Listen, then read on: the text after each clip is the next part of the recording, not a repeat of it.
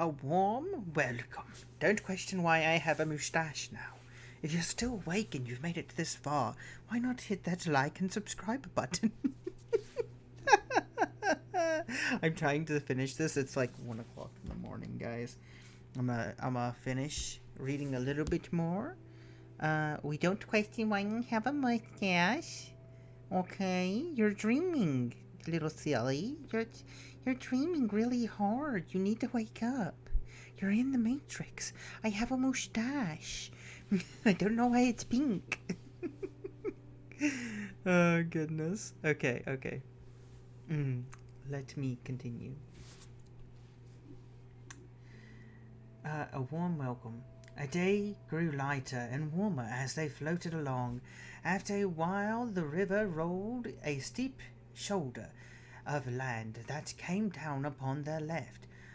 Under its rocky feet, like an island cliff, in the deepest stream, and had flowed lapping and bubbling. Suddenly the cliff fell away, the shore sank, the trees ended, and Bilbo saw sight. The lands opened wide around him, filled with the waters, and the river, which, broken up and wandered in 100 winding courses, or halted in marshes, and broke up and warranted in 100 winding courses, and halted the marshes and pools dotted with isles and on every side, but still a strong water flowed on steadily through the mist, and far away its dark head in a torn cloud there loomed the mountain. Its nearest neighbors to the northeast, and the tumbled land that joined it to them could not be seen. All done, it rose and looked across the marshes in the forest, the lonely mountain. Bilbo had come far and thought many adventures to see it, through many adventures to see it, and now he did not like the look of it in the least. As he listened to the talk of the raftmen and pinched together the scars of information they let fall, he soon realized that he was very fortunate even to have seen it at all, even from this distance. Dreary as had been his imprisonment, and unpleasant as was his position, to say nothing of the poor dwarfs underneath him, still he had been more lucky than he had guessed. The talk was all of the trade that came and went on the waterways, and the growth of the traffic on the river. As the roads out of the east towards Mirkwood vanished or fell into dense, and of the bickering of the lakemen and the wood elves about the upkeep of the forest river and the care of the banks. Those lands had changed much since the days when dwarfs dwelt in the mountain, days which most people now remembered only as a very shadowy tradition. They had changed even in recent years, and since the last news of that Gandalf had of them great floods. Let me clean my glasses. I have to clean my glasses. You guys, you ever had to clean your glasses? It's like this mustache is in the way or something. It's kind of crazy. A little wacky, you guys. A little wacky, you guys. All right. Rains and swollen the waters that flooded east, and there had been an earthquake or two, which some were inclined to attribute to the dragon, adulting on his cheerfully with a curse and an ominous nod in the direction of the mountain. The marshes and bogs had spread wider and wider on either side. Paths had vanished, and many a rider and wander too, if they had tried to find the last ways across. The elf rode through the wood which the dwarfs had followed on the advice of Bjorn, now came to a doubtful and a little used end at the eastest edge of the forest. Only the river offered any longer a safe way from the skirts of Mirkwood in the north to the mountains shadowed plains beyond, and the river was guarded by the wood elf's king. So, you see, Bilbo had come in the end by the only road that was any good.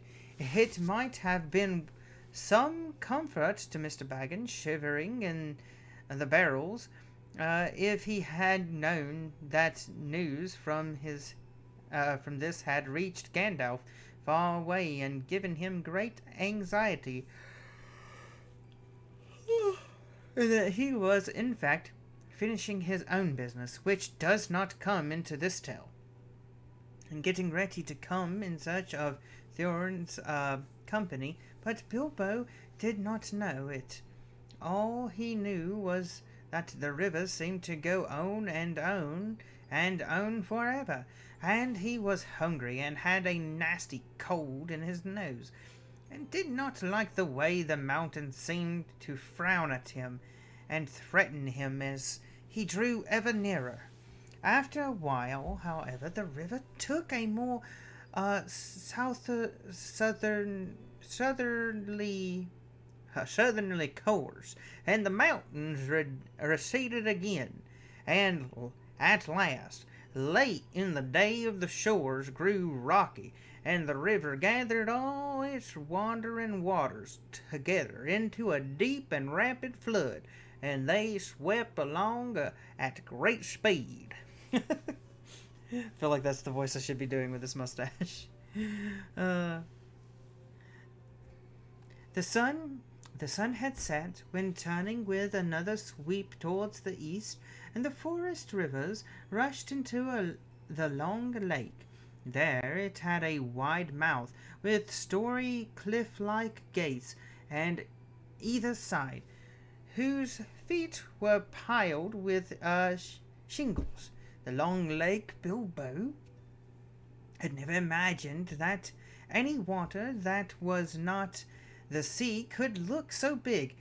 It was so wide that the opposite shores looked small and far, but it was so long that its northerly end, which pointed towards the mountain, could not be seen at all.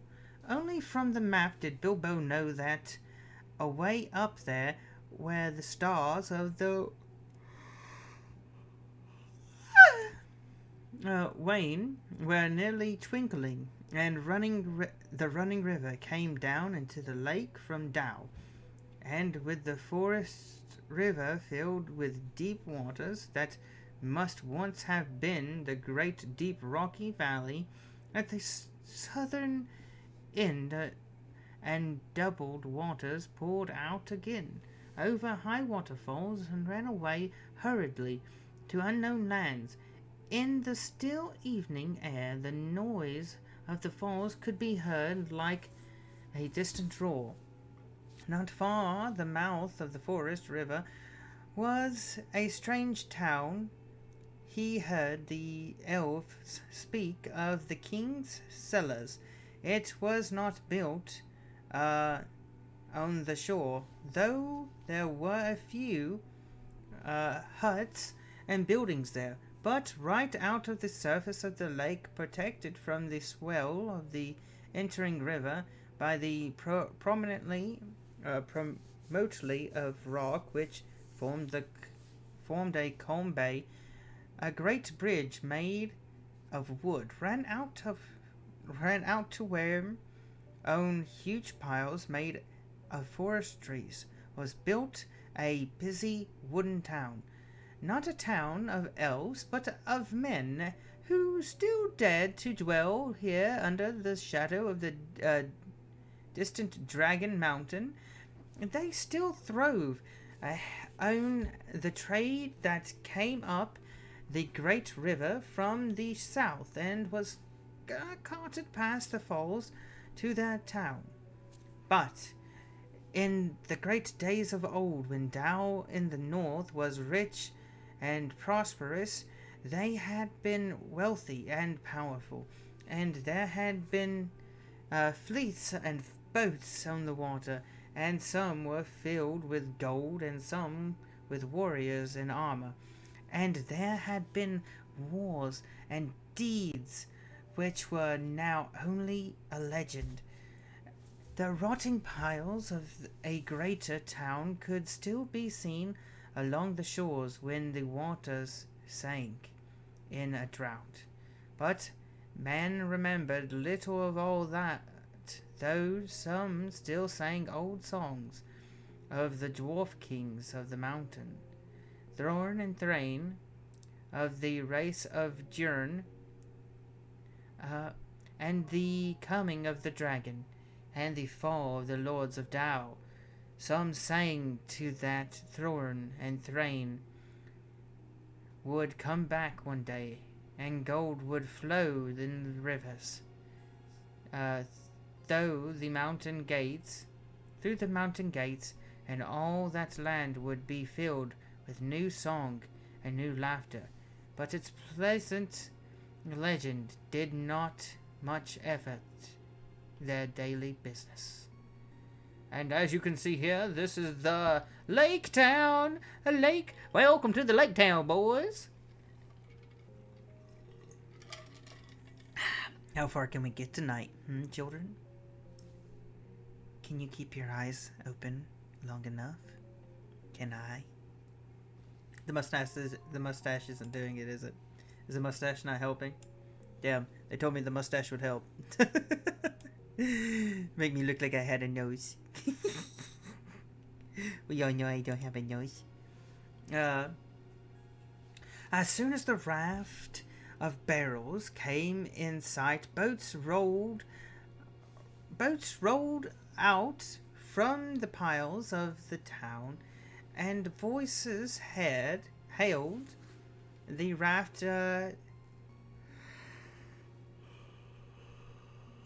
Talking about you guys being sleepy, I'm sleepy. Raft steers. Then ropes were cast and oars were pulled, and soon the raft was drawn out of the current and of the forest river, and towed away round the high shoulder of rock into the little bay of Lake Town. There it was moored not far from the shoreward head of the great bridge.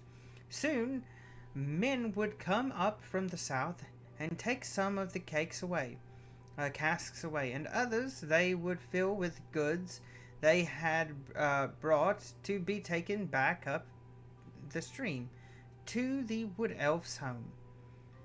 In the meanwhile, the barrels were left afloat, while the elves of the raft and the boatmen went to feast in Lake Town. They would have been surprised if they could have seen what happened down by the shore after they had gone and the shades of night had fallen. First of all, a barrel was cut loose by Bilbo and pushed to the shore and opened. Groans came from inside, and out crept a most unhappy dwarf. Wet straw was in his dangled beard. Dangled beard. He was so sore and stiff, so bruised and buffeted, he could hardly stand. to stumble through the shallow water, to lie groaning on the shore. He had a famous and a savage look, like a dog that has been chained and forgotten in a kennel for a week. It was Thorn, but you could only have told it by his golden chain and by the color of his now dirty and tattered sky blue hood, which its transcended silver tassel. It was some time before he could even polite to the Hobbit. "Well, are you alive, or are you dead?" asked Bilbo, quite crossly. Perhaps he had forgotten that he had at least one good meal from meal more than the dwarfs, and also the use of his arms and legs, not to speak of a greater allowance of air. Are you still in prison, or are you free? If you want food, and if you want to go on with this silly adventure, it's yours after all, and not mine. You had better slap your arms and rub your legs and try to help me get the others out while there is still a chance. I love Bilbo. He's such a good boy. Thorin, of course, saw the sense of this. So after a few more groans, he got up and helped the Hobbit as well as he could. In the darkness, fondling in the fondling in the cold water, they had a difficult and very nasty job finding which were the right barrels. Knocking outside and calling, only discovered about 6 dwarfs that could answer. These were unpacked and helped ashore, where they sat or lay muttering and moaning. They were so soaked and bruised and cramped that they could hardly yet realize that their release or be properly thankful of it. Drown and Balin were two of the most unhappy, and it was no good asking them to help. Belfer and Bolfer were less knocked about and dire, but they laid down and would do nothing. Fili and Kili, however, who were young for dwarves, and had also been packed more neatly with plenty of straw into smaller casks, came out more or less smiling, with only a bruise or two, and a stiffness that soon wore off. I hope I never smell. I hope I never smell apple. I hope I never smell the smell of apples again," said Philly. "My tub was full of it. To smell apples everlastingly, when you can scarcely move and are cold and sick with hunger, and is maddening. I could eat anything in the wide world now for hours on end, but not apples." With the willing help of Philly and Killy, Thorn and Bilbo at last discovered the remainder of the company and got them out. Poor fat Bulwer was asleep or senseless. Dori, Nori, Ori, and Orin and Glorn were waterlogged and seemed only half alive. They all had to be carried one by one and laid helplessly on the shore. "Well, here we are," said Thorn. And I suppose we ought to thank our stars and Mr. Baggins. I am sure he had a right to expect it, though I wish He could have arranged a more comfortable journey. Still, all very much at your service. Once more, Mr. Baggins. No doubt we shall feel properly grateful when we are fed and recovered. In the meanwhile, what's next? Oh, well, I suggest Lake Town, said Bilbo. What else is there?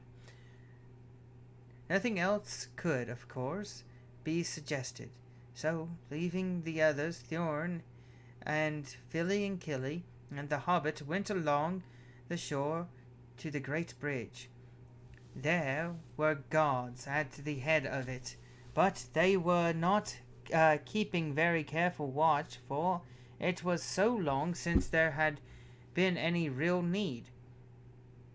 Except for occasionally squabbles about river tows, they were friends with the wood elves.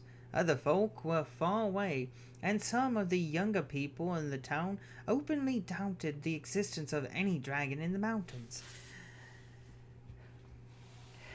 and laughed at the greybeards and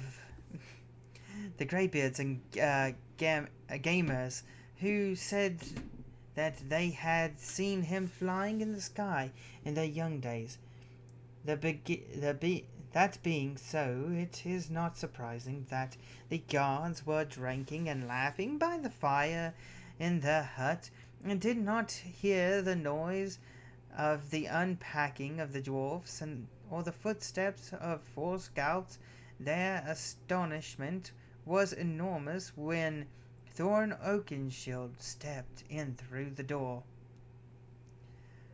Who are you and what do you want? They shouted, leaping to their feet and groping for their swords.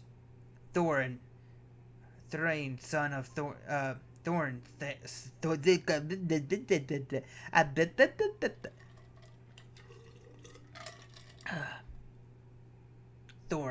son of Thane, son of Thor King, under the mountain, said the dwarf in a loud voice, and he looked it. In spite of his torn clothes and dangled hood, the gold gleamed on his neck and waist. His eyes were dark and deep. I have come back. I wish to see the masters of your town. Then there was tremendous excitement. Some of the more foolish ran out of the hut as if they expected the mountain to go golden in the night and all the waters of the lake turn yellow right away. The captain of the guard came forward. And who are these? He asked, pointing to Filly, Killy, and Bilbo.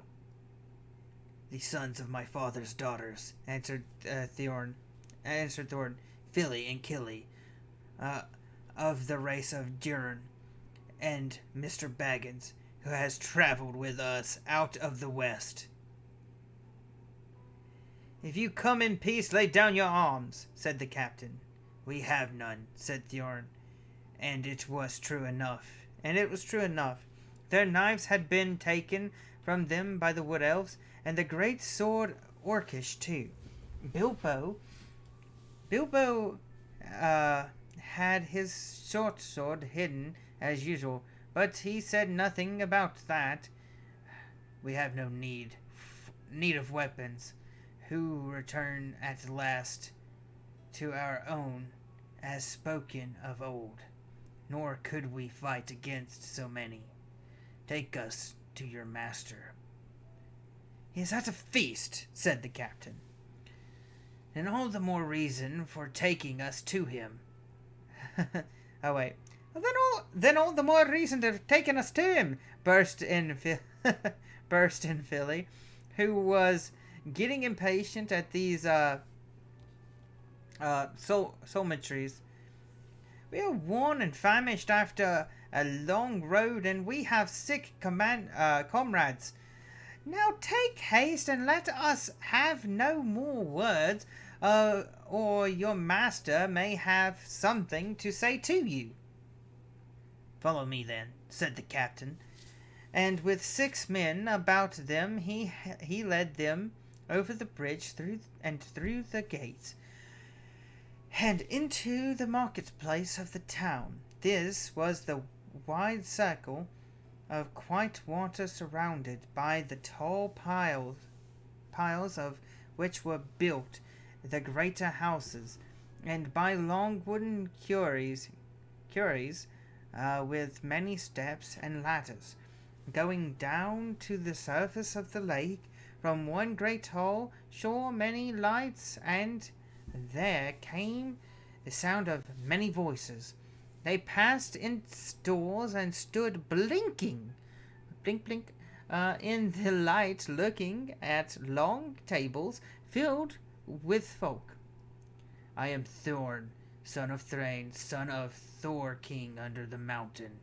I return," cried Thorn, in a loud voice from the door, after the captain could say anything.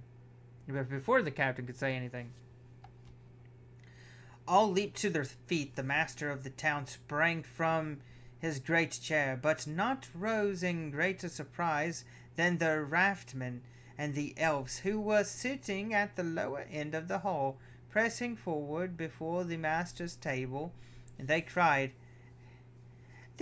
These are the prisoners of our king that have escaped, wandering vagabond dwarfs that could not give any good account of themselves, sneaking through the woods and molesting our people. Oh my goodness, they would never. Is this true? Is this true? Said the master. As a matter of fact, he thought it far more quickly than the return of the king under the mountain. If any such person had ever existed.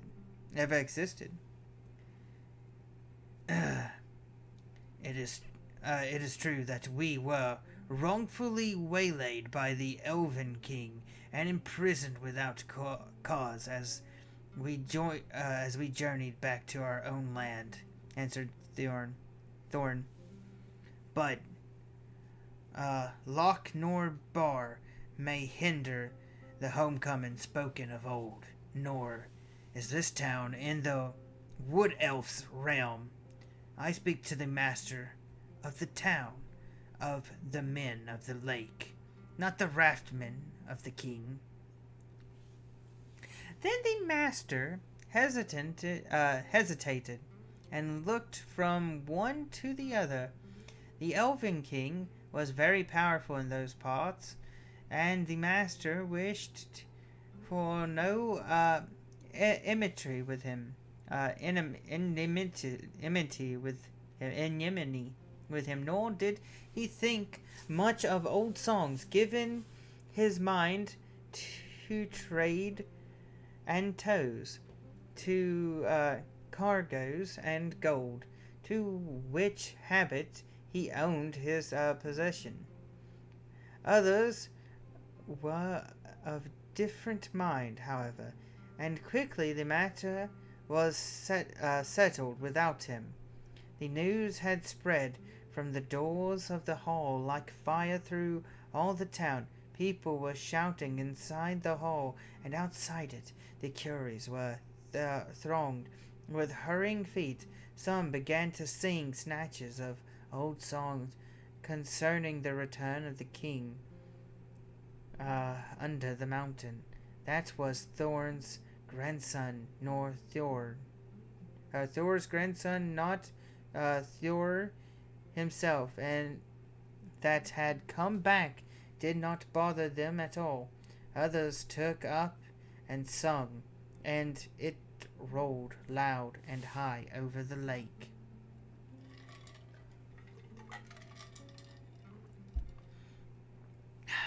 I know you guys are ready for my wonderful singing voice. I don't have one. I'm so sorry, guys. It's really late at night. I'm doing my best. I need to get another little book to put here for my camera to stand on. It's having trouble staying caught up with me, I think. I think it is. There we go. Maybe that's a little better. And a little more height to it. A little more height to it, right? uh, the king beneath the mountains, the king of cavern stone, the lord of silver fountains, shall come into his own. His crown shall be upholden, his harp shall be restrung, his hall shall echo golden the songs of your year sung. The wood shall wave on mountains, and grass beneath the sun. His wealth shall flow the fountains, or flow in fountains, and the rivers golden run. The stream shall run in gladness. The lake shall shine and burn. All sorrow fail and sadness at the mountain king's return.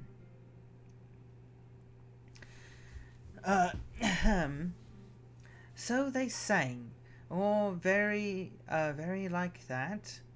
Only there was a great deal more of it, and there was much shorter as well as the music of harps and of fiddles mixed up with it. Indeed, such excitement had not been known in the town in the memory of the oldest grandfather. The wood elves themselves began to wonder greatly, and even to be afraid. They did not know, of course, how Thorn had escaped, and they began to think their king might have made a serious mistake. As for the master, he saw there was nothing else for it but to obey the general clamor, for the moment at any rate, and pretend to believe that Thorn was what he said. So he gave up to his own great chair, and sat Philly and Killy beside him in place of honor. Even Bilbo was given a seat at the high table, and no explanation of where he came in. No songs had allured to him, even in the obscurest way, was asked for in the general bustle. This is gonna hurt. Ow. Ow. Ow. Ow. Ow. Okay. I'm fine now. I had to cut a hangnail. There's a hangnail that I had. Some afterwards, the other dwarfs were brought into the town amid scenes of astonishing enthusiasm. They were all doctored and fed and housed and pampered in the most delightful and satisfactory fashion. A large house was given up to Thorn and his company. Boats and rowers were put at their service, and crowds sat outside and sang songs all day, or cheered if any dwarf showed so much as his nose. Some of the songs were old ones, but some of them were quite new, and spoke confidently of the sudden death of the dragon and the cargoes of rich presents coming down the river lake town. These were inspired largely by the master, and they did not particularly please the dwarfs, but in the meantime they were well contented, and they quickly grew fat and strong again. Indeed, within a week they were quite recovered, fitted out with fine clothes and their proper colours, with beards combed and trimmed, and proud steps, Thorn looked at Thorn looked and walked as if his kingdom was already regained, and Smaug chopped out into little pieces. Then, as he had said, the dwarf's good feeling towards the little hobbit grew stronger every day. There were no more groans and grumbles. They drank his health. They drank his health, and they patted him on the back, and they made a great fuss of him, which was just as well, for he was not feeling particularly cheerful. He had not forgotten the look of the mountain, nor the thought of the dragon, and he had besides a shocking cold. For 3 days he sneezed and coughed, and he could not go out, and even after that his speeches at banquets were limited to thank you very much. In the meanwhile, the wood elves had gone back to the forest up the forest river. In the meanwhile, the wood elves had gone back up the forest river with their cargoes, and there was great excitement in the king's palace. I have never heard what happened to the chief of the guards and the butler. Nothing, of course, was ever said about keys or barrels while the dwarfs stayed in Lake Town, and Bilbo was careful never to become invisible. Still, I dare say more who guessed that was known, though doubtless Mr. Baggins remained a bit of a mystery. In any case, the king knew now the dwarves earned or thought he did, and he said to himself, "Very well, we'll see. No treasure will come back through Mirkwood without my having something to say in the matter. But I expect they will all come to a bad end, and serve them right." He, at any rate, did not believe in dwarfs fighting or killing dragons like Smaug, and he strongly suspected a tempting burglary. Burglary. Why can't I say burglary? Damn.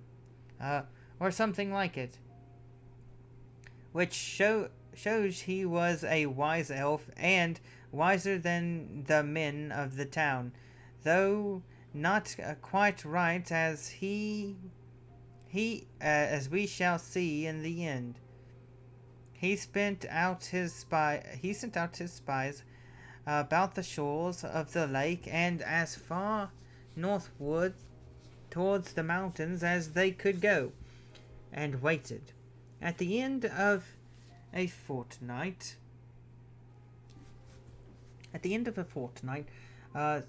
Thorn began to think of departure, while the enthusiasm still lasted in the town, as was the time to get help. I could not do to let everyone cool down with delay. So he spoke to the master and his conquerors, and said that soon he and his company must go towards the mountain. Then, for the first time, the master was surprised and a little frightened, and he wondered if Thorn was after all really a descendant of the old kings.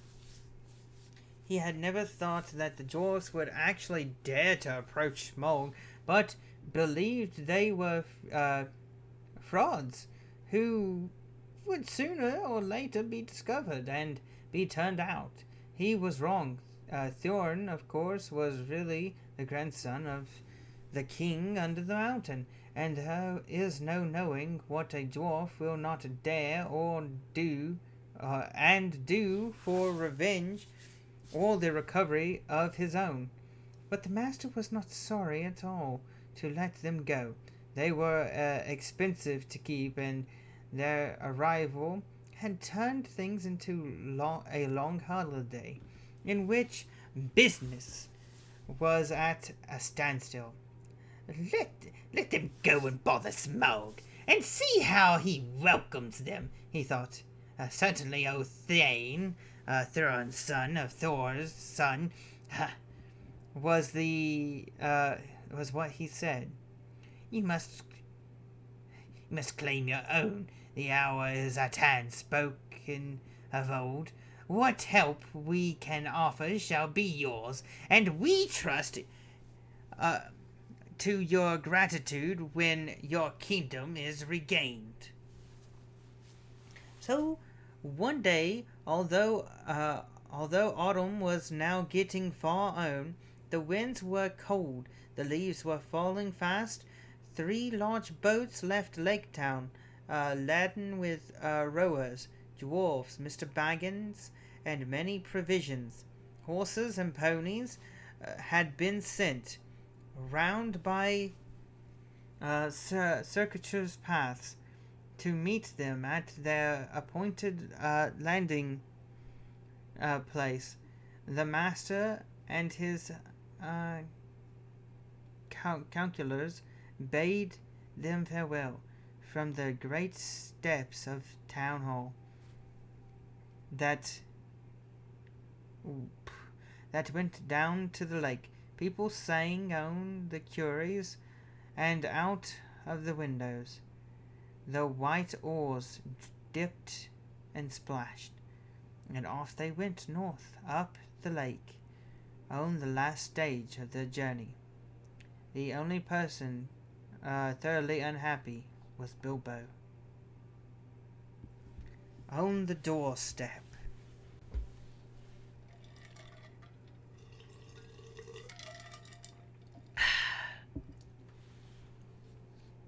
What time is it at night? Oh, it's 1:12. 1 second. Let me do some quick math. Quick math. Can we do quick math? We like quick math here. We like quick math here.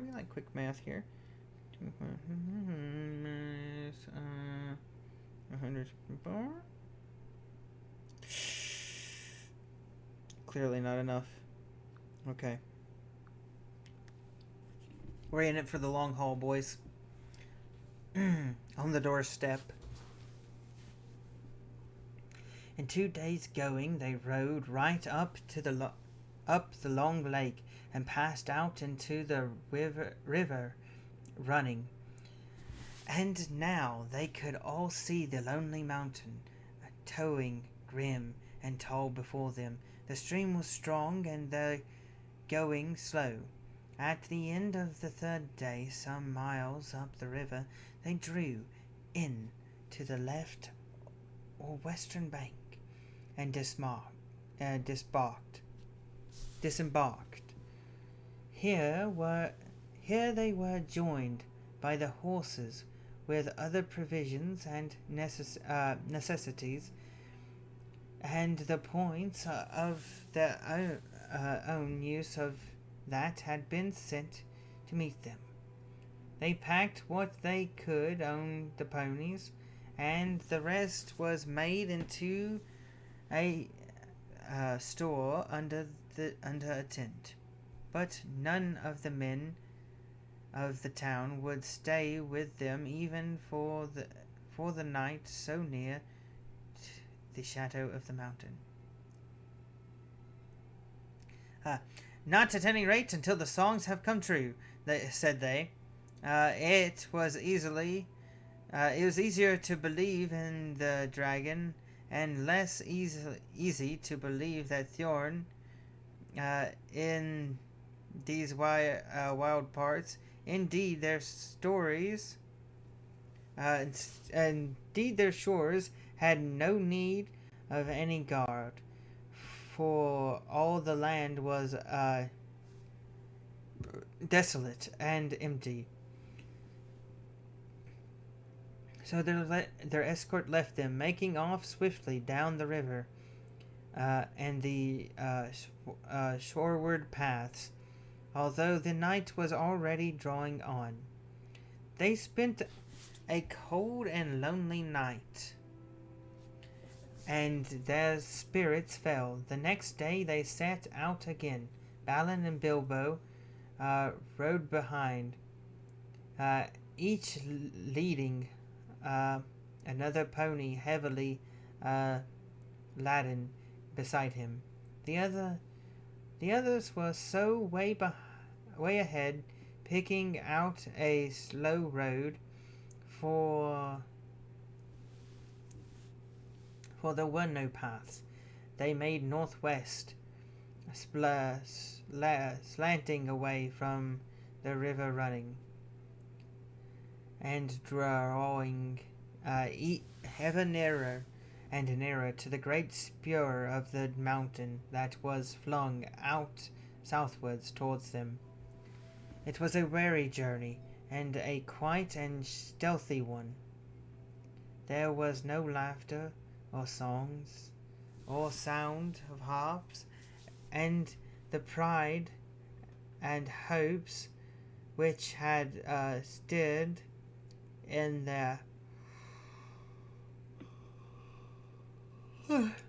hearts at the singing of old songs by the lake died away to the plotting gloom. They knew that they were drawing near to the end of their journey, and that it might be a very horrible end. The land about them grew bleak and barren, though once, as Thorn told them, it had been green and fair. There was little grass, and before long there was neither bush nor tree, and only broken and blackened stumps, to speak of ones long vanished. They were come to the desolation of the dragon, and they were come at the waning of the year. They reached the skirts of the mountain all the same, without meeting any danger or any signs of the dragon.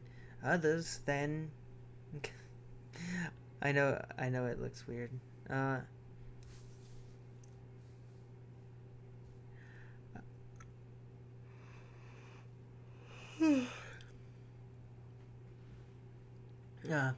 Other than the wilderness he had made about his lair, the mountain lay dark and silent before them, and even higher above them, they made their first camp on the western side of the great southern spur, which ended in the height of Ravenhill. On this there had been an old watch post, but they dared not climb it yet. It was too exposed. Before setting out to search the western spurs of the mountain for the hidden door on which all their hopes rested, Thorn sent out a scouted expedition to spy out the land to the south where the front gate stood. For this purpose he chose Balin and Killy, and with them went Bilbo. They marched under the grey and silent cliffs to the feet of Ravenhill.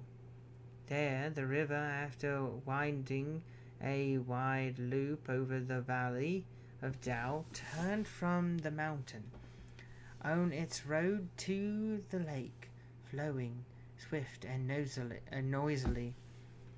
Its bank was bare and rocky, tall and steep above the stream, and glazing out from it over the narrow water, foaming and splashing among many boulders they could see in the wide valleys shadowed by the mountains' arms and grey ruins of ancient houses, towers, and walls. There lies, there lies all that is left of Tao," said Balin. "The mountain sides were green with woods, and all the sheltered valley and pleasant in the days when the bells rang in the town." He looked both sad and grim as he said this. He had been one of Thorin's companions on the days of the dragons came.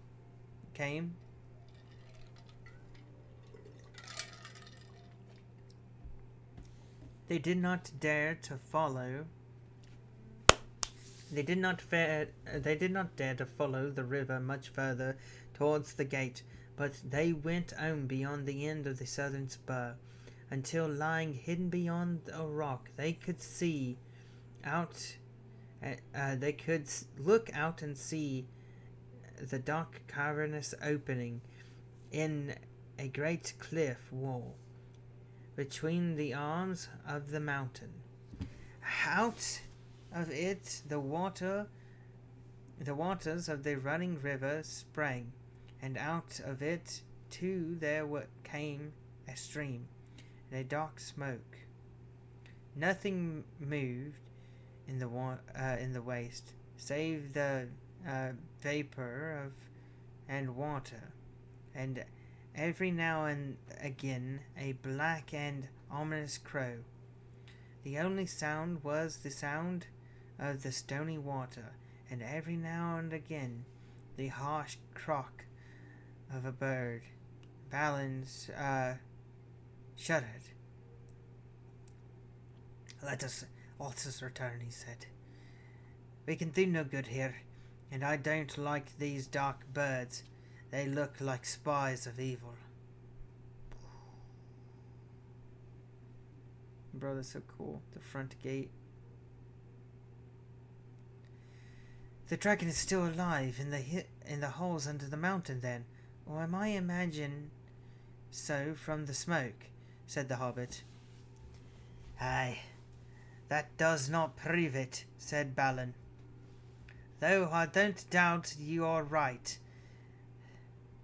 But he might be gone away some time, or he might be lying out in the mountainside, keeping watch, and still I expect smokes and steams would come out of the gates.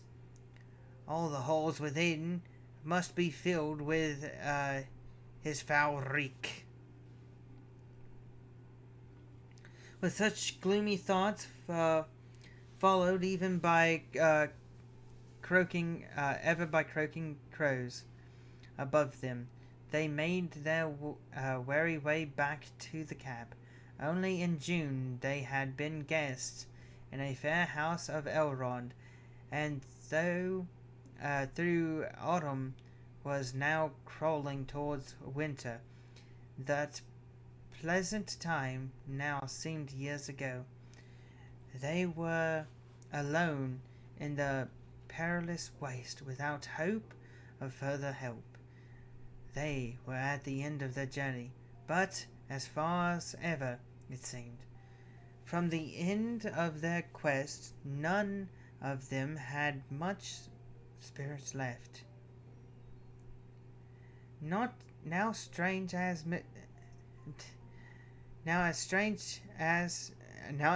to say, Mr. Baggins had more than the others. He would often borrow Thrain's map and gaze at it, pondering over the runes and the message of the moon letters Elrond had read.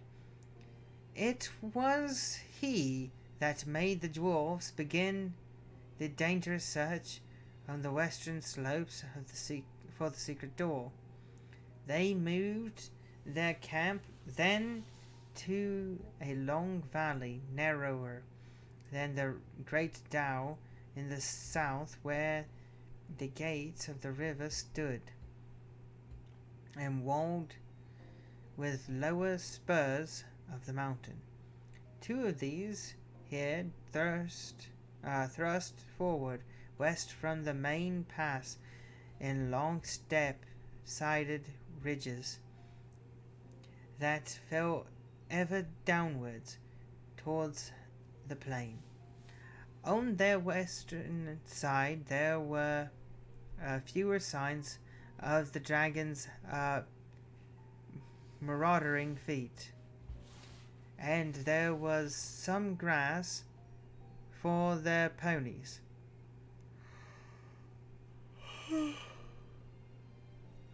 From this western camp, shadowed all day by cliff and wall, until the sun began to sink towards the forest, day by day they toiled, the parties searching for paths up the mountainside. If the map was true, somewhere high above the cliff at the valley's head must stand the secret door. Day by day they came back to their camp without success, but at last, unexpectedly, they found what they were seeking. Philly and Killy and the Hobbit went back one day down the valley and scrambled along the tumbled rocks at the southern corner. About midday, creeping behind a great stone that stood alone like a pillar, Bilbo came on what looked like rough steps going upward. Following these excitedly, he and the dwarfs found traces of a narrow track, often lost, often rediscovered, that wandered on to the top of the southern ridge and brought them at last to the still narrower ledge, which turned north across the face of the mountain. Looking down, they saw that they were at the top of the cliff at the valley's head, and were gazing down on their own camp below. Silently clinging to the rocky wall on their right, they went in single file along the ledge till the wall opened and they turned into a little steep-walled bay, grassy floored, still and quiet. The entrance which they had found could not be seen from below because of the overhanging of the cliff, nor from further off because it was so small that it looked like a dark crack and no more.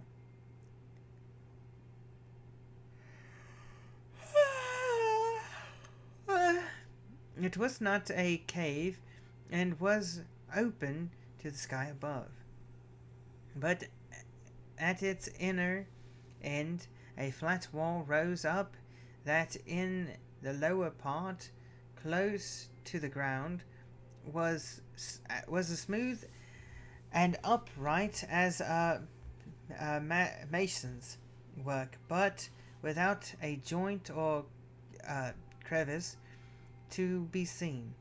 No sign was there of post or little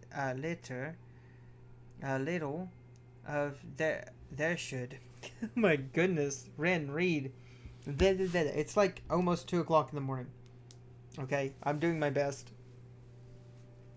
Oh. I'm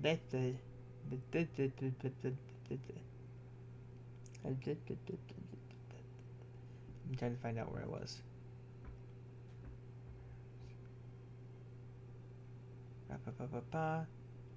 Canvas, we say no. Okay, there we are. Nor any sign of bear or bolt or keyhole, yet they did not doubt that they had found the door at last. They bet on it. They the they thrust and pushed at it. They implored it to move. They spoke uh, fragments and broken spells of opening, and nothing steered. At last, uh, tired out, they rested on the grass at the feet, and then at evening began their long climb down. There was excitement in the camp that night. In the morning they prepared to move once more. Only Bolfer and Bulmer were left behind to guard the ponies, and such stores as they had brought with them from the river. The others went down the valley and up the newly found path, and so to the narrow ledge. Along this they could carry no bundles or packs, so narrow and breathless was it. With a fall of 150 feet behind them on to sharp rocks below. But each of them took a good coil of rope, wound it tight around his waist, and so at last, without misshape, they reached the little grassy bay. There they made their third camp, hauling up what they needed from below with their ropes. Down the same way they were able occasionally to lower one of the more active dwarves, such as Killy, to exchange such news as there was, or to take a share of the guard below. While Bolfer was hurled up to the higher camp, Bulmer would not come up either the rope or the path. "Oh, I'm too fat for such fly walks," he said. "I should turn dizzy and tread on my beard, and then you would be 13 again, and the knotted ropes are too slender for my weight." Luckily for him, that was not true, as you will see. I love the narrator saying, "as you will see." In the meanwhile, some of them explored the ledge beyond the opening, and found a path that led higher and higher to the mountain, but they did not dare to venture very far. That way, nor was there much use to it. Out up there a silence resoned, broken by no bird or sound except that of the wind in the cranes and the crannies of stone. They spoke low and never called or sang, for danger boarded in the heavy rock. The others who were busy with the secrets of the door had no more success. They were too eager to trouble them the runes of the moon letters, but tried without resting to discover where exactly the smooth face of the rock the door was hidden.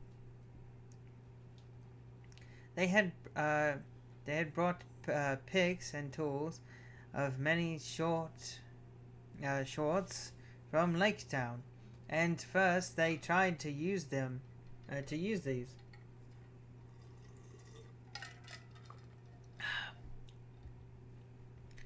But when they struck the stone, the handles splintered and jarred their arms cruelly, and the steel heads broke or bent like lead.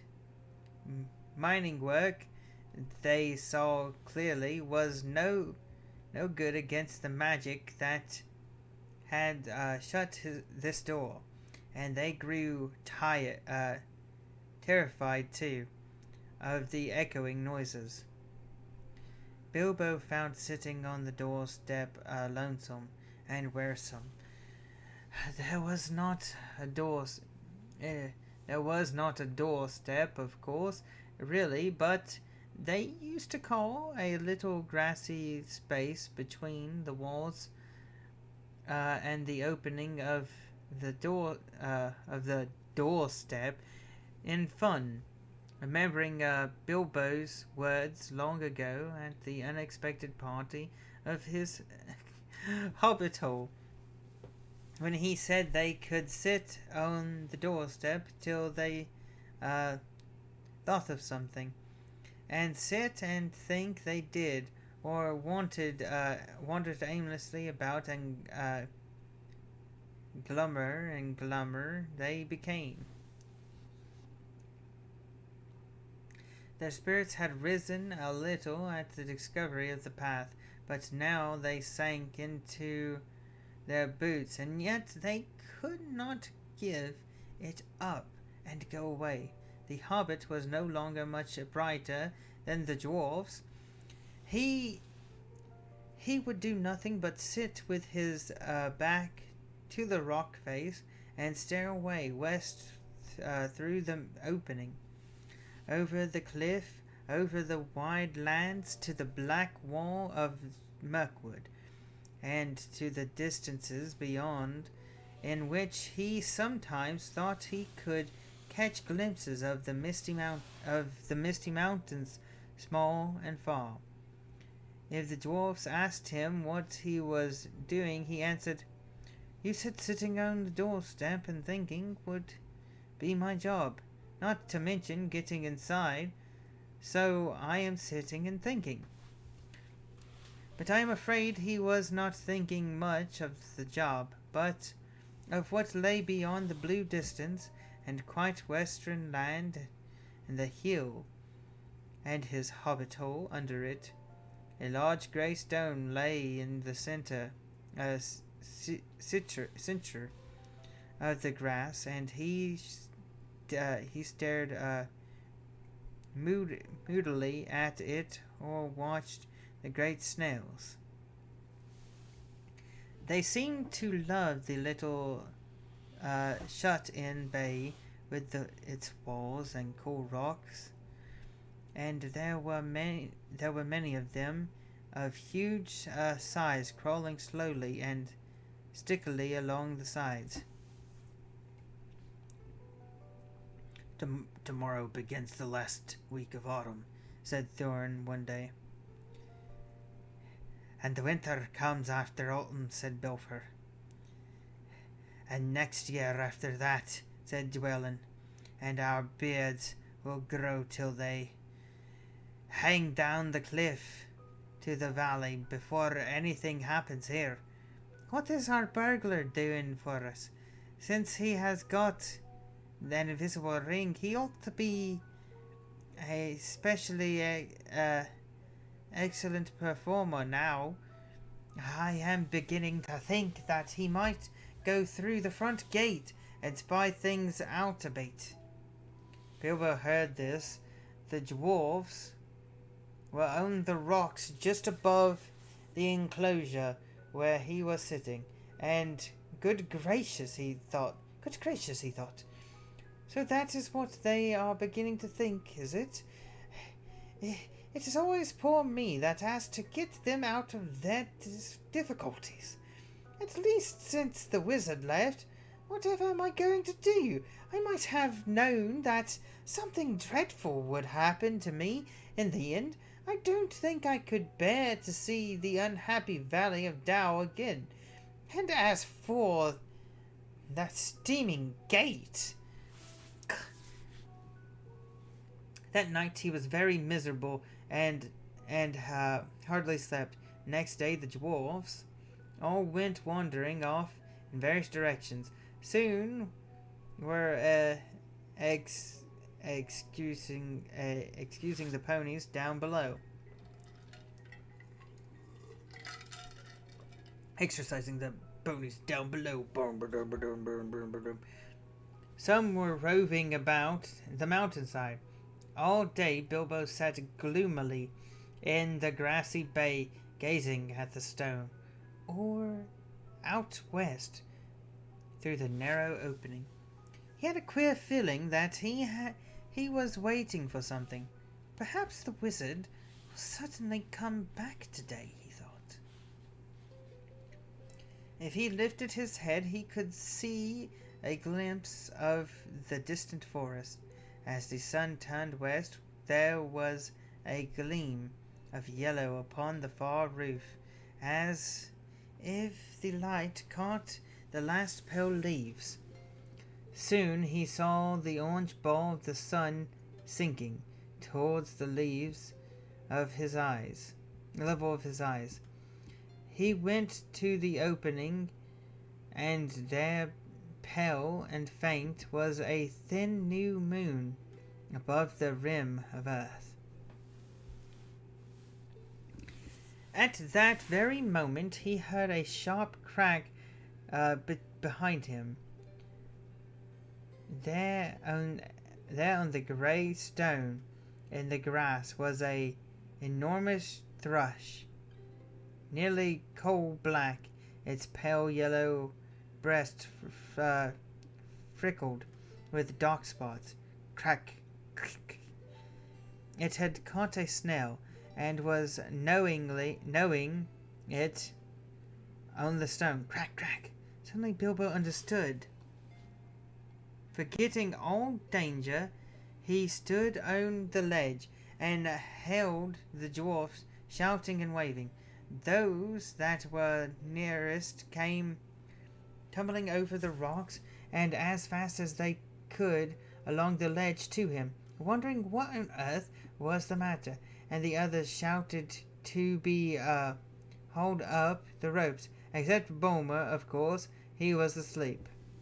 Of course. Quickly Bilbo explained. They all fell silent, the hobbits standing by the grey stone, and the dwarfs with wagging beards watching impatiently. The sun sank lower and lower, and their hopes fell. It sank into the belt of billowing cloud and disappeared. The dwarfs groaned, but still Bilbo stood almost without moving. The little moon was dripping on the horizon. Evening was coming on. Then suddenly, when their hopes was lowest, the red ray of sun escaped like a finger through the rent of the cloud. A gleam of light came straight through the opening into the bay and fell on the smooth rock face. The old thrush, who had been watching from a high perch with beady eyes and head cocked on one side, gave a sudden trill. There was a loud crack. A flake of rock split from the wall and fell. A hole appeared suddenly, about 3 feet from the ground. Quickly trembling lest the chance should fade, the dwarfs rushed to the rock and pushed in vain. The key! The key! Cried Bilbo.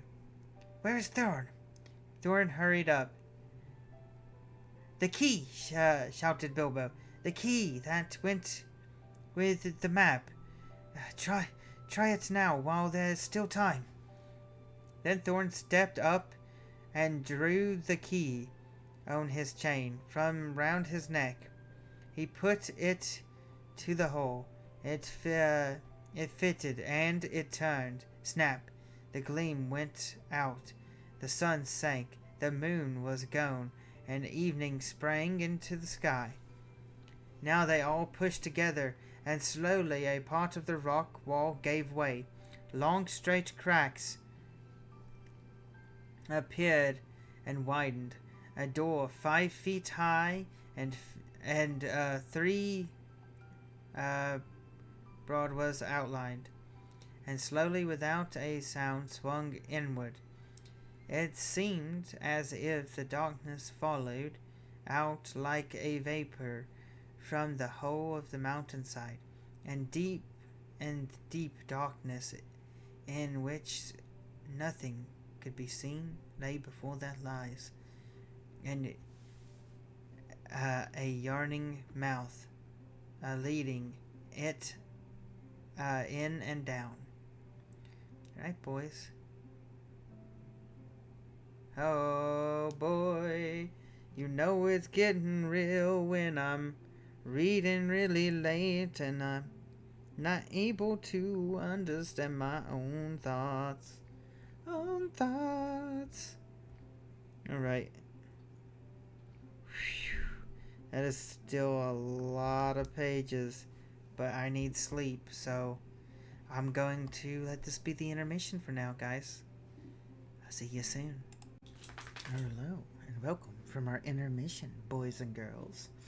Inside information is the chapter we are in, as I continue to try to lull you into a false sense of security and put you to sleep. Yes. If you've made it this far and you're still awake, why not hit that like and subscribe button? Leave a comment down below about how your journey's been so far, and if I've just been a horrible narrator. Anywho, shall we continue? For a long time the dwarf stood in the dark before the door, debated until the last... Thorin spoke. Now is the time of our esteemed Mr. Baggins, who has proved himself a good companion on our long road, and a hobbit full of courage and resource far exceeding his size, and if I say so, possessed of good luck far exceeding the usual allowance. Now is the time for him to perform the service of which he was included in our company. Now is the time for him to earn his reward. You are familiar with Thorin's style on important occasions, so it will not give you any more. I will not give you any more of it, though. He went on a good deal longer than this. It certainly was an important occasion. But Bilbo felt impatient. By now he was quite familiar with Thorin too, and he knew what he was driving at.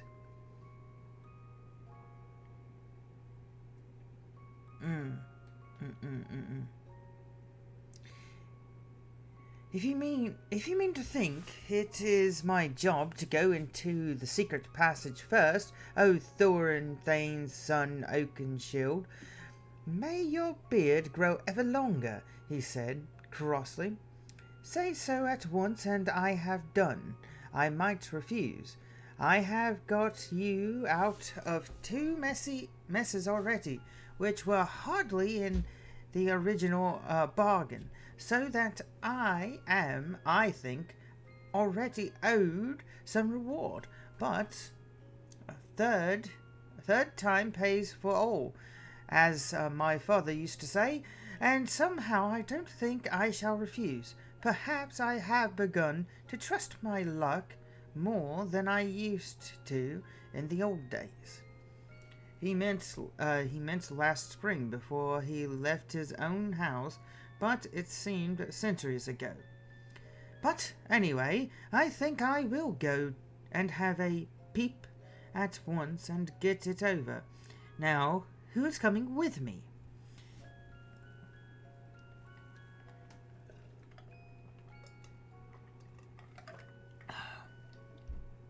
He did not expect He did not expect a course of volunteers, so he was not disappointed. Philly and Killy looked uncomfortable and stood on one leg, but the others made no pretense of offering, except old Balin, the lookout man, who was rather fond of the Hobbit. He said he would come inside at least and perhaps a bit of the way to ready and call for help if necessary. The most that can be said for the dwarfs is this. They intended to pay Bilbo really handsomely for his services.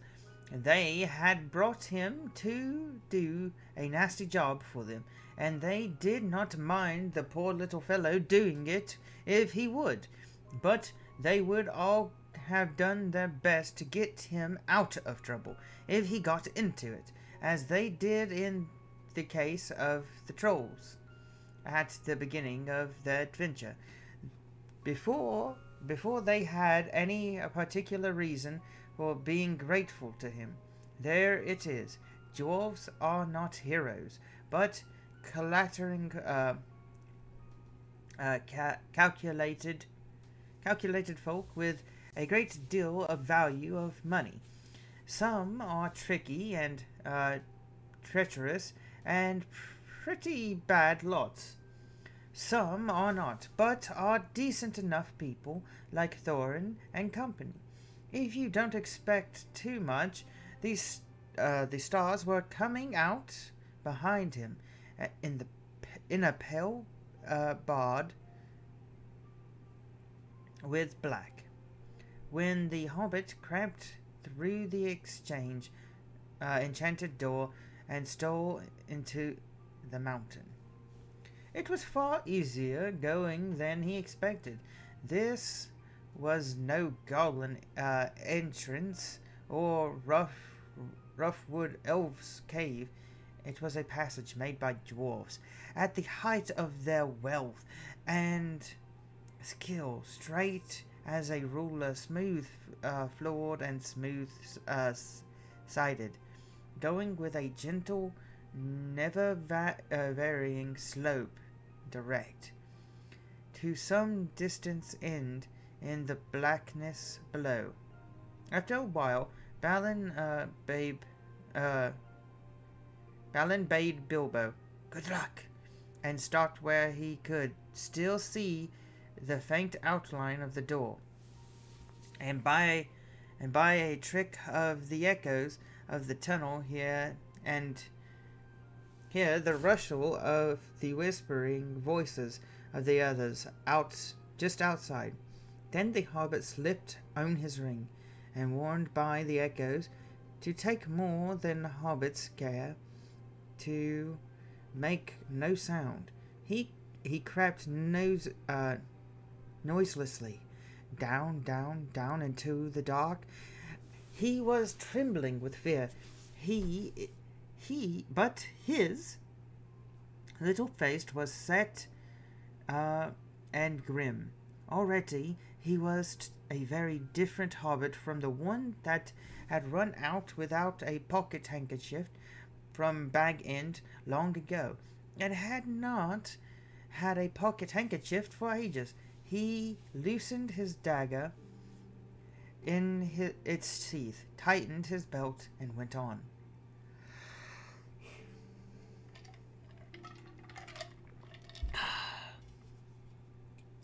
It's good to have a drink, guys. Sometimes it's needed when you're reading a very, very long story. And throwing things in the floor, apparently.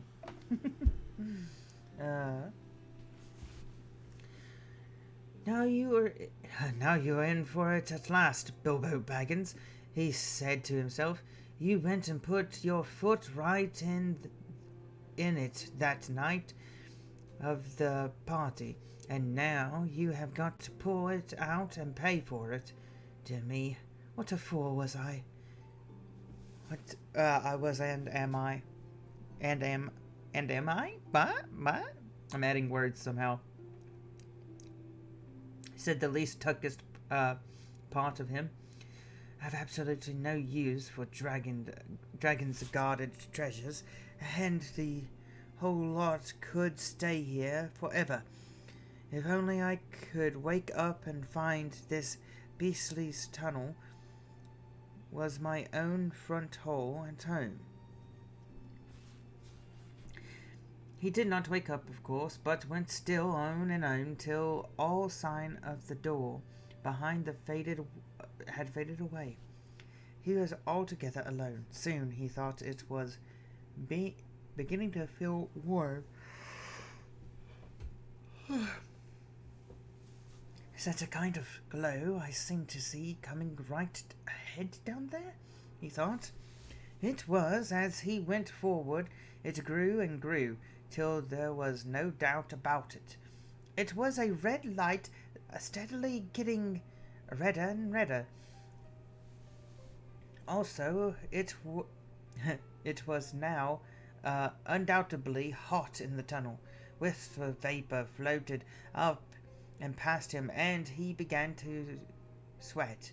A sound too began to throb in his ears, a sort of bubbling, like the noise of a large pot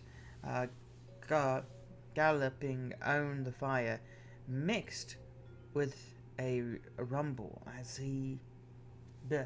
of gigantic tomcat purring. Bleh. Blah, blah, blah, blah.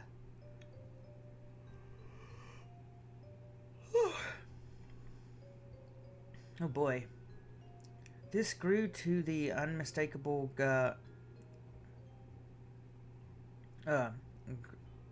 gurgling noise of some vast animal snoring in its sleep down then the red glow in front of him. It was at this point that Bilbo stopped. Going on from there was the bravest thing he ever did. The tremendous things had happened afterwards were as nothing compared to it.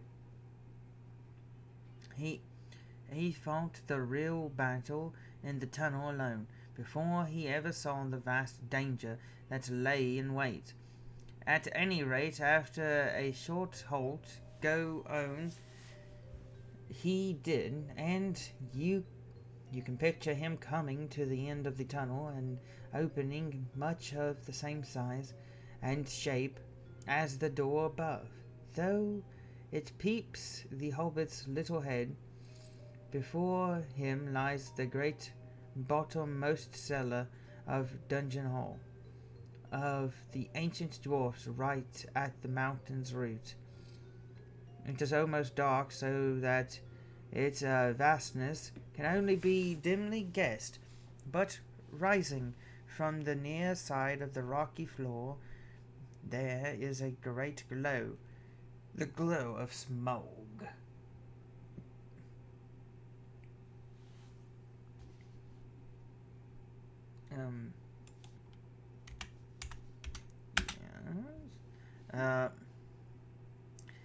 There he lay, a vast red golden dragon, fast asleep, and thrumping came from his jaws and nostrils, and wisps of smoke, but his fires were low and in slumber. Beneath him, under all his limbs, and his huge coiled tail, and about him on all sides, stretching away across the unseen floors, lay countless piles of precious things, gold wrought and unwrought, gems and jewels, and silver red stained in the ruby light. Small lay with wings folded like an immersible bat, turned partly on one side, so that the hobbit could see his underparts and his long pale belly crusted with gems and fragments of gold from his long lying in his little costly bed. Behind him were the walls, where nearest could dimly be seen uh, coasts of mail, helms and axes, swords and spears hanging, and there in rows stood great jars and vessels filled with the wealth that could not be guessed. To say that Bilbo's breath was taken away is no description at all. There are no words left to express his staggerment, since men changed the language that they learned from elves in the days when all the world was wonderful. Bilbo had heard tell and sing dungeon dragon hordes before, but the splendor, the lust, the glory of such treasure had never yet come home to him. His heart was filled and pierced with enchantment, and with the desire of dwarves, and he gazed motionless, almost forgetting the frightful guardian at the gold beyond the price and count.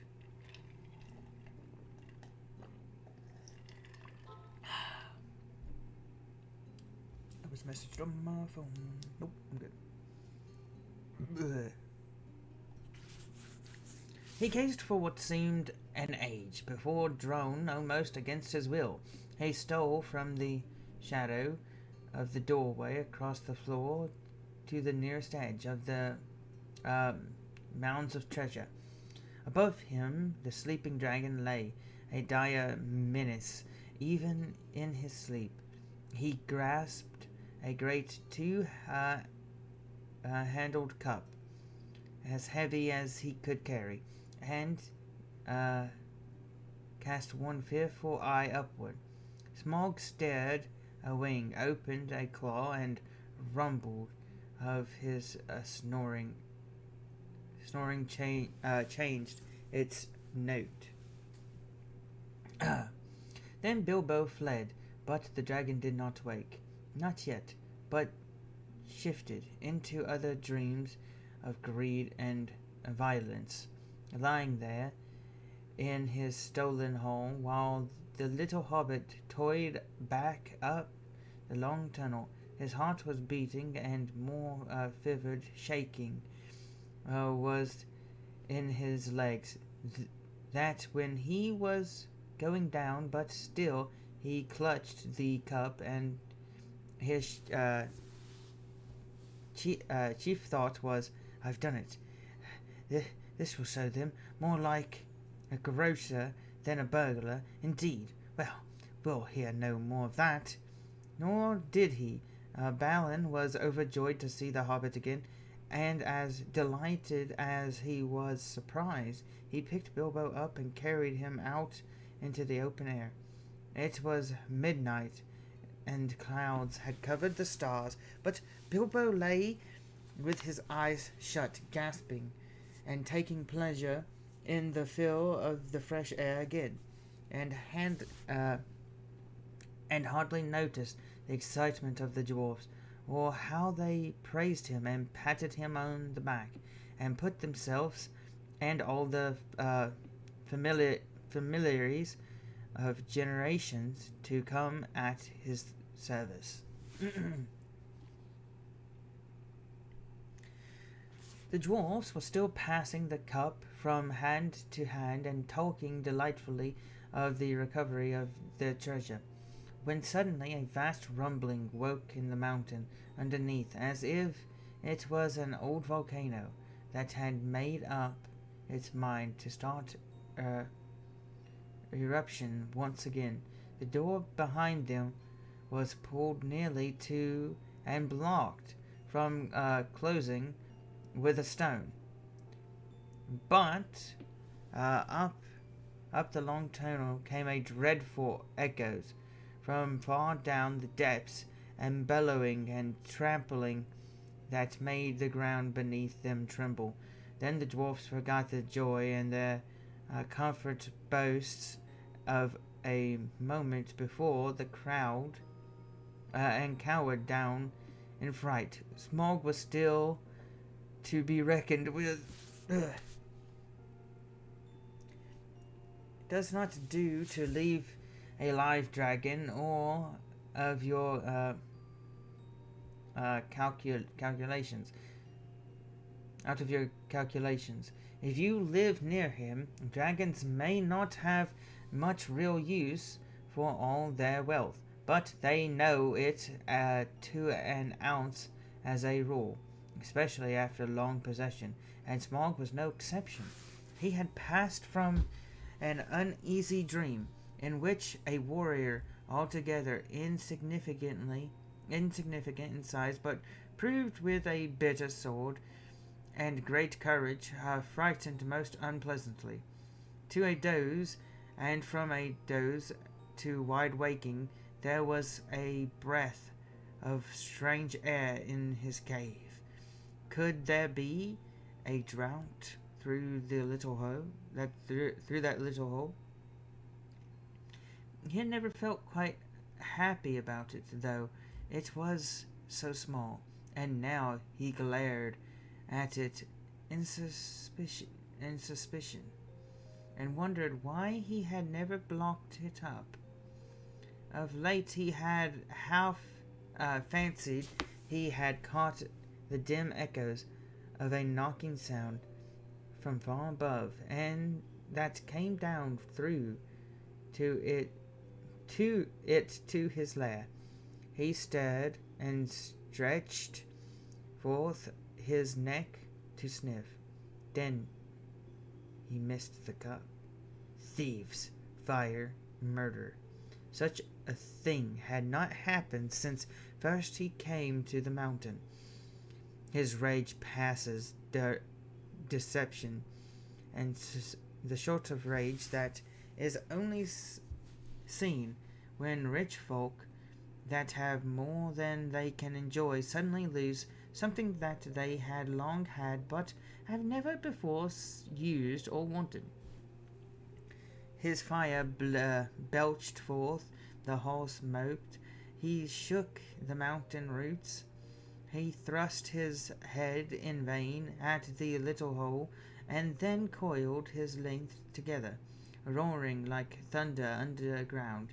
He sped from his deep lair through the great door, out into the huge passages of the mountain places, and up towards the front gate, to hunt the whole mountain till he had caught the thief and had torn and trampled him was his one thought. He issued from the gate. The waters rose in a fierce whistling stream, and up he soared, blazing into the air, and settled on the mountain top in a spout of green and scarlet flame. The dwarfs heard the awful rumor of his flight, and they crouched against the walls of the grassy terrace, clinging under boulders, hoping somehow to escape the frightful eyes of the hunting dragon. There they would have all been killed, if it had not been for Bilbo once again. "Quick, quick," he gasped. "The door! The tunnel! It's no good here."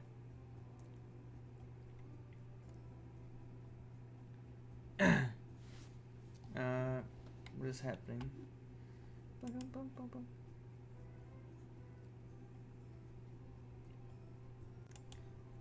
I am still reading, by the way. Oh, well, we'll wait till you're done. Okay. I'll finish this chapter and take an intermission. Do you guys want to hear me be cringe?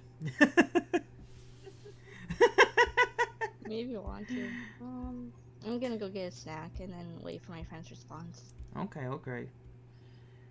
Roused by these words, they were just about to creep inside the tunnel when Bilfer gave a cry. My cousins Bomer and Bofer. We have forgotten them. They are down and in the valley.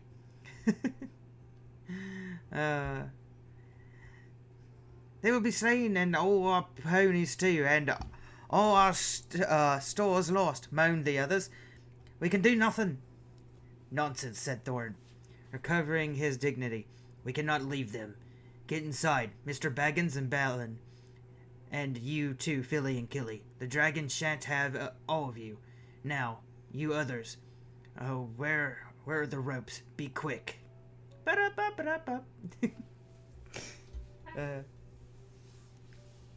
Oh goodness, this is so long. I'm reading. I'm morbing, Eli. I'm morbing. Oh, stop morbing. I'm morbing. You can't go back. Yeah. We lost a good man today.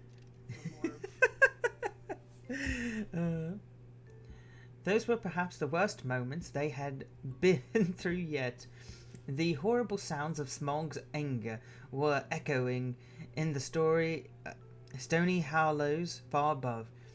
At any moment he might come blazing down or fly whirling round and find them there near the precious cliff's edge, hauling madly on ropes. Up came Bolfer, and still all was safe. Up came Bomer, puffing and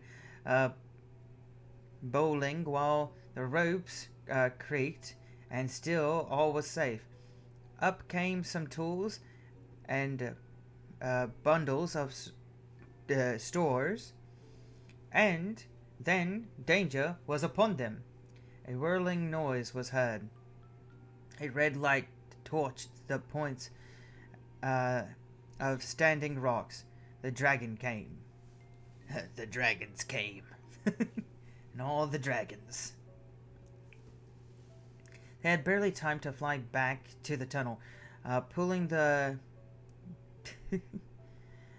and dragging in their bundles, when Smaug came hurtling from the north, licking the mountain sides with flame, beating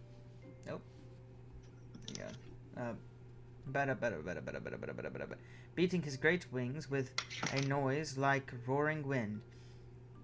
His hot breath shriveled the grass below before the door and drove it through the crack they had left, and scorched them as they lay hid. Flickering fires leaped up, and black rock shadows danced. Then darkness fell as he passed again. The ponies screamed with terror, burst their ropes, and galloped wildly off. The dragon swooped and turned to pursue them, and was gone. That'll be the end of our poor beast, said Thorin. Nothing can escape Smaug once he sees it. Here we are, and here we shall have to stay, unless anyone fancies tramping the long open miles back to the river with Smaug on the watch. It was not a pleasant thought. They crept further down the tunnel, and there they lay and shivered through it. Don't make fun of me trying to read. It was warm and stuffy. It's okay. It was warm and stuffy until dawn came, young lady, playing through the crack of the door. Every now and again, through the night, they could hear the roar of the flying dragon grow, and then pass and fade, as he hunted round and round the mountainsides. He guessed from the ponies and from the traces of the camps he had discovered that men had come up from the river and the lake, and and had scaled the mountainside from the valley where the ponies had been standing. But the door withstood his searching eye. You want to play another round, Eli? While we're just waiting. And the little high-walled bay had kept out Where's his Eli? flames. I don't know. I'm trying to. Oh. I'm trying, Oh, guys. God. I'm Okay. trying. It's okay. Don't cry. I had a strict schedule. I'm trying to keep it. Long he had hunted in vain till the dawn chilled his wrath, and he went back to his garden, the golden couch to sleep, and to gather new strength. He would not forget or forgive the thief, not if 1,000 years turned him into smoldering stone. But he could afford to wait. Slow and silent, he crept back to his lair and half closed his eyes. When morning came, the terror of the dwarfs grew less. They realized that the dangers of this kind were inevitable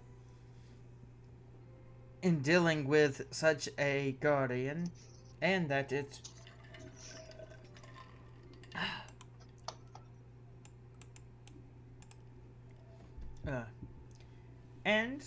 was no good giving up their quest yet, nor could they get away just now, as Thorn had pointed out. Their ponies were lost or killed, and they would have to wait some time before Small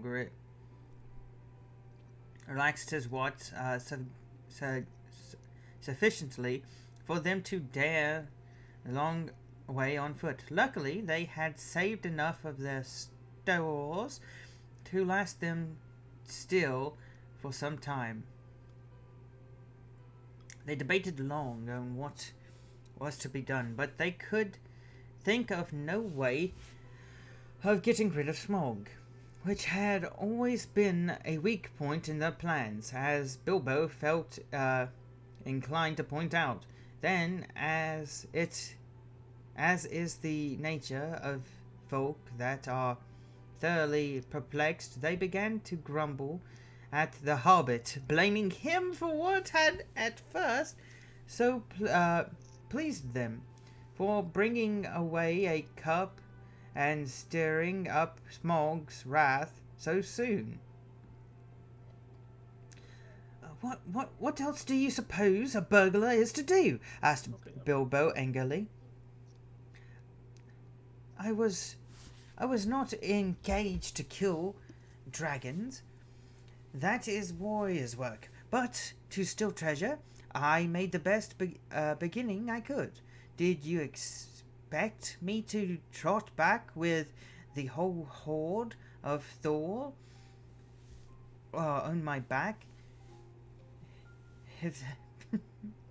If there is any grumbling to be done, I think I might have to have a say. You ought to have brought 500 burglars, or not one. I am sure it reflects great credit on your grandfather, but you cannot pretend that you ever made the vast extent of his wealth clear to me. I should want hundreds of years to bring it all up. If I was 50 times as big and small as tame as a rabbit. After that, of course, the dwarfs begged his pardon. What then do you propose we should do, Mr. Baggins? Asked Thorin politely. I have no idea at the moment. If you mean about removing the treasure, that obviously depends entirely on some new turn of luck and the getting rid of Smog. Getting rid of a dragon is not at all in my line, but I will do my best to think about it. Personally, I have no hopes at all, and wish I was safe back at home. Never mind that for the moment. What are we to do now, today? Well, if you really want my advice, I should say we can do nothing but stay where we are. By day, we can not doubt creep out safely enough to take the air. Perhaps before long, one or two could be chosen to go back to the shore by the river and replenish our supplies. But in the meanwhile, everyone ought to be well inside the tunnel by night. Now I will make you an offer. Oh, wait. Now I will make you an offer. I have got my ring, and I will creep down this very noon. Then, if ever Smog ought to be napping, and see what he is up to, perhaps something will turn up. Every worm has his weak spot, as my father used to say, though I am sure it was not from personal experience. Naturally, the dwarfs accepted the offer eagerly. Already they had come to respect little Bilbo. Now he had become the real leader in the adventure.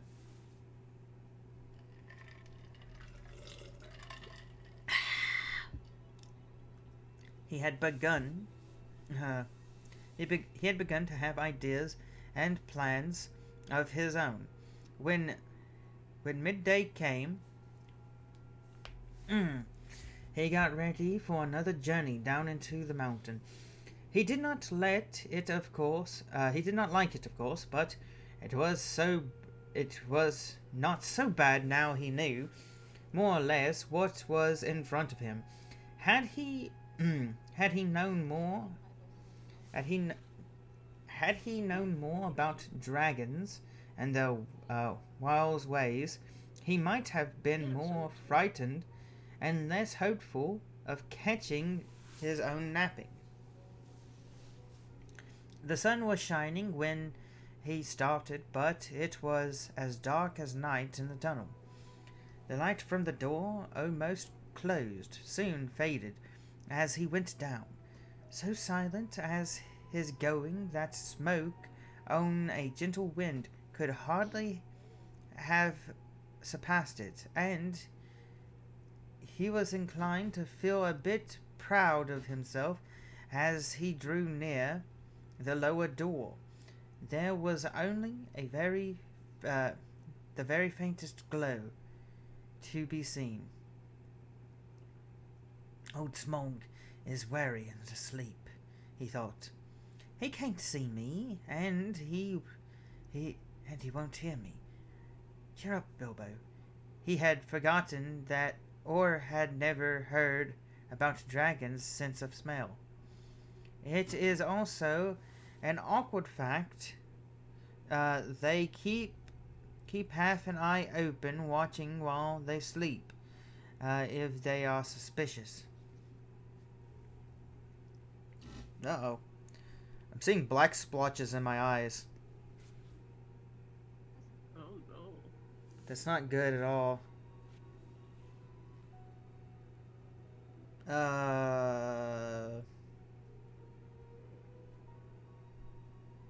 Don't know what that's about.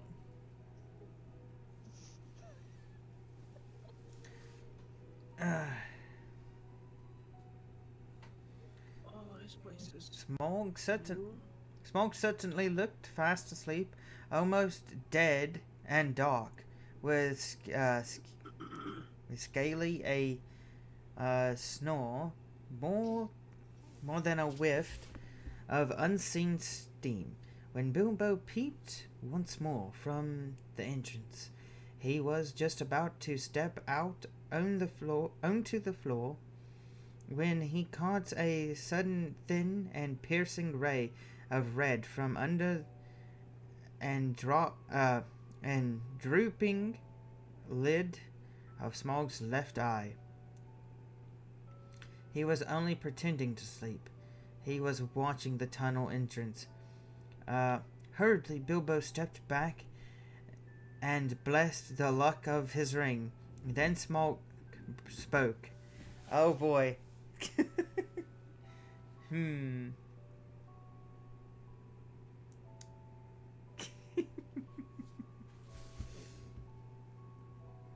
Well, thief, I smell you and I feel your air.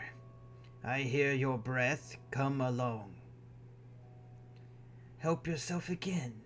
There is plenty, and to spare. But Bilbo was not quite so unlearned in dragon lore as all that, and if Smaug hoped to get him to come nearer so easily, he was disappointed. No, thank you, oh Smaug the tremendous, he replied. I did not come for presents. I only wished to have a look at you and see if you were truly as great as tales say. I did not believe them. Do you now? Said the dragon, somewhat flattered, even though he did not believe a word of it.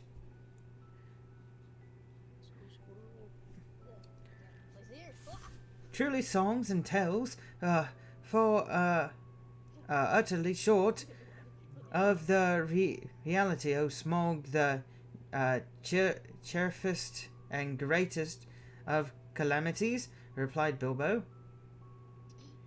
You have nice manners for a thief and a liar.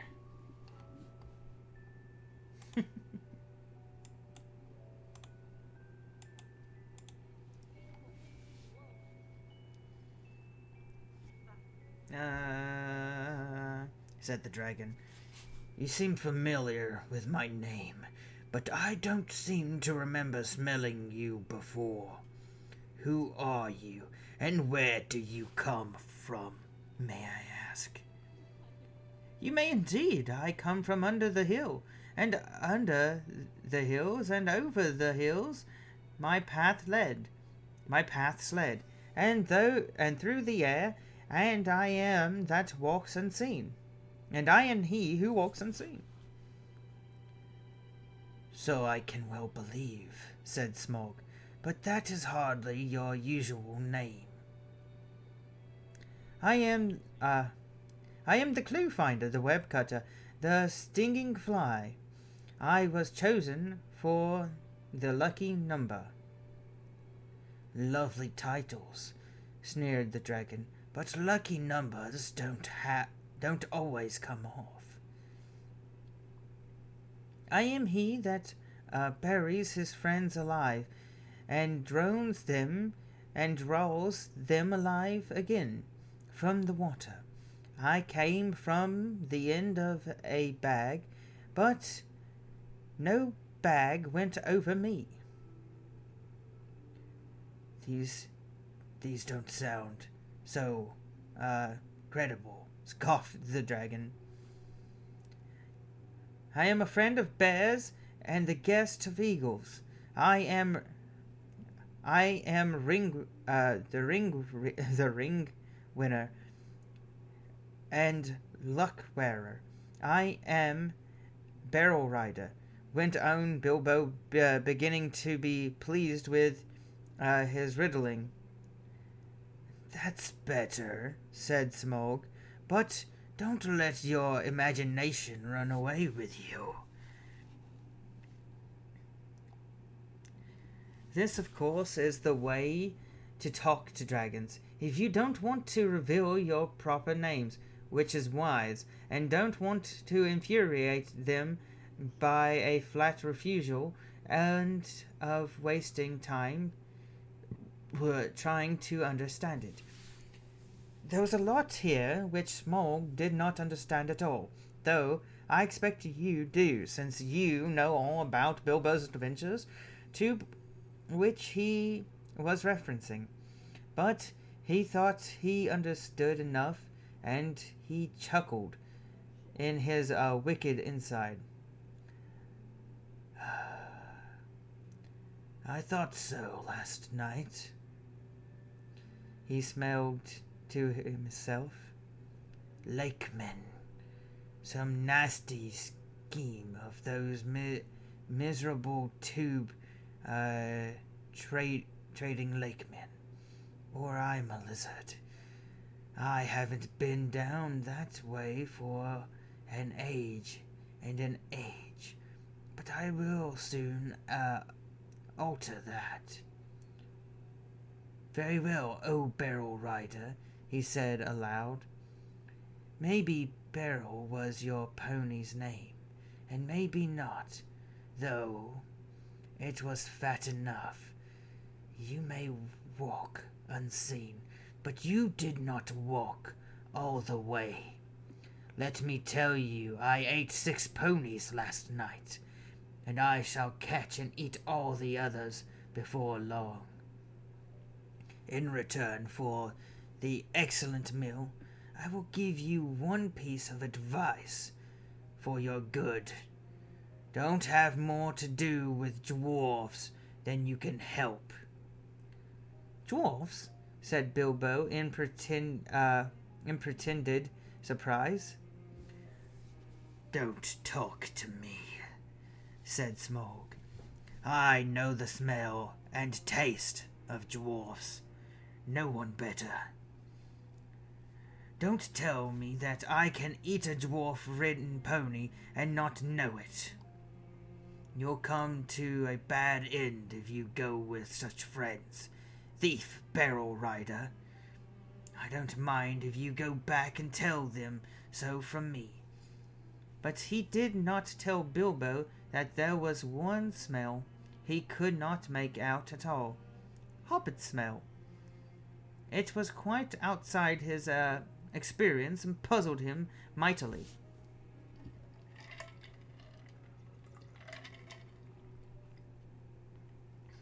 I suppose you got a fair price for that cup last night, he went on. Come now, did you? Nothing at all? Well, that's just like them, and I suppose they are skulking outside, and your job is to do all the dangerous work, and get what you can when I'm not looking for them. And you will get a fair share, don't you believe it? If you get off alive, you will be lucky.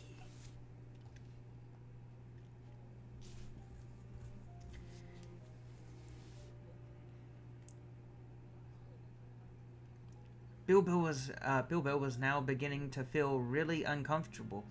Whenever Smaug's roving eyes, seeking for him in the shadows, flashed across him, he trembled, and an unaccountable desire seized hold of him to rush out and reveal himself and tell all the truth to Smaug.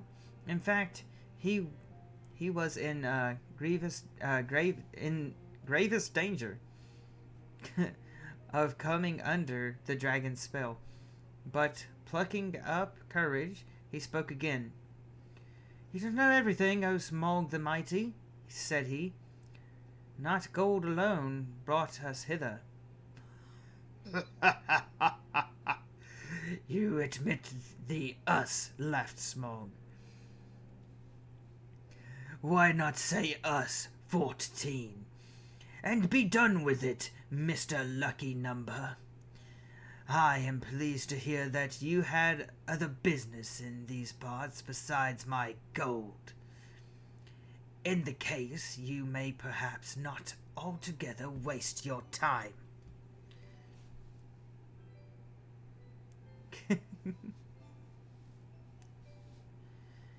I don't know if it has occurred to you that even if you could steal the gold bit by bit, a matter of 100 years or so, you could not get it very far. Not much use to the mountainside. Not much use in the forest, bless me. Had you never thought of the catch? And 14 shares, I suppose, or something like it. Those were the terms, eh? But what about delivery?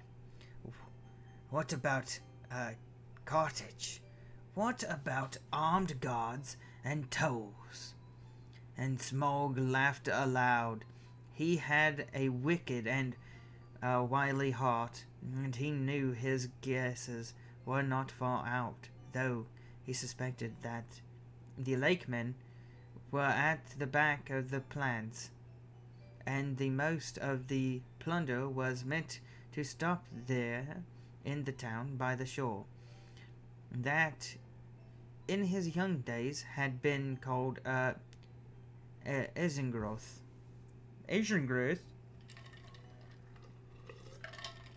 Oh my god. You will hardly believe it, but poor Bilbo was really very taken aback. So far, all his thoughts and injuries had been concentrated on getting to the mountain and finding the entrance. He had never bothered to wonder how the treasure was to be removed, certainly never how any part of it that might fall to his share was to be brought back all the way to Bag Inn under Hill. Now the nasty suspicion began to grow in his mind. Had the dwarfs forgotten this important part too? Or were they laughing in their sleeves at him all the time? That is the effect of the dragon talk, as on the inexperienced. Bilbo, of course, ought to have been on his guard, but Smaug had rather an overwhelming personality. I tell you, he said, in an effort to remain loyal to his, I tell you, he said, in an effort to remain loyal to his friends and to keep his end up.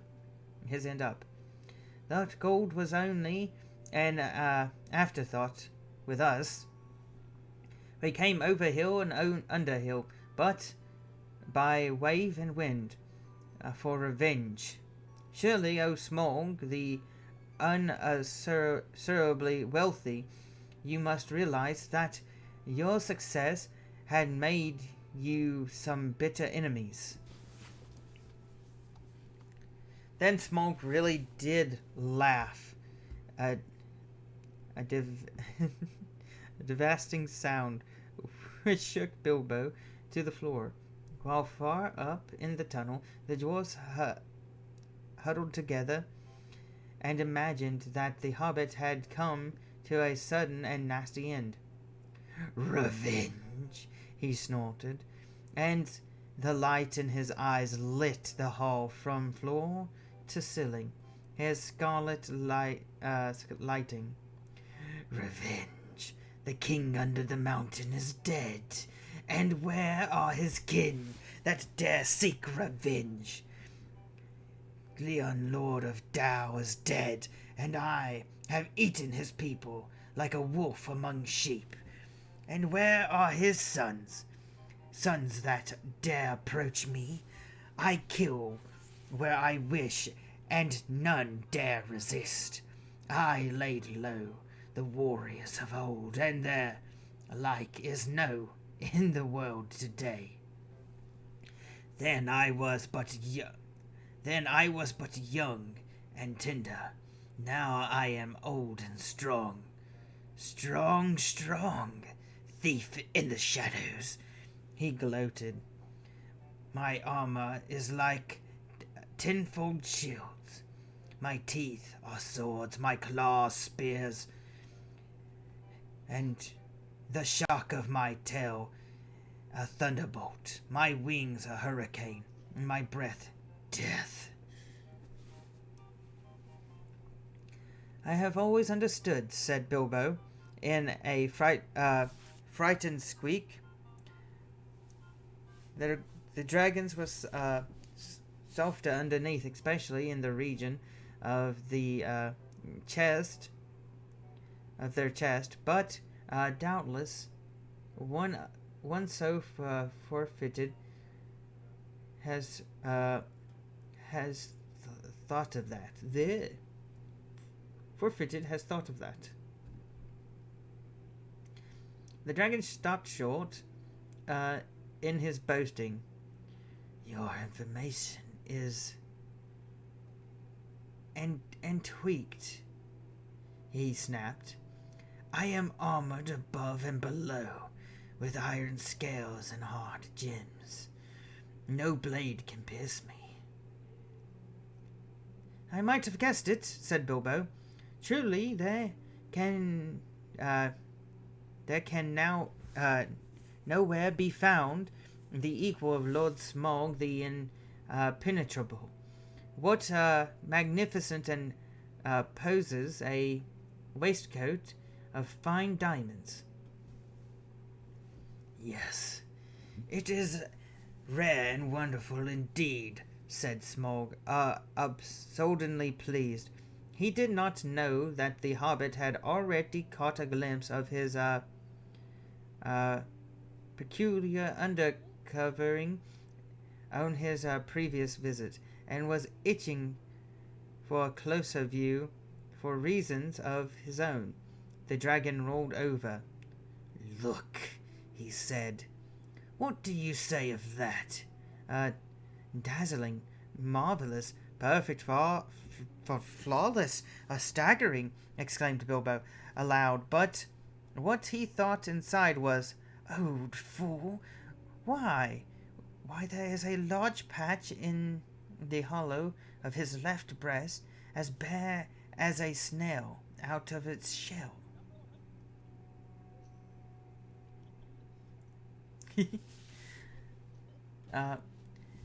After he had seen that, Mr. Baggins' one idea was to get away. Well, I really must detain your magnificence any longer, he said. Oh, keep you from much needed rest. Ponies take some catching, I believe, after a long start, and so do burglars.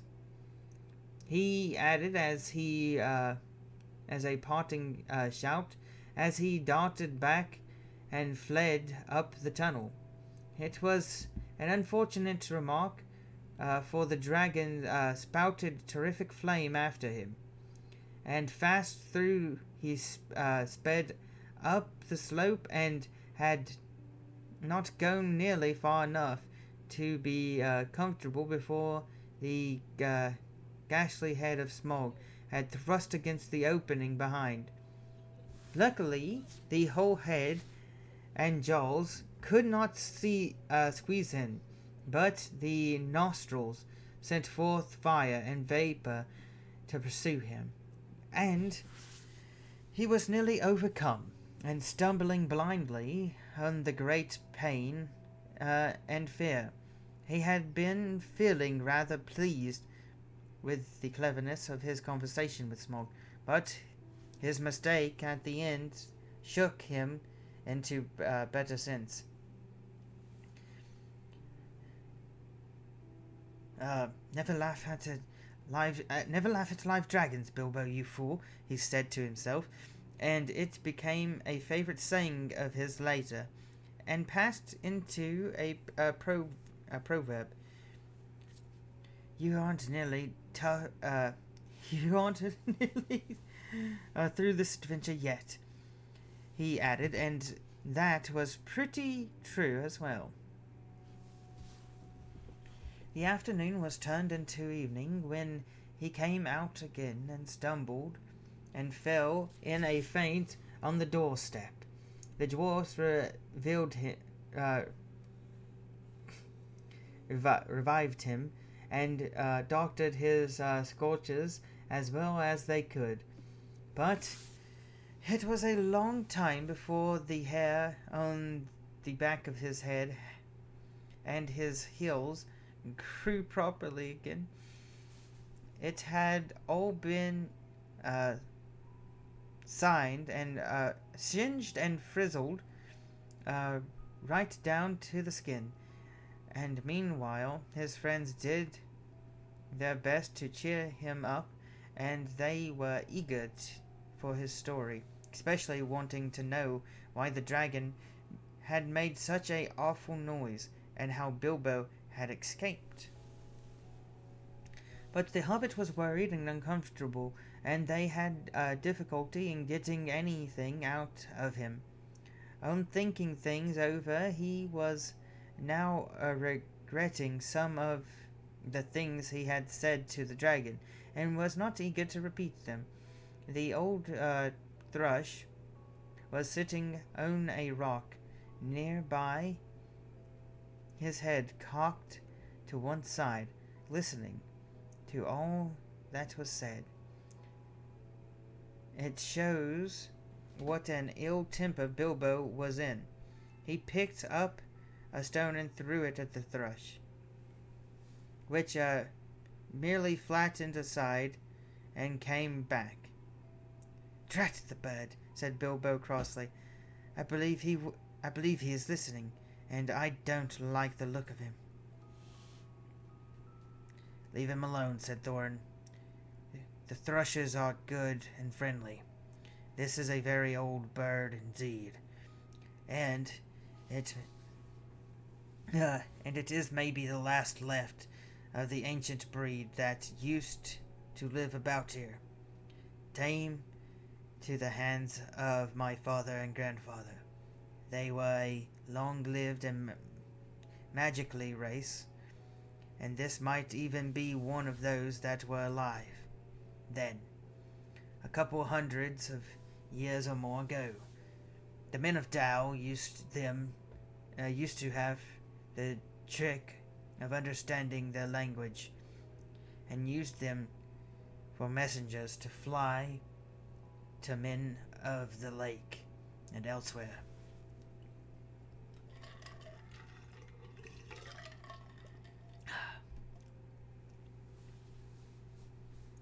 Well, he'll have news to take to the lake town, all right, if that is what he is after," said Bilbo. "Though I don't suppose there are any people left there that trouble with thrush language." "Why, what has happened?" cried the dwarfs. "Do get on with your tale." So Bilbo told them all he could remember, and he confessed that he had a nasty feeling that the dragon guessed too much from his riddles. Added to the camps and the ponies, "I am sure he knows we came from Lake Town and had help from there, and I have a horrible feeling that his next move may be in that direction. I wish to goodness I had never said that about barrel riding. It could make even a blind rabbit in their parts think of a lake man."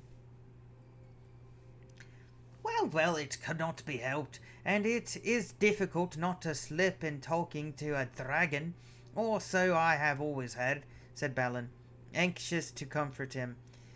"I think you did very well.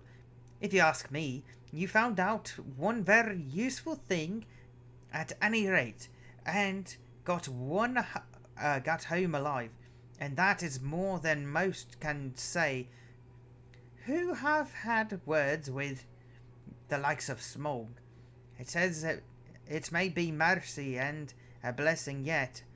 I know of Bear Patch in the old Worm's diamond waistcoat. Words are hard. Don't be like me.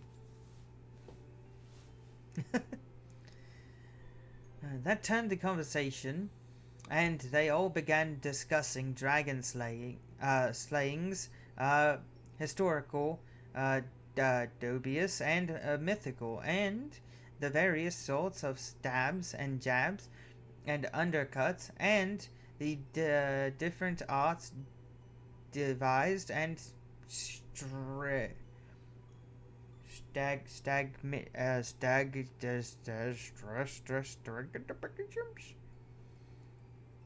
by which they had been accomplished.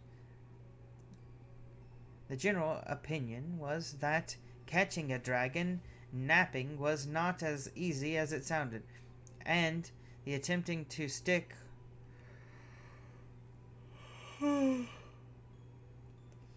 Sick one or good prod one asleep was more likely to end in disaster than a bold frontal attack. All the while they talked and talked, the thrust listened, till at last, when the stars began to peep forth, it slightly spread its wings and flew away. And all the while they talked, and the shadows lengthened. My goodness. Bilbo became more and more unhappy, and his foreboding grew. At last he interrupted them. I am sure we are very unsafe here, he said, and I don't see the point of sitting here. The dragon was withered all the pleasant green, and anyway, the night has come, and it is cold. But I feel it is my bones. I feel it in my bones that this place will be attacked again. Smaug knows now how I came down to his hole, and you can trust him to guess where the other end of the tunnel is. He will break all this side of the mountain to bits, if necessary, to stop up our entrance, and if we are smashed with it, the better he will like it. You are very gloomy, Mr. Baggins, said Thorn. Why has not Smaug blocked the lower end, then? If he is so eager to keep us out, he has not, or we should have heard him. I don't know, because at first he wanted to try and lure me in again, I suppose, and now perhaps because he is waiting till after tonight's hunt, or because he does not want to damage his bedroom, if he can help it. But I wish you would not argue. Smaug will be coming out at any minute now, and our only hope is to get well in the tunnel and shut the door. He seemed so much in earnest that the dwarfs at last did as he said, though they delayed shutting the door. It seemed a desperate plan, for no one knew whether or not how they could get it open again from the inside, and the thought of being shut in a place from which the only way out led through the dragon's lair was not one they liked. Also, everything seemed quite quiet, both outside and down the tunnel. So for a longish while they sat inside, not far down from the half-open door, and went on talking. The talk turned to the dragon's wicked words about the dwarfs. Bilbo wished he had never heard them, or at least that he could feel quite certain that the dwarfs now were absolutely honest when they declared that they had never thought at all about what would happen after the treasure had been won.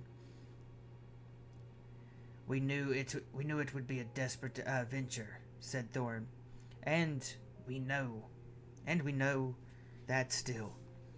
And I still think that there we have won. It will be time enough to think what to do about it. As for your share, Mr. Baggins, I assure you we are more than grateful, and shall choose your own for your own 14th as soon as we have anything to divide. Oh, what happened to Eli? Baby? Uh-oh. Zone 14th. Anything to say? I am sorry. If I am sorry if you are worried about transport, and I admit the difficulties are great. The lands have not become less wild with the passing of time, rather the reverse. But we will do whatever we can for you, and take our share of the cost when the time comes. Believe me or not, as you like. From that, the talk turned to the great horde inside, and to the things that Thorin and Balin remembered. They wouldn't. They wondered if they were still lying there, unharmed in the hall below. The spears that were made for the armies of the great king Balandrith, long since dead. Each had a thrice forged head, and their shafts were inlaid with cunning gold, but they were never delivered or paid for. Shields made of warriors long dead, the great golden cup of Thorn, two-handed, hammered and carved with birds and flowers, whose eyes and petals were of jewels. Costs of mail glittered and silvered and impenetrable. The necklace of Gurren, Lord of Tao, made of 500 emeralds, green as grass, which he gave for the arming of his eldest son, in a coat of dwarf-like linked rings, and like of which had never been made before, for it was wrought of pure silver, to the power of and strength of triple steel. But fairest of all was the great white gem, which the dwarfs had found beneath the roots of the mountain, the heart of the mountain, the Oxstone of Thane.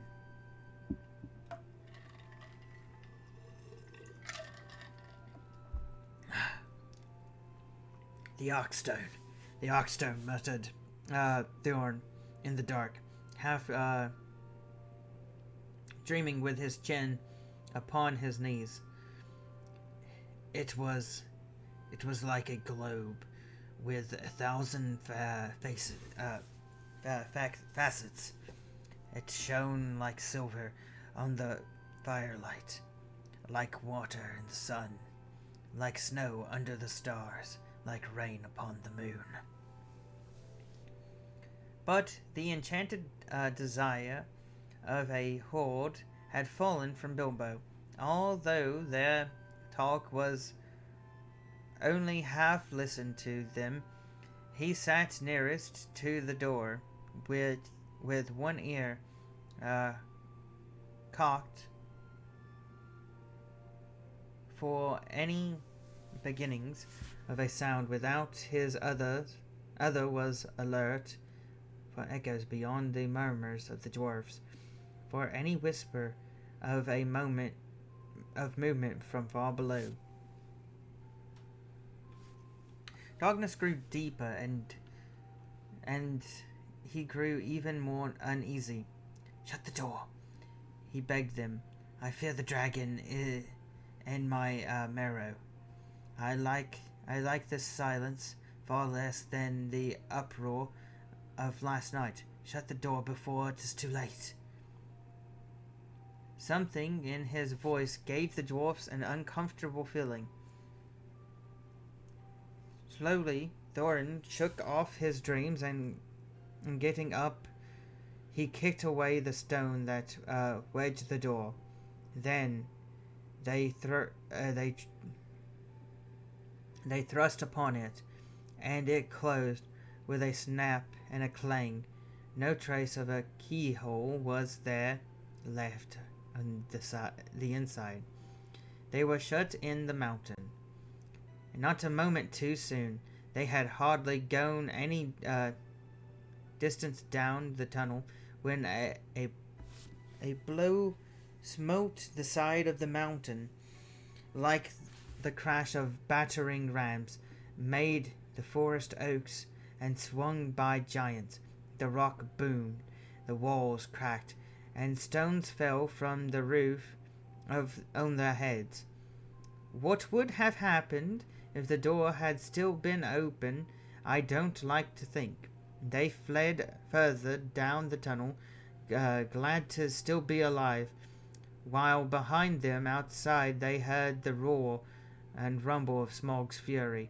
He was breaking rocks and rocks to pieces, smashing wall and cliff with the lashings of his huge tail, till the little lofty camping ground, the scorched grass and thrashes stone, and snail-covered walls, the narrow length and all disappeared in a jumble of smothereens, yeah, and an avalanche of splintered stones fell over the cliff into the valley below. Smaug had left his lair in silent stealth, quietly soaring into the air, then floated heavy and slowly in the dark like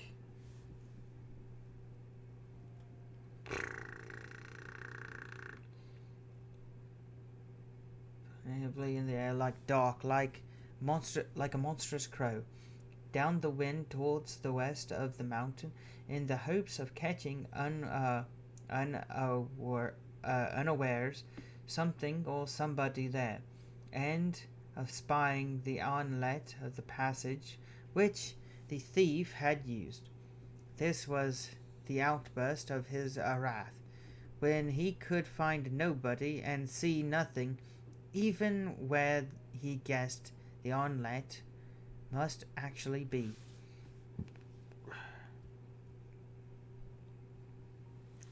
After he had let off his rage in this way, he felt better, and he thought it in his heart that he would not be troubled again from that direction. In the meanwhile, he had further vengeance to take. "Barrel Rider," he shouted, "your feet came from the water side, and up the water you came without a doubt. I don't know your smell, but if you are not one of those men of the lake, you had their help. They shall see me and remember who is the real king under the mountain." He rose in fire and went away south towards Running River. Vivi, are y'all still there? Or did you leave? Seems like they might have left to go do their thing. So I'm just here in call by myself with Vivi, who stayed in call. Let me stretch real quick. I need to stretch. My coat got caught. Oh, there we go. That was a good back pop. I needed that. I gotta stay awake for you guys. Not at home. Alright, boys. I'm gonna continue a little bit, because it seems they're not back yet.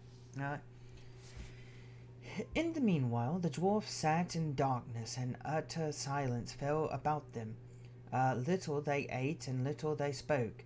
They could not count the passing of time, and they scarcely dared to move, for the whisper of their voices echoed and rustled in the tunnel.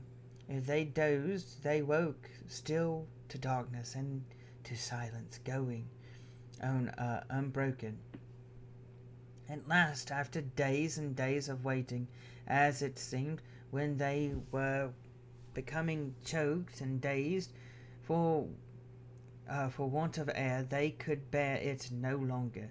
They could almost have welcomed sounds from below of the dragon's return. In the silence they feared some cunning devilry of his, but they could not sit there forever. Thorin spoke. "Let us try the door," he said. "I must feel the wind on my face soon or die. I think I would rather be smashed by Smaug in the open than suffocate in here." So several of the dwarfs got up and groped back to where the door had been, but they found that the upper end of the tunnel had been shattered and blocked with broken rocks. Neither key nor the magic it had once applied could ever open the door again. We're trapped," they groaned. "This is the end. We shall die here." But somehow, just when the dwarves were most despairing, Bilbo felt a strange lightening of his heart, as if a heavy weight had gone from under his waistcoat. Come," he said. While there's life, there's hope, as my father used to say, and third time pays for all. I am going down the tunnel once again. I have been that way twice, when I knew there was a dragon at the other end. So I will risk the third visit when I am no longer sure. Anyway, the only way out is down, and I think this time you had better all come with me." In desperation they agreed, and Thorin had the first to go forward by Bilbo's side. "Now be careful," whispered the hobbit, "and as quiet as you can be. There may be no Smaug at the bottom, but then again there may be. Don't let us take any unnecessary risks."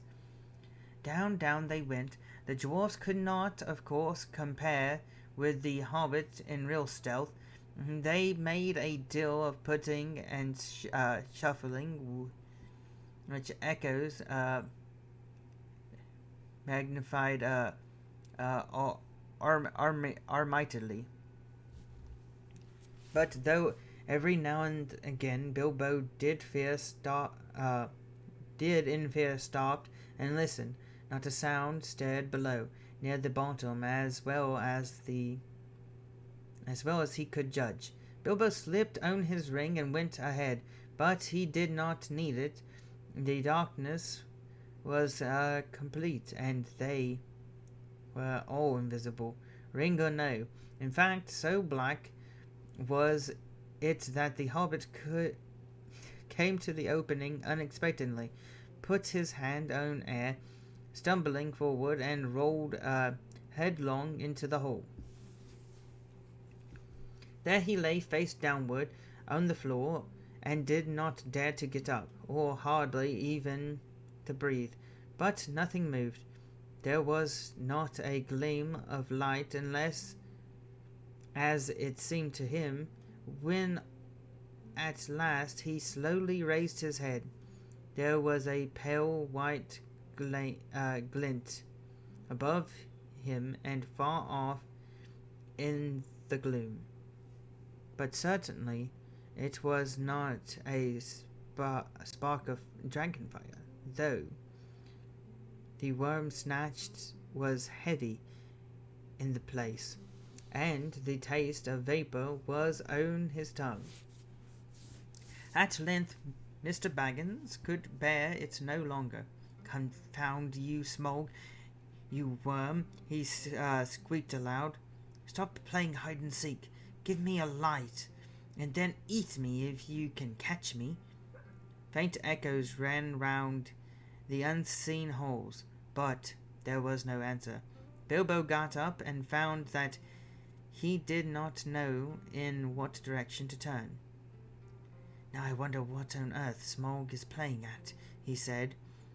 He is not at home today, or tonight, or whatever it is. I do believe if Orin and Glorn have not lost their tinderboxes, perhaps we can make a little light and have a look round before the luck turns. "Light," he cried. "Can anyone make light?" The dwarfs, of course, were very alarmed when Bilbo fell forward down the step with a bump into the hole, and they sat huddled just where he had left them at the end of the tunnel. "Shh!" they hissed when they heard his voice, and thought that helped the Hobbit to find out where they were. It was some time before he could get anything else out of them, but in the end, when Bilbo actually began to stamp on the floor and screamed out, "Light!" at the top of his shrill voice, Thorin gave way to Orin and Glorn, were sent back to their bundles at the top of the tunnel. Ah!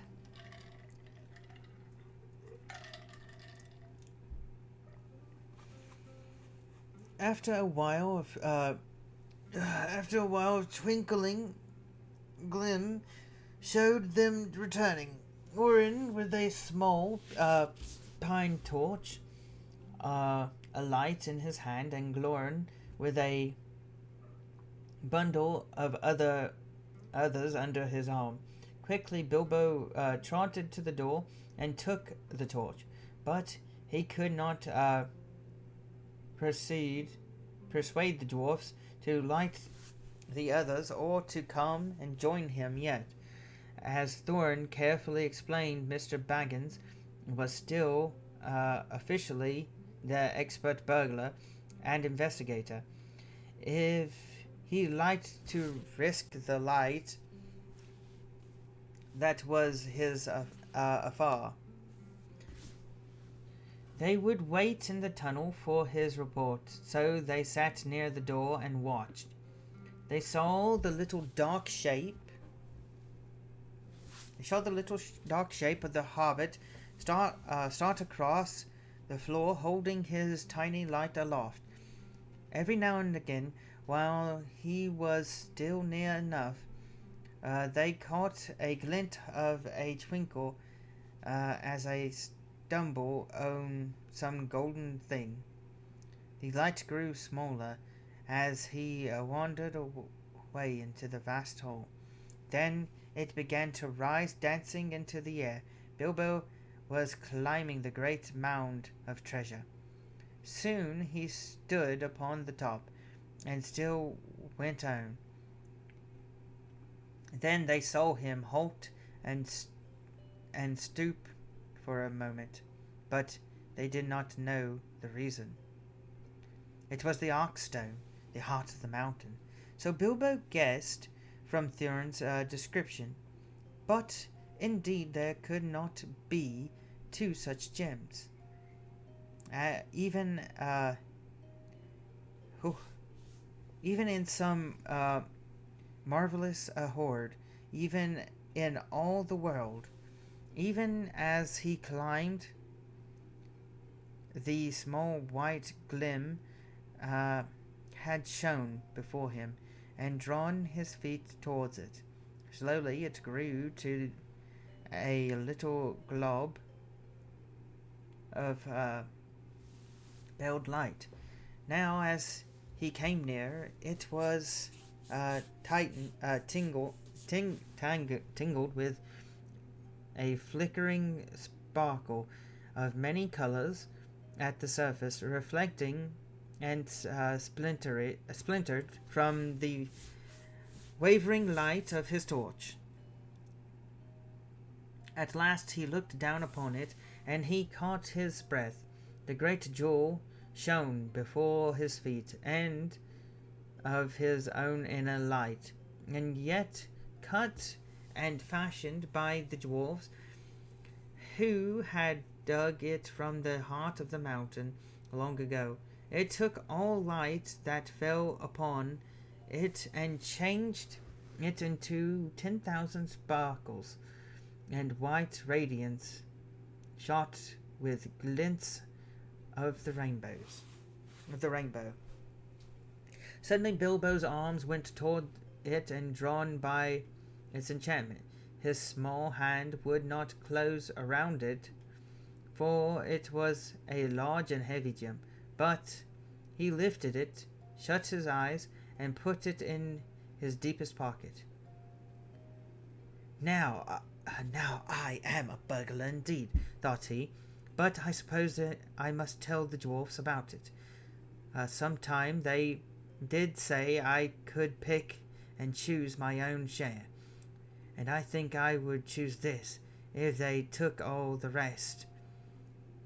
All the same, he had an uncomfortable feeling that the picking and choosing had not really been meant to include this marvelous gem, and that trouble would yet come of it.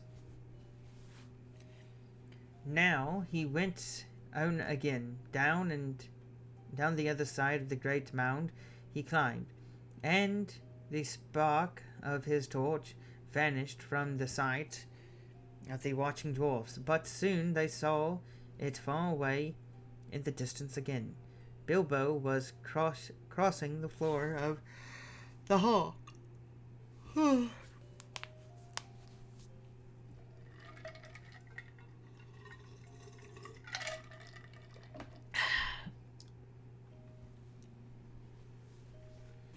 He went on until he came to the great doors of the further side, and there a draught of air refreshed him, but it almost puffed out his light. He peeped timidly through, and caught a glimpse of the great passages, of the dim beginnings of wide stairs going out into the gloom, and still there was no sign nor sound of Smaug. He was just going to turn and go back when a black shape swooped at him and brushed his face. He squeaked and stumbled backwards and fell. His torch dropped head downward and went away. Only a bat, I suppose, and hope, he said miserably. But now what am I to do with which is east, south, north, or west? Thorin, Balin, Orin, and Glorn, Fili and Kili, he cried as loud as he could. It seemed too thin little noise in the wide blackness. The light's gone out. Someone come and find me and help me. For a moment his courage had failed altogether. Faintly the dwarfs heard his small cries, though the only word they could catch was help. Now what on earth is under... Now what on earth or under it has happened, said Thorin. Certainly not the dragon, or he would not go on squeaking. They waited a moment or two, and still there were no dragon noises, no sound at all, in fact, but Bilbo's distant voice. Come one of you, get another light or two, Thane ordered. It seems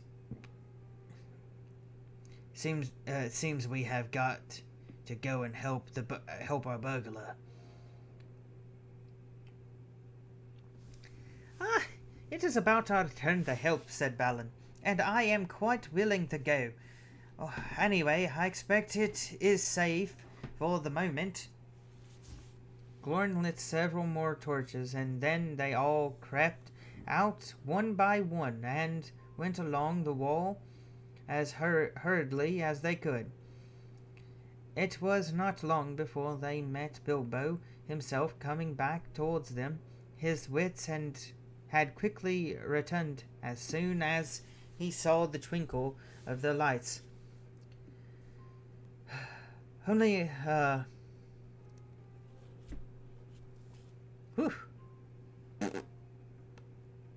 only a bat and a dropped torch, nothing worse, he said in answer to their questions. Though they were much relieved, they were inclined to be grumpy at being frightened for nothing. But what they would have said if he had told them at the moment about the Oxstone, I don't know. The mere fleeting glimpses of treasure which they had caught as they went along had rekindled all the fire of their dwarvish hearts, and when the heart of a dwarf, uh, even the most respectable, is weakened by gold and jewels, and he grows suddenly bold, and he may become fierce. The dwarfs indeed no longer needed any urging. All were now eager to explore the hole, while they had the chance and willing to believe that for the present Smaug was away from home. Each now gripped a lighted torch as they gazed first on one side and then on another. They forgot fear and even caution. They spoke aloud and cried out to one another as they lifted one treasures from the mound and from the walls and held them in the light, castering and fingering them. Philly and Killy were almost in merry mood, and finding still hanging their many golden harps strung with silver, they took them and struck them, and being magical, and also untouched by the dragon, who had a small interest in music. They were still in tune. The dark hall was filled with the melody that had long been silent, but most of the dwarfs were more practical. They gathered gems and stuffed their pockets and let what they could not carry fall back through their fingers with a sigh. Thorin was not least among them these, but also he searched from side to side for something which he could not find. It was the Oxstone, but he spoke of it, and yet to no one. Now the dwarfs took down mail and weapons from the walls, and armed themselves. Royal indeed did Thorin look, clad in a coat of gold-plated rings, with a silver hafted axe, in a belt crested with scarlet stones. "Mr. Baggins," he cried, "here's the first payment of your reward. Cast off your old coat and put on this." With that, he put on Bilbo a small coat of mail, wrought for some small elf prince long ago. It was silver still, which the elves call mithril, and with it went a belt of pearls and crystals, a light helm, and of figured leather, strengthened beneath with hopes of still and studded about the brim with white gems, was set upon the hobbit's head. I feel magnificent, he thought, but I expect I look rather absurd. How they would laugh on the hill at home. Still, I wish there was a looking glass, hardly. I wish there was a looking glass handy. All the same, Mr. Baggins kept his head more clear and of the bewitchment of the hoard than the dwarfs did. Long before the dwarfs were tired of examining the treasure, he became wary of it and sat down on the floor. And he began to wonder nervously what the end of it all would be. I would give a good many of the precious goblets, he thought, for a drink of something cheering out of Bjorn's wooden bowls. Thorin, he cried out loud, what's next? We are armed, but what good has any armor ever been against Smaug the Dreadful? This treasure is not yet won back. We are not looking for gold yet, but for a way to escape, and we have tempted luck too long. You speak the truth, answered Thorin, recovering his wits. Let us go. I will guide you. Not in 1,000 years should I forget the ways of this palace. Then he hailed the others, and they gathered together, and holding their torches above their heads, they passed through the gaping doors, not without many a backward glance of longing. Their glittering mail they had covered again with their old cloaks, and their bright helms with their tattered hoods, and one by one they walked behind Thorn, a line of little lights in the darkness, and halted often, listening in fear once more for any rumors of the dragons come. Though all the old adornments were long mouldered or destroyed, and though all was befounded and blasted with the coming of and goings of the monster, Thorn knew every passage and every turn. They climbed long stairs and turned and went down wide, echoing ways, and turned again and climbed yet more stairs, and yet more stairs again. These were smooth, cut out of the living rock, broad and fair. And up the dwarves went, and they met no sign of any living thing, only furtive shadows that fled from the approach of their torches fluttering in the draughts. The steps were not made all the same for hobbit legs, and Bilbo was just feeling that he could go on no longer, when suddenly the roof sprang high, and far beyond the reach of their torchlight, a white glimmer could be seen through some opening far above. The air smelt sweeter. Before them light came dimly through great doors, and hung twisted on their hinges and half burnt. This is the great chamber of Thor, said Thorin, the hall of feasting and council. Not far off now is the front gate. But they passed through the running chamber. Tables were rotting there. Chairs and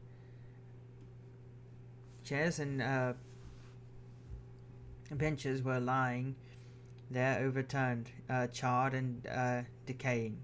Skulls and bones were upon the floor among flagons and bowls and broken drinking horns and dust.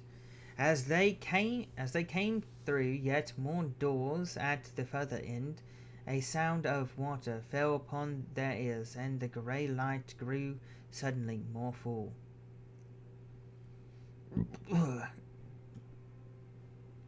"There's the birth of the running river," said Thorn. "From here it hastens to the gate. Let us follow it." Out of a dark opening in the wall of rock there ensued a boiling water, and it flowed swirling in a narrow channel, carved and made straight and deep by the cunning of ancient hands. Beside it ran stone paved road, wide enough for many men abreast. Swiftly along they ran, and round a wide sweeping turn, and behold, before them stood the broad light of day. In front there rose a tall arch, still showing the fragments of old carven work within, worn and splintered and blackened though it was. The misty sun sent its pale light between the arms of the mountain, and beams of gold fell on the pavement at their threshold. Blah.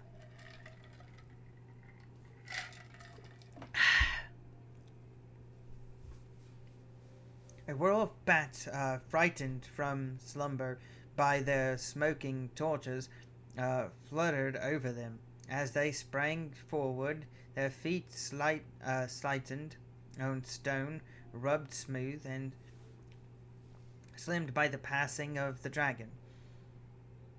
Now, before them, the water fell noisily outward, and foamed down toward the valley.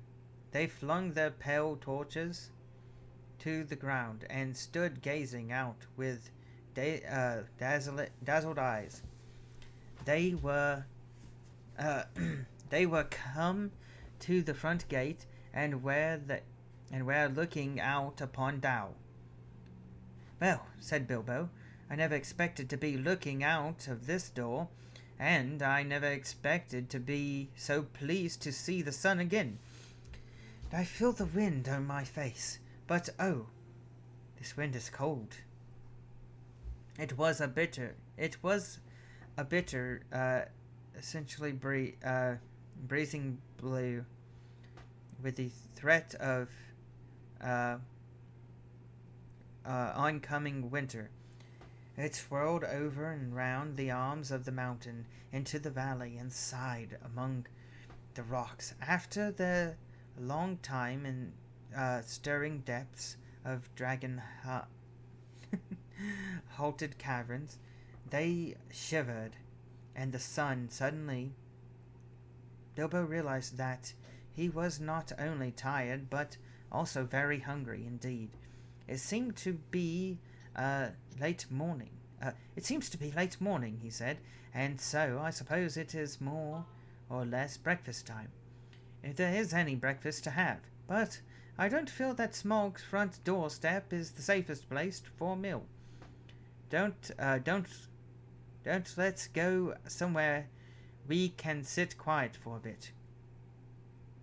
Quite right," said Balin. "And I think I know which way we should go. We ought to make for the old lookout post in the southwest corner of the mountain." "How far is that?" asked Bilbo. 5 hours' march. I should think. It will be rough going. The ground from the gate along the left edge of the stream seems all broken up. But look down there. The river loops suddenly east across Dow, and in front of the running town. At that point, there was once a bridge leading to steep stairs that climbed up the right bank, and soon the road running toward River Ravenhill. There is, or was, a path that left the road and climbed up the post, and a hard climb too, even if the old steps are still there. Dear me, grumbled the Hobbit. More walking, more climbing without breakfast? I wonder how many breakfasts and other meals we have missed inside the nasty clockless, timeless hole. As a matter of fact, 2 nights and a day between had gone by, and not altogether without food, since the dragons smashed the magic door. But Bilbo had quite lost count, and it might have been 1 night or a week of nights for all he could tell.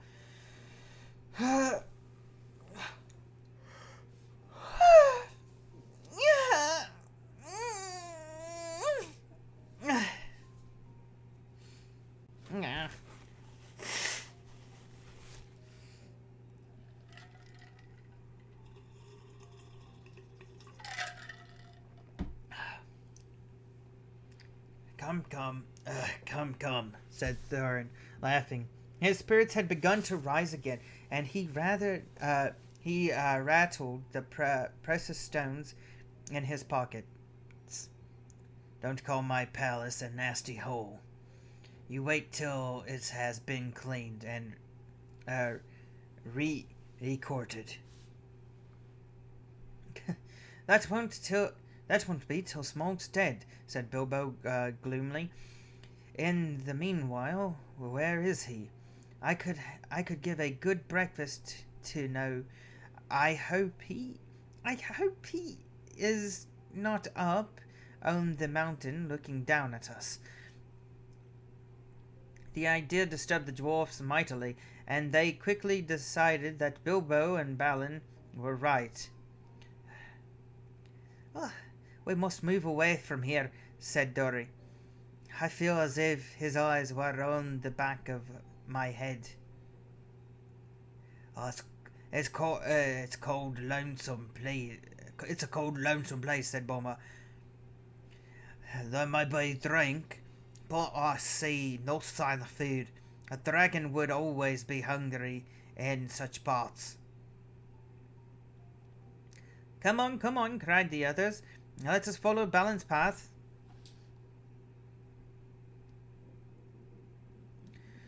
Ooh, my stomach is grumbling. I'm hungry. Under the rocky wall, to the right there was no path, so on they trudged along among the stones on the left side of the river, and the emptiness of the desolation soon submerged even Thorin again. The bridge that Balin had spoken of they found long fallen, and most of its stones were now only boulders in the shallow, noisy stream. But they forded the water without much difficulty, and found the ancient steps and climbed the high bank. After going a short way, they struck the old road, and before long came to a deep dell, sheltered among the rocks. There they rested for a while, and had such a breakfast as they could, cheerfully cram and water. If you want to know what cram is, I can only say that you don't know the recipe, but it's a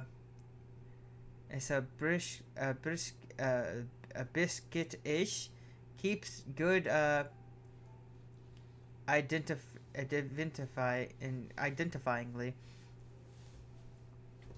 is supposed to be a sustaining and a certainly not entertaining, uh, being in fact very unentertaining except as a crawling exercise. It was made by the lakemen for long journeys. Whew! After that, they went on again, and now the road struck westwards and left the river, and the great shoulder of the south-pointing mountain spur drew ever nearer. At length they reached the hill path and scrambled steeply up, and they plodded slowly on behind the other, one behind the other, till at last, in the late afternoon, they came to the top of the ridge and saw the wintry sun going downwards to the west. Here they found a flat place without a wall on 3 sides, but backed to the north by the rocky face, in which there was an opening like a door. From that door there was a wide view east and south and west. "Here," said Balin. In the old days we used to always keep the watchman, and that door behind leads into a rocketh chamber that was made here as a guard's room. There are several places like it around the mountain, but there seemed small need of a watching in the days of our prosperity, and the guards were made over comfortable, perhaps. Otherwise, we might have had longer warning of the coming dragon, and things might have been different. Still, here we can now lie and hide and sheltered for a while, and can see much without being seen.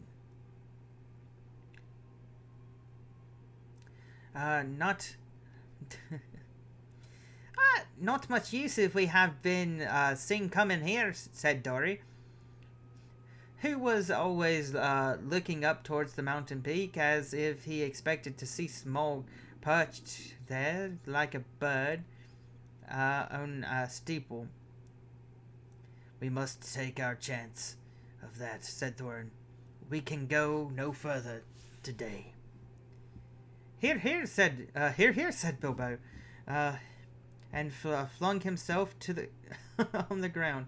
In the rock chamber there would have been room for 100, and there was a small chamber further in, more removed from the cold outside. It was quite deserted. Not even wild animals seemed to have used it in all the days of Smaug's domination. There they laid their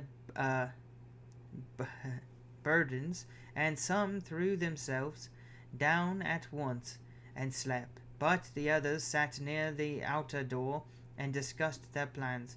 In all their talk they came particularly back to one thing. Where was Smaug? They looked west, and there was nothing. The east, there was nothing. And in the south there was no sign of the dragon. But there was a gathering of very many birds.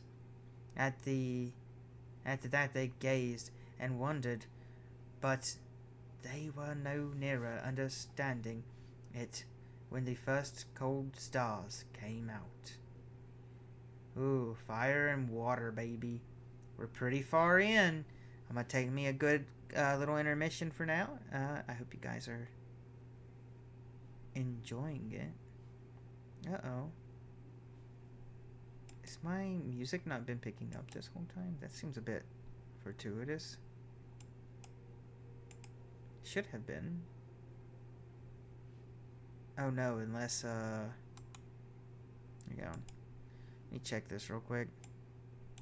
I wonder if it, yeah, it messed with it. There we go.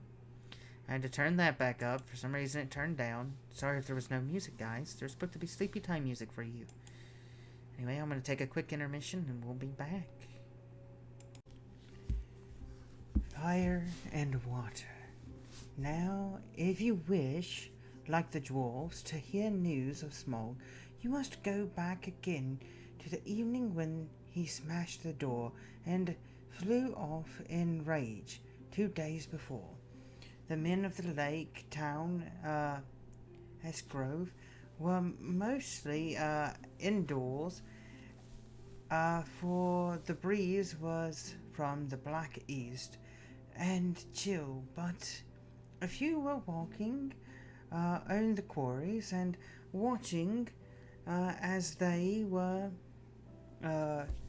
found fond of doing. The stars shine on from the smooth patches of the lake as they opened in the sky. From their town, the lonely mountain was mostly screened by the low hills at the far end of the lake, through a gap in which the running river came down from the north. Only its high peak could they see in clear weather, and they looked seldom at it, for it was ominous and dear even in the light of morning. Now it was lost and gone, bolted in the dark. Suddenly it flickered back to view. A brief glow torched it and faded. "Look," said one, "the lights again.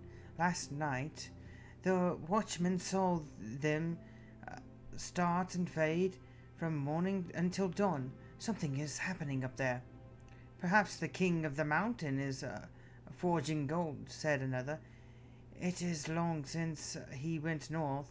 It is time the songs began to prove themselves again." "Which king?" said another, with a grim voice. As like as not it is the merging fire of dragon, the only king under the mountain we have ever known."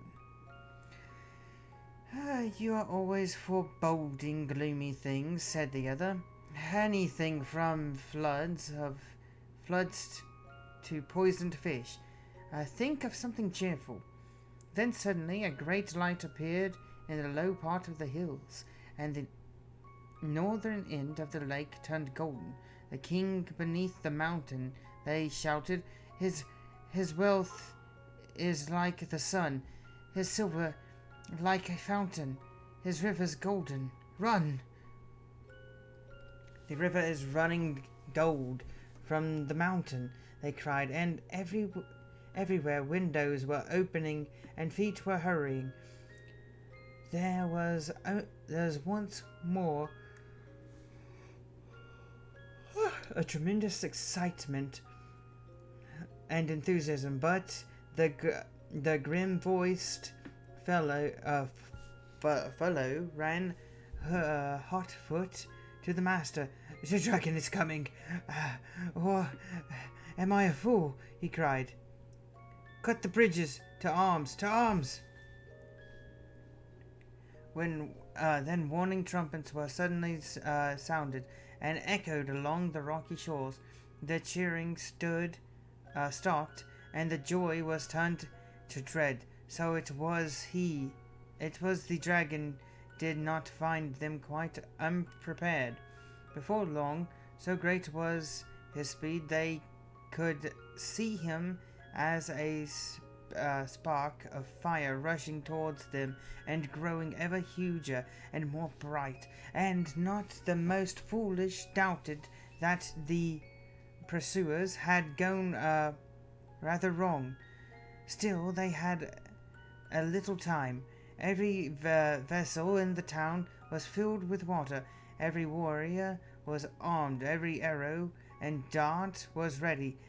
And the bridge of the land was thrown down and destroyed before the roar of Smaug's terrible approach grew loud, and the lake ripped red as fire, and awful beating of his wings.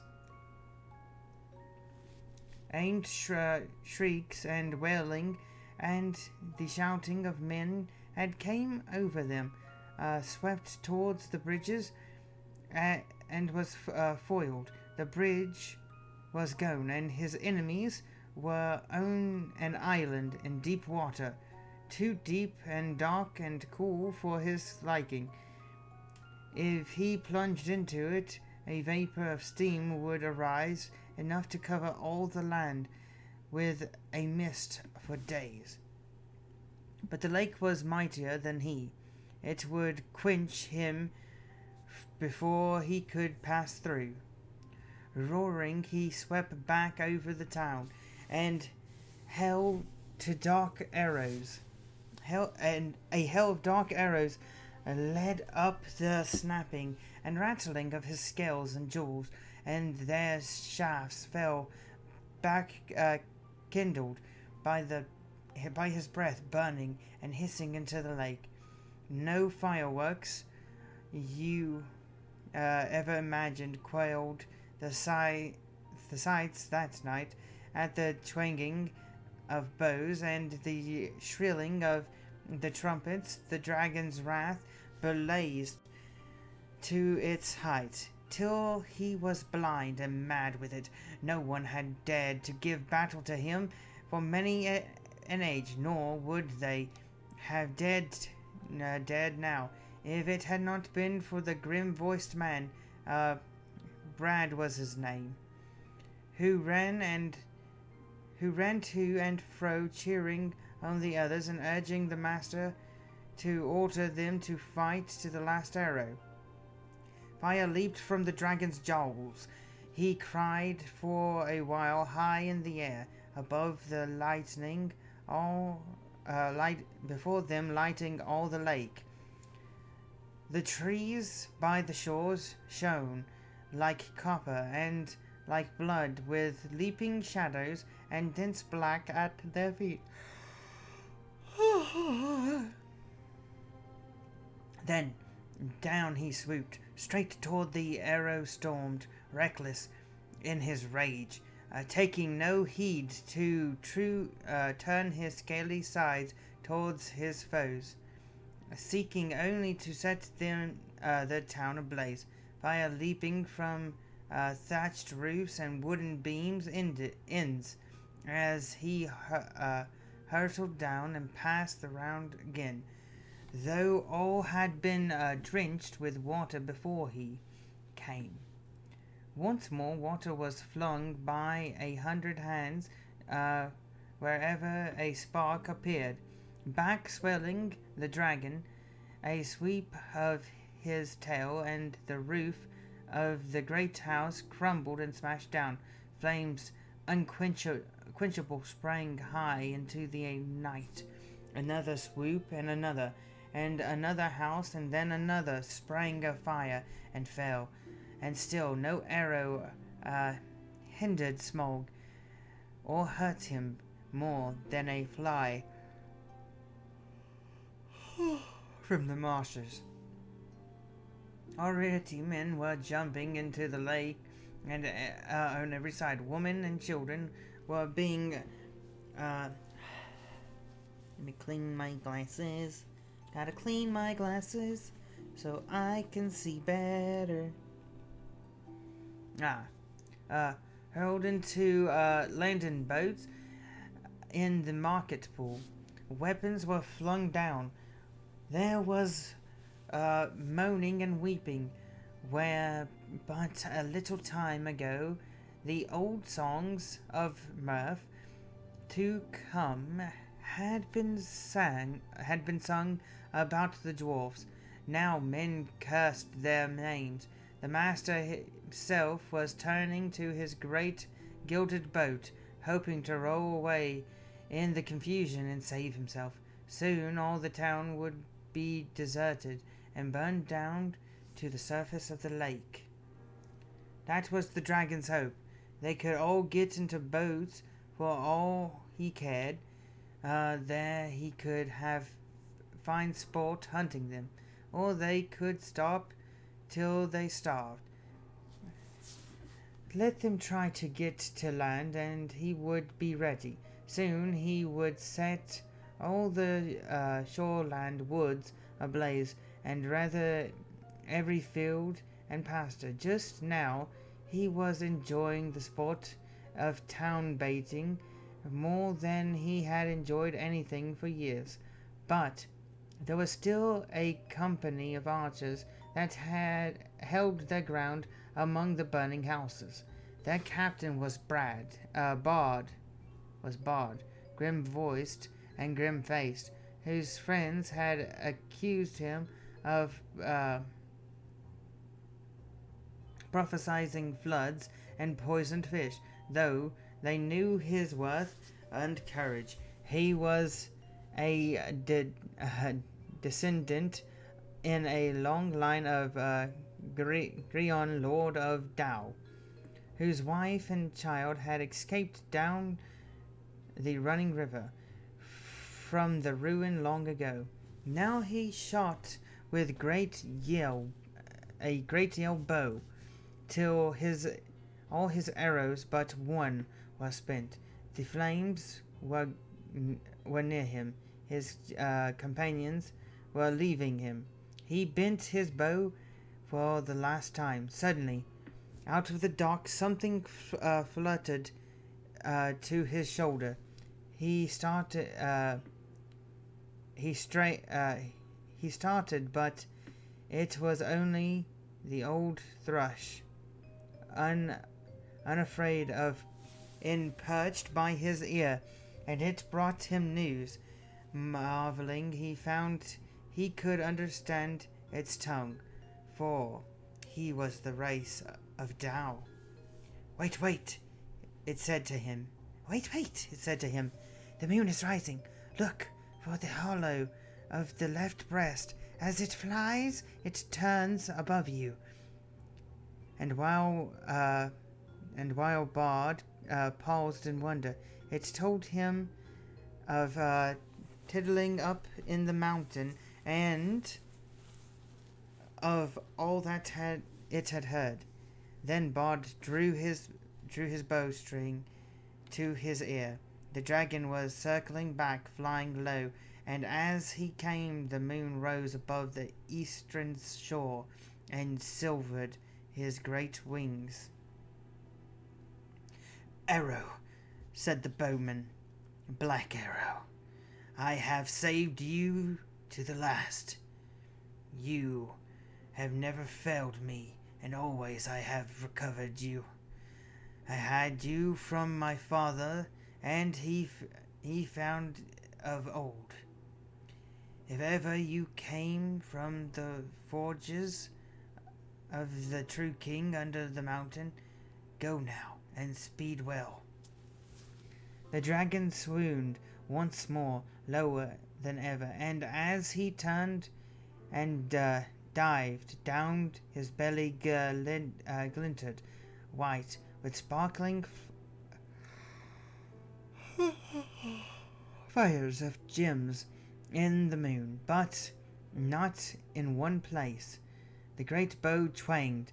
The black arrow sped straight from the string, straight for the hollow by the left breast, where the foreleg was flung wide. in its moat and vanished, barred, shaft, and feather. So fierce was the flight. With a shriek that defeated men, felled trees, and split stone, smog shouts spouting into the air, turning over and crashing down from the high ruin. Full on the town he fell, his last thrones splintered into sparks and glades. The lake roared. A vast steam leaped up, while white in the sudden dark under the moon. There was a hiss, a gushing whirl, and then silence.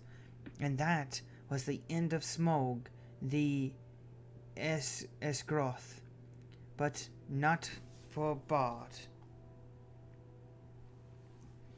The waxing moon rose higher and higher, and the wind grew loud and cold. It twisted the white fog into bending pillars and hurrying clouds, and dove in from the west and scattered in tattered shreds over the marshes before Mirkwood. Then the many boats could be seen dotted dark and on the surface of the lake. And down the wind came, and voices of the people of Erisgroth lamenting their lost town, and goods and ruined houses. But they had really much to be thankful for, had they thought of it, though it could hardly be expected that they should just then. 3/4 of the people of the town had at least escaped alive. Their woods and fields and pastures and cattle and most of the boats remained undamaged, and the dragon was dead. What that meant they had not yet realized.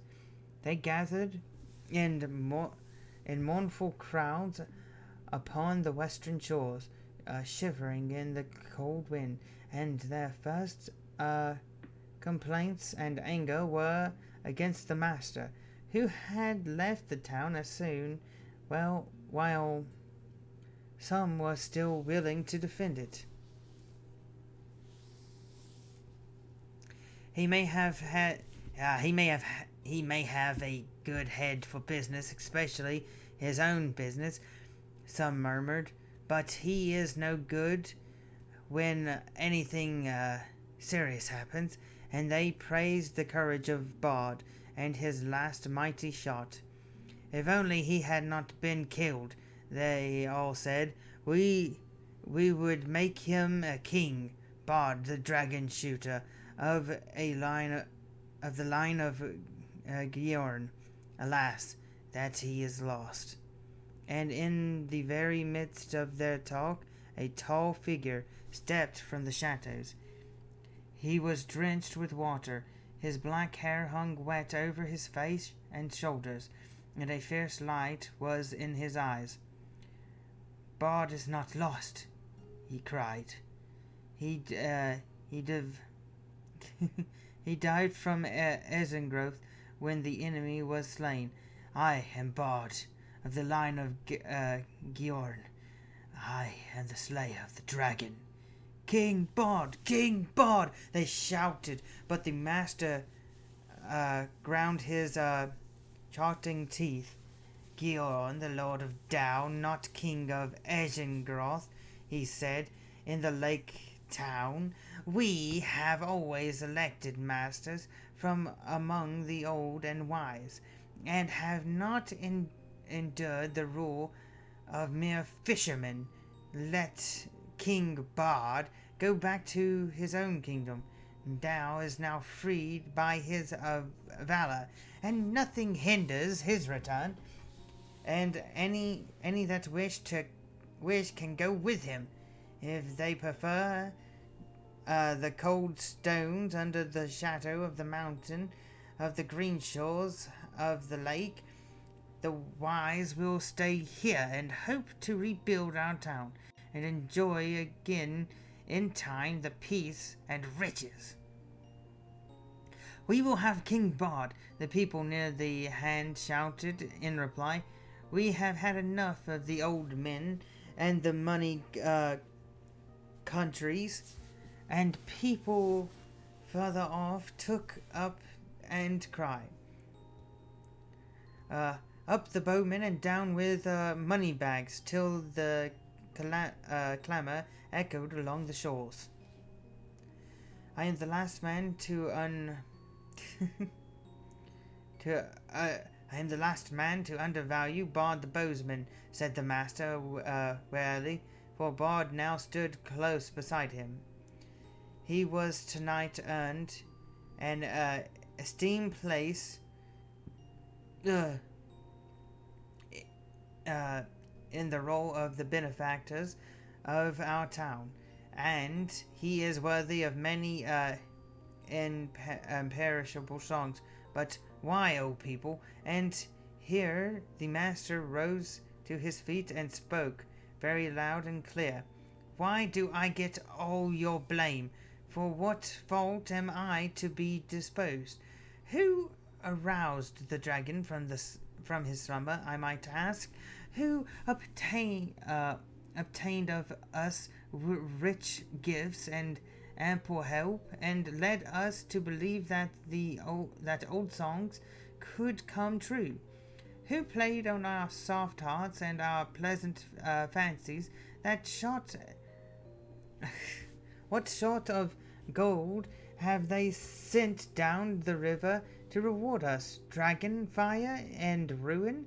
From whom should we claim the recompense of our damage, and aid for our widows and orphans? As you see, the master had not got his position for nothing. The result of his words was that for the moment the people quite forgot their idea of a new king and turned their anger thoughts towards Thorn and his company. Wild and bitter words were shouted from many sides.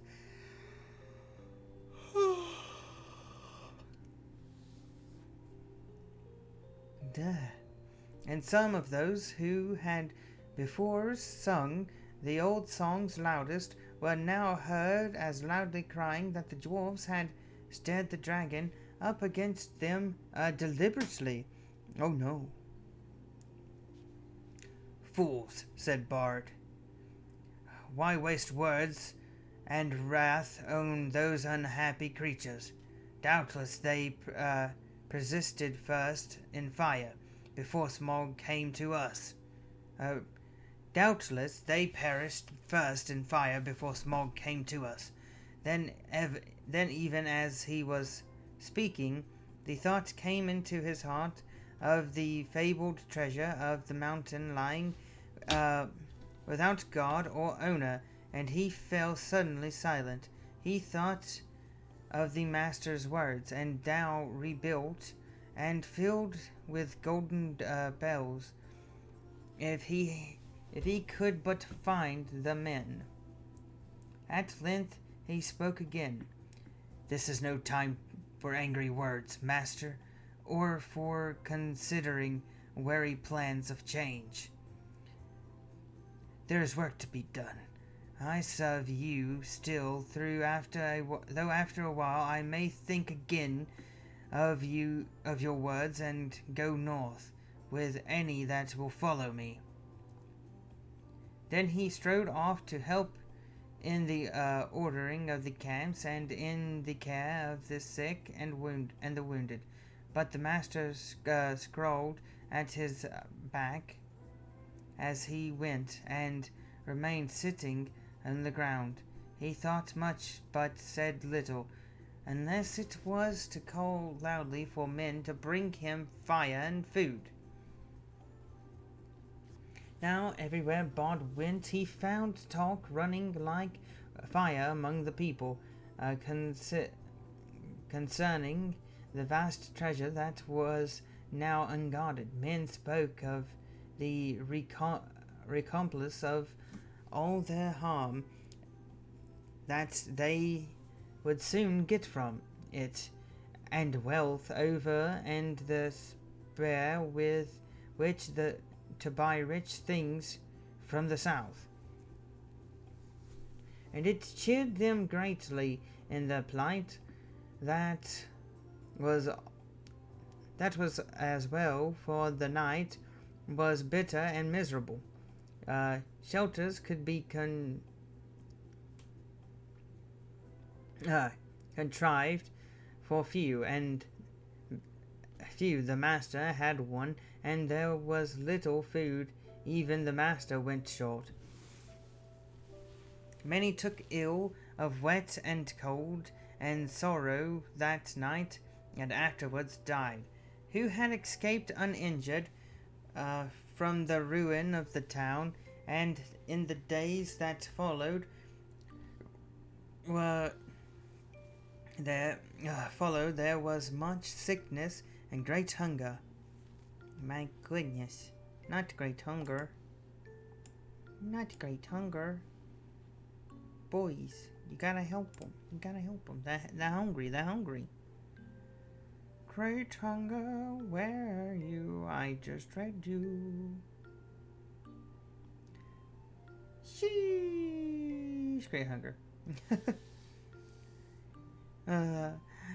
Meanwhile, Bond took the lead and ordered things as he wished, though always in the master's name, and he had a hard task of governing the people and district the preparations of their protection and housing. Probably most of them would have perished in the winter that now hurried after autumn, if help had not been to hand. But help came swiftly, and Bard at once had speedy messages sent up the river to the forest to ask the aid of the King of Elves of the Wood. And these messengers had found the host already on the move, although it was then only the third day after the fall of Smaug. The Elf King had received news from his own messengers and from the birds that loved his folk, and already knew much of what had happened. Very great indeed was the commotion among all things, with wings that dwelt on the borders of the delusion of the dragon. The air was filled with circling flocks and their swift-flying messengers flew here and there across the sky. Above the borders of the forest there was whistling, crying, and piping. Far above Mirkwood, tidings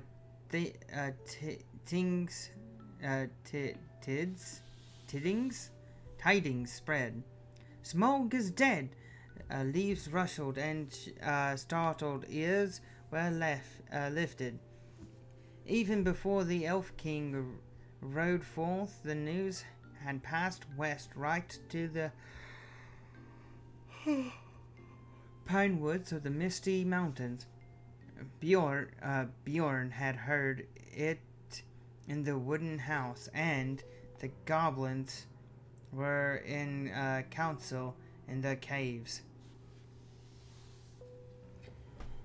That will be the last we shall hear of Thorin Oakenshield, I fear, said the king. He would have done better to have remained my guest. Oh wait, this was the Elf King. He would have done better to remain my guest. It is an ill wind all the same, he added. That blows no one any good. For he too had not forgotten the legend of the Wealth of Thorin. So it was that Bard's messengers found him now marching with many spearmen and bowmen, and crows were gathered thick above him, for they thought that war was awakening again, such as had not been for those parts for a long age. But the king, when he received the prayers of Bard, had pity, for he was the lord of a good and kindly people. So turning his march which had at first been direct toward the mountain, he hastened now down the river to the long lake.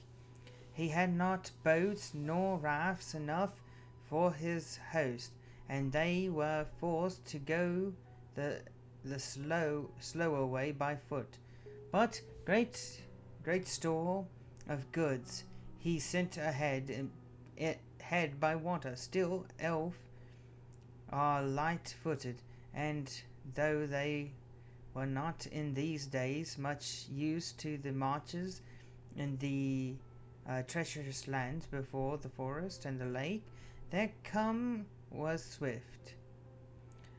Only 5 days after the death of the dragon, they came upon the shores and looked at the ruins of the town. Their welcome was good, as may be expected, and the men and their master were ready to make any bargains for the future in return to the elf king's aid.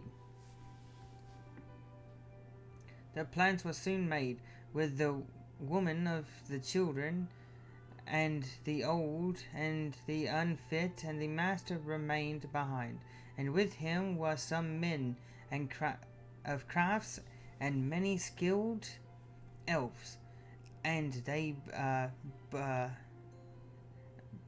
bushed themselves filling trees and collecting the timber set down from the forest. Then they set about raising many huts by the shore against the oncoming winter, and as under the master's direction they began the planning of a new town, designed more fair and large even than before, but not in the same place. They removed northward higher up to the shore, for even after they had dead the water where the dragon lay, he would never again return to his golden bed, but was stretched cold as stone, twisted upon the floor of the shores. There for ages his huge bones could be seen in calm weather, aimed and ruined piles of the old town, but few dared to cross the cursed spot, and none dared to dive into the shivering water or recover the precious stones fell from his rotting carcass. But all the men of arms who were still able to the most of the elf king's array got ready to march north to the mountain. It was thus that the elven days, from the ruin of the town and head of their host, passed the rock gates at the end of the lake and came into the desolate lands. The gathering of clouds, baby.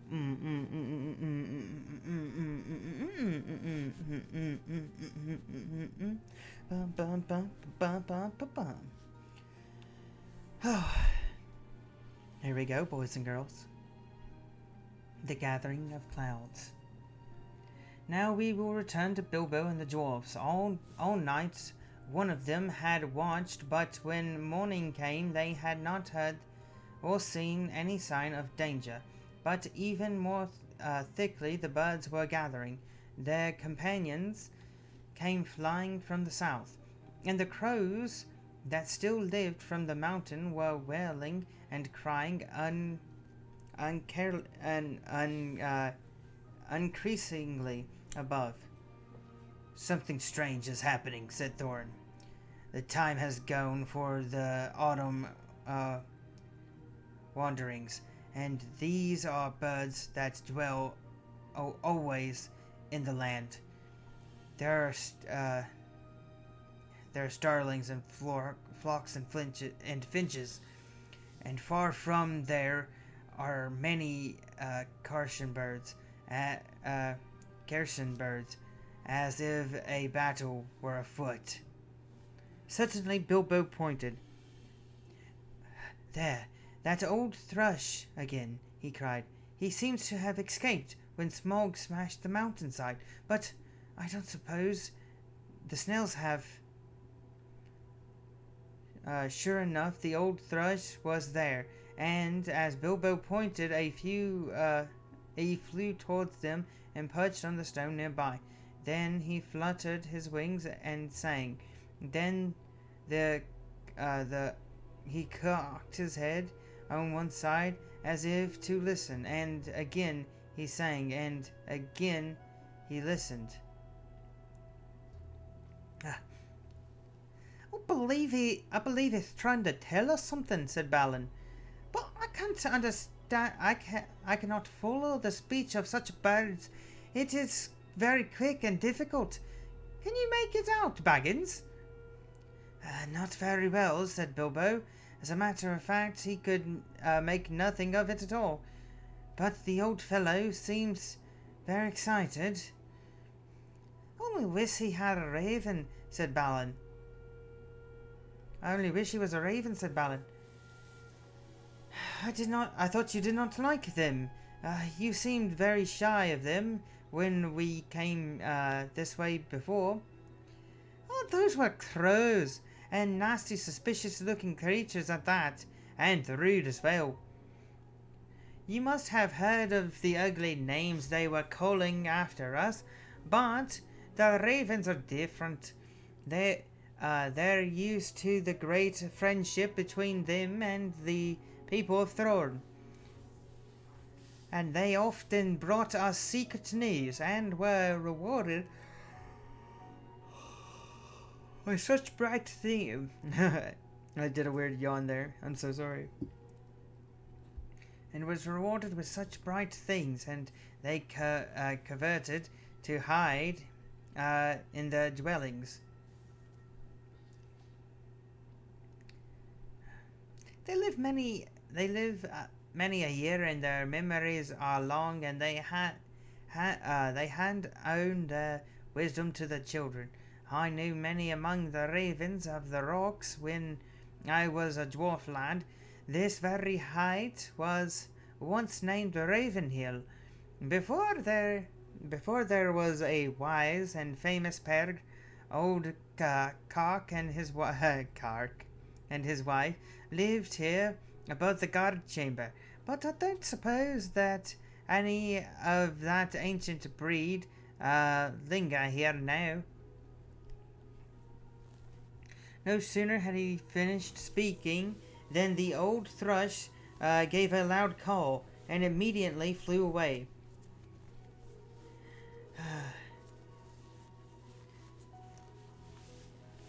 "We may not understand him, but the old bird understands us, I am sure," said Balin. "Keep watch now and see what happens." Oh, sorry, my face got all messed up. Before long, there was a fluttering of wings, and back came the thrush, and with him came a most desperate old bird. He was getting blind, he could hardly fly, and the top of his head was bald. He was an aged raven of great size. He alighted stiffly on the ground before them, slowly flapped his wings, and bartered towards the Thorin. O Thorin, O Thorin, son of Thane, and Balin, son of Fodin, it croaked, and Bilbo could understand what he said, for he used ordinary language and not bird speech. I am Raek, son of Kark. Kark is dead, but he was well known to you once. It is 100 years and 103 and 50 since I came out of the egg, but I do not forget what my father told me. Now I am the chief of the great ravens of the mountain. We are few, but we remember still the king that was of old. Most of my people are aboard. From there are great tidings in the south. Some are tiding of joy to you, and some you will not think so good.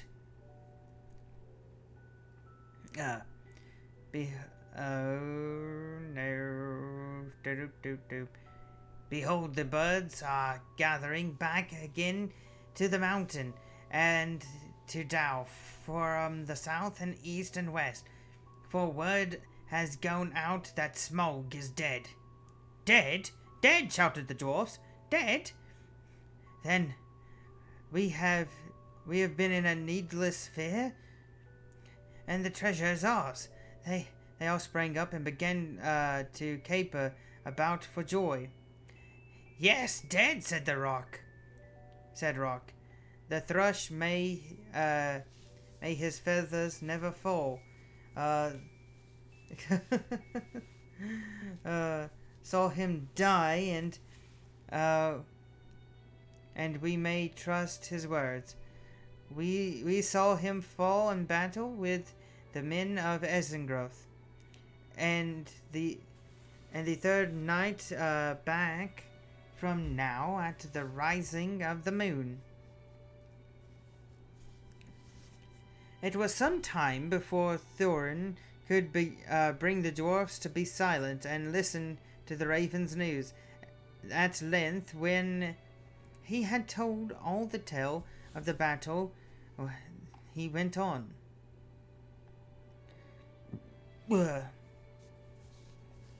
So much for Jorth.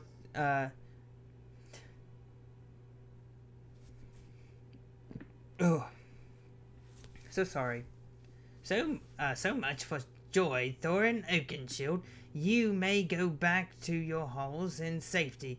All the treasure is yours for the moment, but many are gathering hither besides the birds. The news of the death of the Guardian has already gone far and wide. The legends of the wealth of Thor has not lost in the telling during many years. Many are eager for the share of the spoil. Already a host of the elves is on the way, and Karen birds are with them, hoping for battle and slaughter. By lake men murmur that their sorrows are due to the dwarfs, for they are homeless and many have died, and Smaug has destroyed their town. They too think to find amends from your treasure, whether you are alive or dead. Your own wisdom must describe your course, but 13 is small remnant of the great folk of Durin that once dwelt here, and now are scattered far. If you will listen to my counsel, you will not trust the master of the Lakemen, but rather him that shot the dragon with his bow. Bard is he, of the race of Tao, of the line of Gjorn. He is a grim man, but true. We would see peace once more among dwarfs and men and elves after the long delusion. But it may cost you dear in gold. I have spoken. Then Thorin burst forth in anger. Our thanks, Rock Croc's son. You and your people shall not be forgotten, but not of our gold shall thieves take o'er the violent carry off while we are alive. If you would earn our thanks still more, bring us news of many that draw near. Also, I would beg of you, if any of you are still young and strong of wing, that you would send messages of our kin to the mountains of the north, both west from here and east, and tell them that of our plight. But go especially to my cousin Dane in the Iron Hills, for he has many people well armed and dwells nearest to this place. Bid him hasten. I will not say if this consul be good or bad, Rock, but I will do what can be done. Then off he slowly flew. Back now to the mountain, cried Thorin. We have little time to lose, and little food to us. And little food to us, cried Bilbo. Always particular in such points. In any case, he felt that the adventure was properly speaking over, and with the death of the dragon, in which he was much mistaken, and he would have given most of his share of the profit for peaceful winding up of these affairs. Back to the mountain, cried the dwarfs, as they had not heard him, so back he had to go with them. As you have heard from the events already, you will see that the dwarfs still had some days before them. They explored the caverns once more, and found, as they expected, that only the front gate remained open. All the other gates, except, of course, the small secret door, had long ago been broken and blocked by Smaug, and no sign of them remained. So now they had begun to labor hard in fortifying the main entrance, and in making the new path that led from it.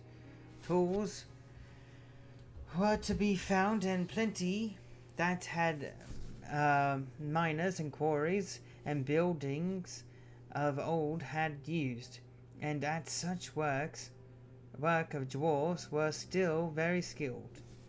As they worked, the ravens brought them constant tidings, and this way they learned that the elf king had turned aside to the lake, and they still had breathing space. Better still, they heard that 3 of the ponies had escaped and were wandering wild far down the banks of the running river. Not far from the rest of their stores had been left. So while the others went on with their work, Philly and Killy were sent, guided by the raven, to find the ponies and bring back all they could. They were 4 days gone, and by that time they knew that the joined armies The lakemen and the elves were hurrying towards the mountain, but now their hopes were higher, for they had some food for some weeks with care. Uh, Cheerfully, Cram and of course, and they were very tired of it. But Cram is much better than nothing, and already the gate was blocked with a row of squared stones, laid dry, but very thick and high across the opening. There were holes in the wall, through which they could see or shoot, but no entrance. They climbed in or out with ladders and hurled stuff up with ropes. For the issuing of the stream, they had convented a small low arc under the new wall, but near the entrance they had alerted the narrow bed that a wide pool stretched from the mountain wall to the head of the fall over which the stream went toward Dow. Approaching the gate was now only possible without swimming among the narrow ledges of the cliff. To the right, as one looked outward from the wall, the ponies they had brought only to the head of the steps above the old bridge, and unloading them there, had bidden them return to their masters and sent them back riderless to the south. There came a night when suddenly there were many lights as the fires and torches away south in Dow before them. "Up, they have come," called Balin, "and their camp is very great. They must have come into the valley under the cover of dusk along both banks of the river." That night the dwarves slept little. The morning was still pale, and when they saw the company approaching from behind their wall, they watched them come up to the valley's head and climbed slowly up. Before long they could see that both men of the lake, armed as if for war, the elvish bowmen, were among them. At length the foremost of these climbed the tumbled rocks and appeared at the top of the falls, and very great was their surprise to see the pool before them and the gate blocked with a wall of new hewn stone. As they stood pointing and speaking to one another, Thorn hailed them. "Who are you," he called, in a very loud voice, "that come as if in war to the gates of Thorn, son of Thane, king under the mountain? And what do you desire?" But they answered nothing. Some turned swiftly back, and the others, after gazing for a while at the gate and its defenses, soon followed them. That day the camp was moved to the east of the river, right between the arms of the mountain. The rocks echoed then with voices and with song, as they had not done for many days. There was the sound too of elven harps and of sweet music.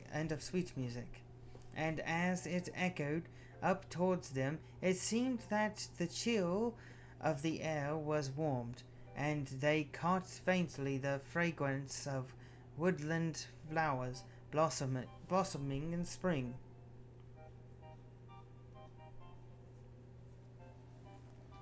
Then Bilbo longed to escape from the dark fortress and to go down and join in the mirth and feasting by the fires. Some of the younger dwarfs were moved in their hearts too, and they muttered that they wished they had fallen out otherwise, and that they might be welcomed such folk as Fred. But Thorin scowled. Then the dwarfs themselves brought forth harps and instruments regained from the hoard, and made music to soften his mood. But the song was not as elfish song, and was much like the song they had sung long before in Bilbo's little hobbit hole. Under the mountain dark and tall, the king has come unto his hall. His foe is dead, the worm of dread, and even so his foe shall fall. The sword is sharp, the spear is long, the arrow swift, the gate is strong. The heart is bold that looks on gold. The dwarfs no more shall suffer wrong. The dwarfs of yore made mighty spell, while hammers fell like ringing bells. In places deep where dark things sleep, the hollow holes beneath it the fells. On silver necklaces they strung the light of stars, on crowns they hung the dragon fire from twisted wire, the melody of harps they rung. The mountain throne once more is freed. O wandering flock, the summons heed. Come haste across the waste. The king of friend and kin has need. Now call we over mountains cold, come back upon the caverns old. Here at the gates the king awaits, his hands are rich with gems and gold. The king is come upon his hall, under the mountain dark and tall. The worm is of dead, is slain and dead, and even so our foes shall fall. This song appeared to please Thorin, and he smiled again and grew merry. He began reckoning the distance of the Iron Hills, and how long it would be before Dane could reach the lonely mountains. If he had set out as soon as the message reached him, but Bilbo's heart fell both at the song and the talk. They sounded much too warlike. And next morning early, a company of spearmen was seen crossing the river and marching up the valley. They bore with them the green banner of the Elven King and the blue banner of the lake, and they advanced until they stood right before the wall at the gate. Again Thorin hailed them in a loud voice. Who are you to come armed for war to the gates of Thorn, son of Thane, king under the mountain? This time he was answered. A tall man stood forward, dark of hair and grim of face, and he cried, Hail, Thorin! Why do you fence yourself like a robber in his hold? We are not yet foes, and we rejoice that you are alive beyond our hope.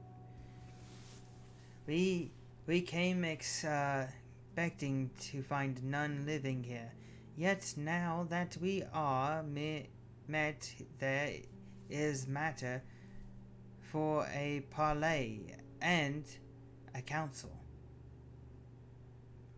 Who are you, and of what would you parley?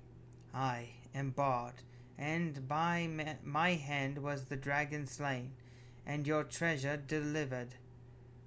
Is that not a matter of that concerns you?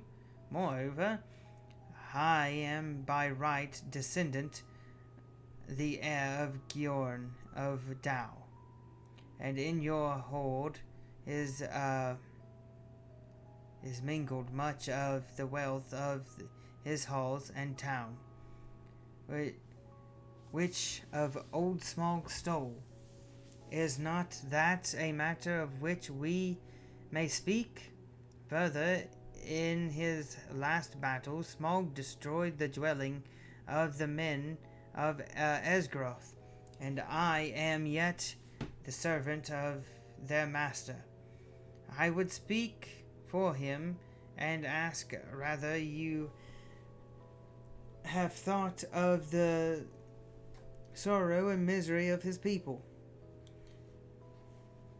They aided you in your distress, and in recompense you have thus far brought ruin only, though doubtless undesired. Now these were fair words and true, if proudly and glim spoken, and Bilbo thought that Thorin would at once admit what justice was in them. He did not, of course, except that anyone would remember that it was he who discovered all by himself the dragon's weak spot, and that was just as well, for no one ever did. But also he did not reckon with the power that gold was, upon which a dragon had long bored, nor with dwarvish hearts. Long hours in the past days Thorin had spent in the treasury, and the lust of it was heavy on him, though he had hunted cheerfully for the Arkstone, yet he had an eye for many other wonderful things that was lying there, about which were wound old memories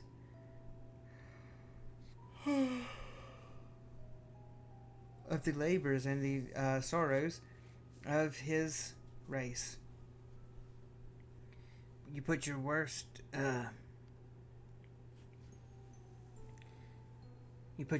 cause last, and in the chief place, Thorin answered. To the treasure of my people no man has a claim, because Smaug, who stole it from us, also robbed him of life or home. The treasure was not his, that his evil deeds should be armed with a share of it.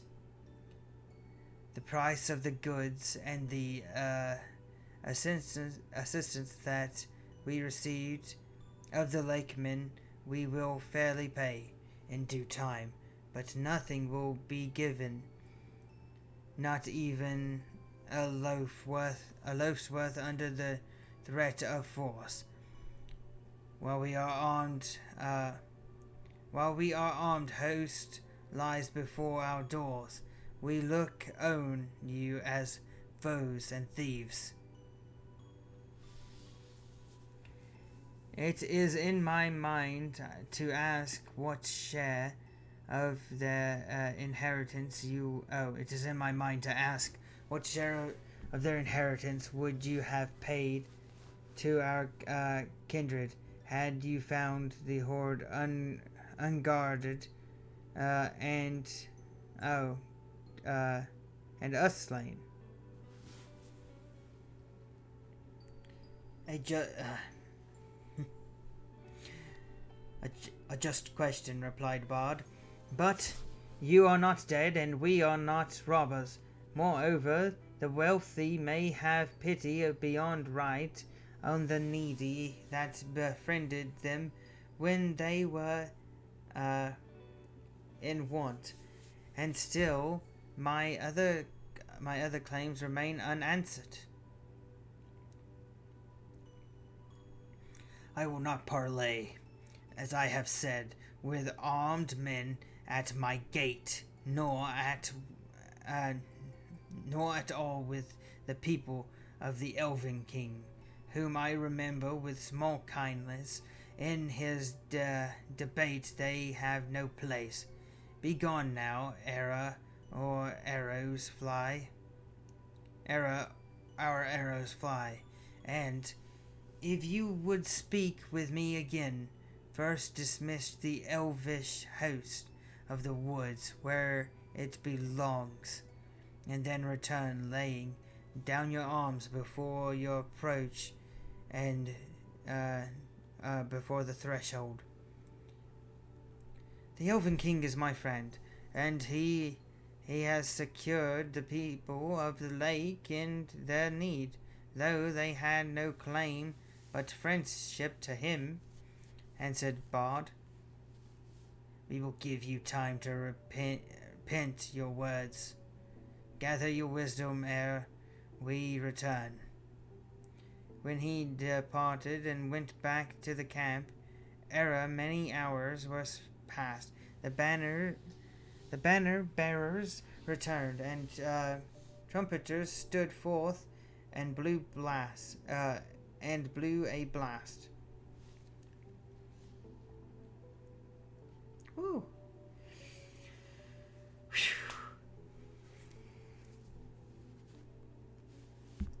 In the name of Erzengroth and the forest, one cried, we speak upon Thorin, Thane's son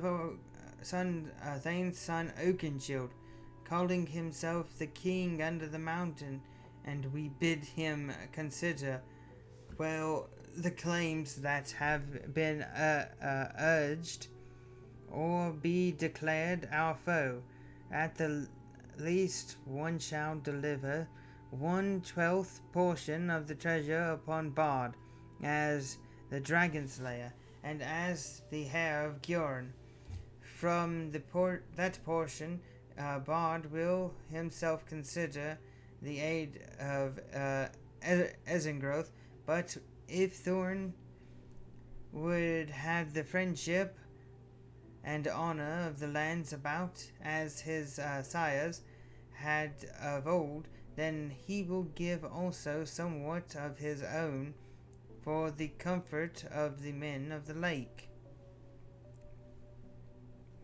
Then Thorin seized a bow of horn and shot an arrow at the speaker. It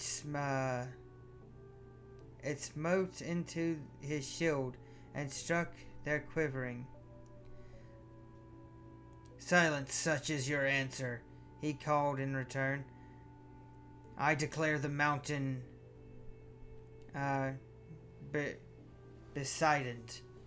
You shall not depart from it until you call to your side for a truce and a parley.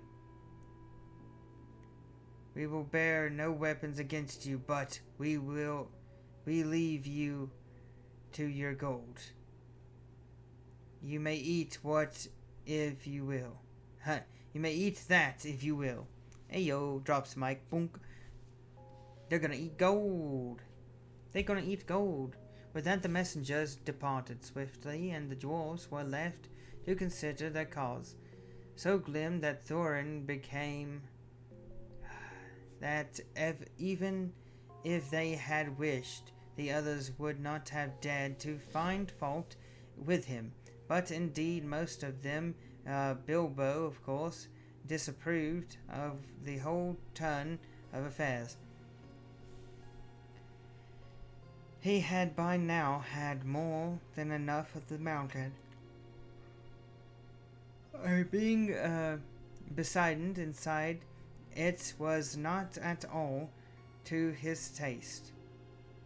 The whole place still stinks of dragon, he grumbled to himself, and it makes me sick.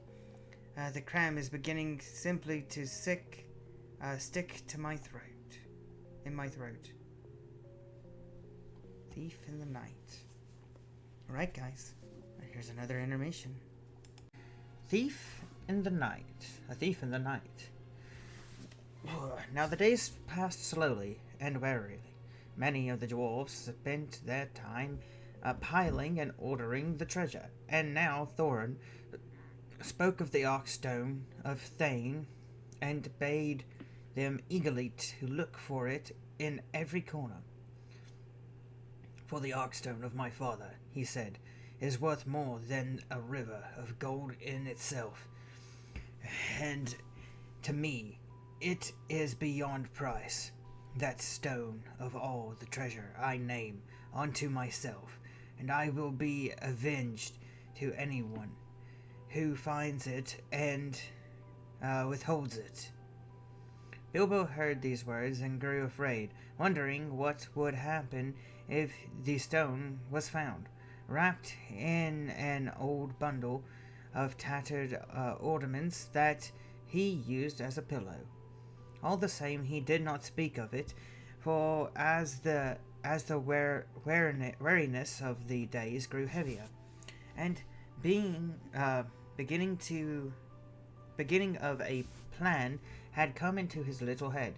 Things had gone on like this for some time, when the ravens brought news that Dane and more than 500 dwarfs hurrying from the Iron Hill were now within about 2 days' march of Dow, coming from the northeast. But they cannot reach the mountain unmarked, said Rock, and I fear lest there be battle in the valley.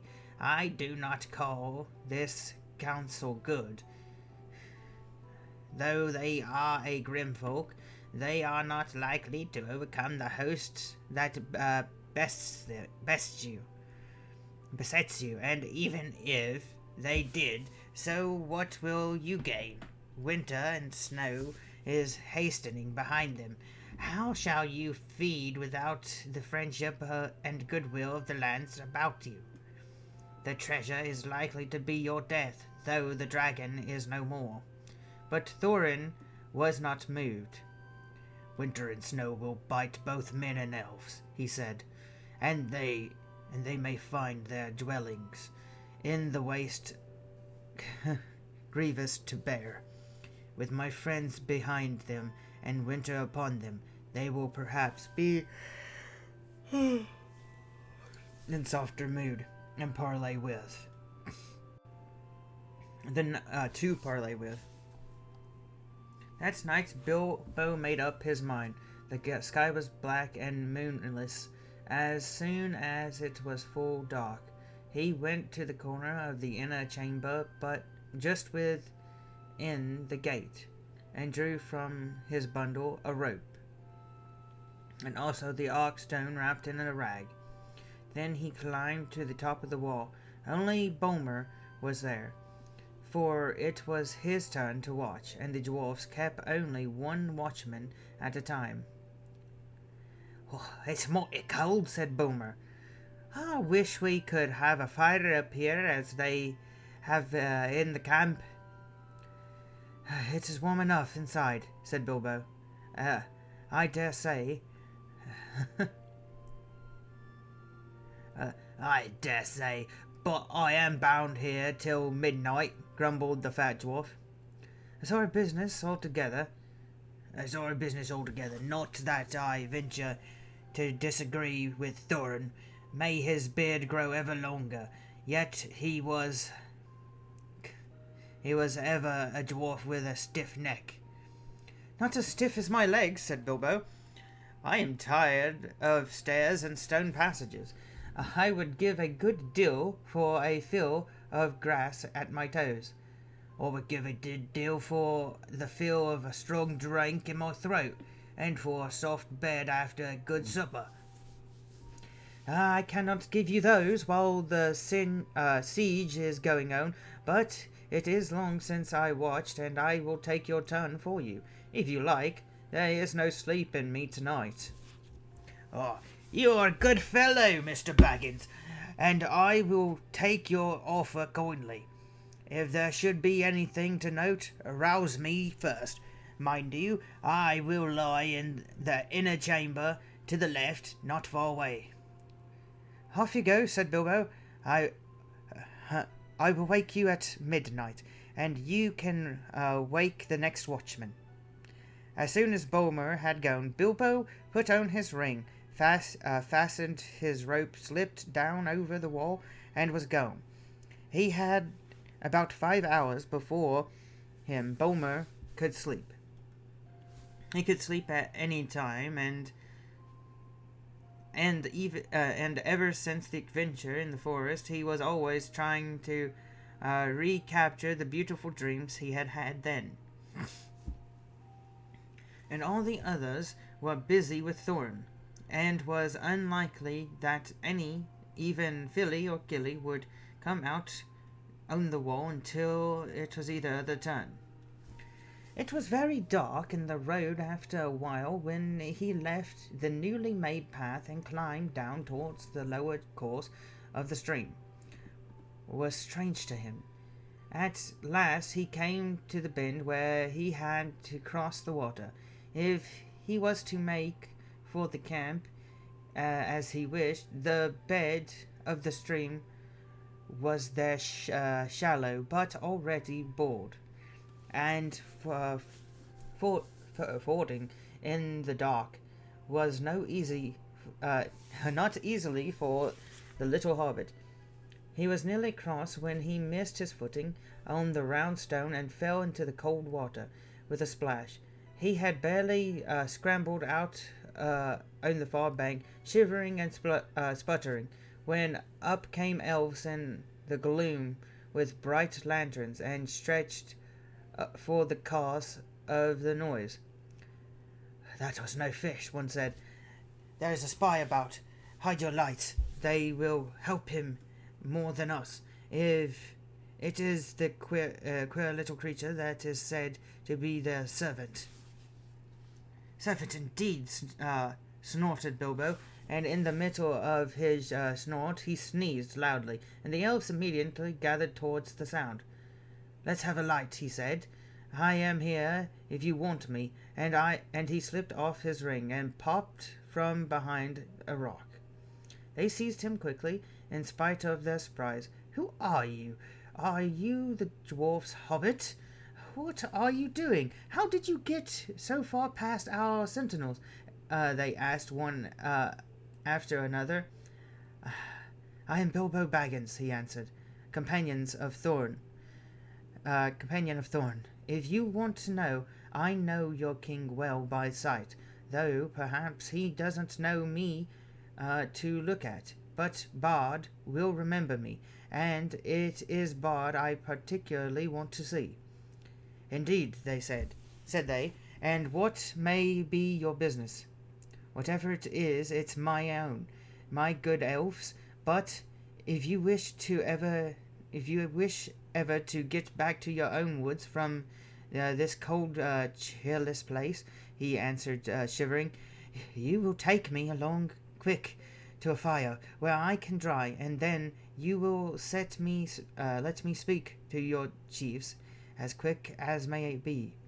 I have only an hour or two to spare."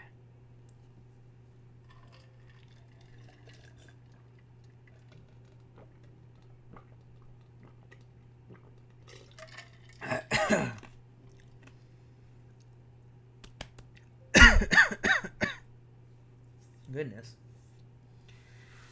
That is how it came about. The same 2 hours after he escaped from the gate, Bilbo was sitting beside a warm fire in front of a large tent, and there sat two gazing curiously at him, both of elven kind and Bard. A hobbit in elvish armor, partly wrapped in an old blanket, was something new to them. "Really, Bilbo was saying in the best business manner, "things are impossible. Personally, I am tired of the whole affair. I wish I was back in the West in my own home, where folk are more reasonable. But I have an interest in this matter.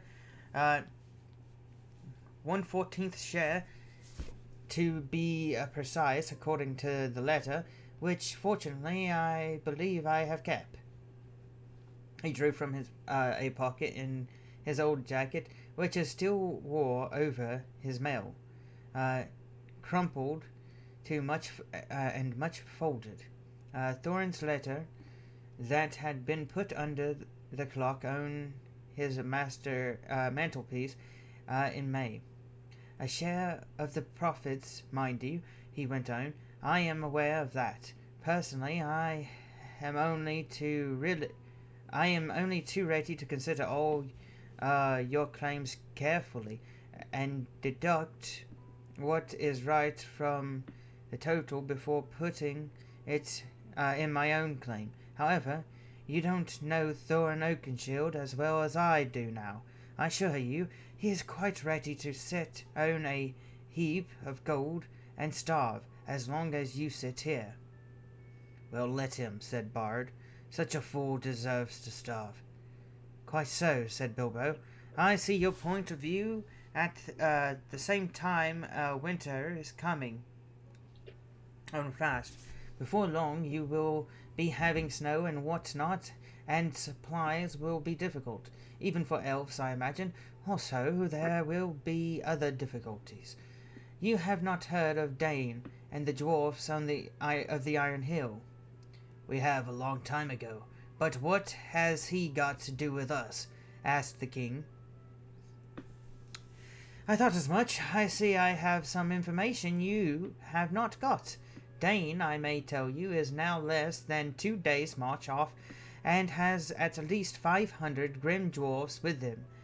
A good many of them have had experience in the dreadful dwarf and goblin wars, and which you have no doubt heard. When they arrive, there may be serious trouble. Why do you tell us this? Are you betraying your friends, or are you threatening us? Asked Bard grimly.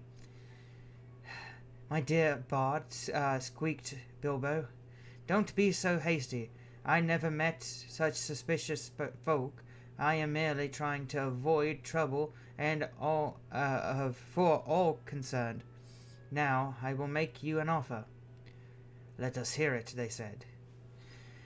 You may see it, said he.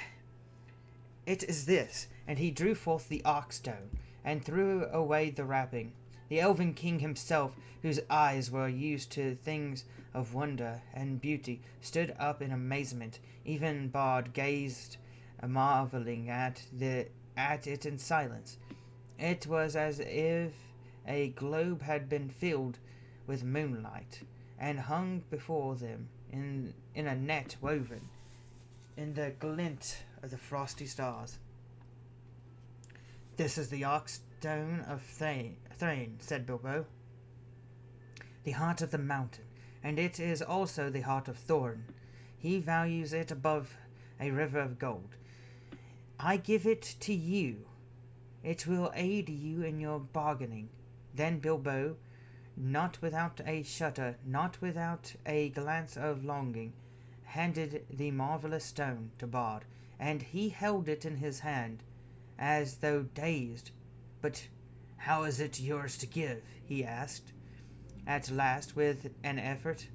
Oh, well, said the Hobbit uncomfortably, it isn't exactly, but, well, I am willing to let it stand against all my claim.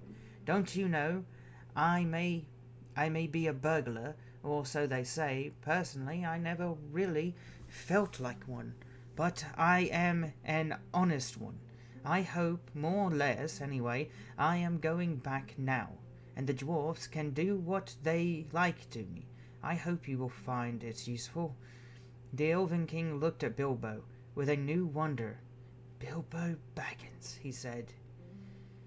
You are more worthy to wear the armor of the elf princes than many that have looked more comely in it. But I wonder if Thorin Oakenshield will see it so. I have more knowledge of dwarfs in general than you have, perhaps. I advise you to remain with us, and here you shall be honored and thrice welcome. Thank you very much, I am sure, said Bilbo with a bow, but I don't think I ought to leave my friends like this.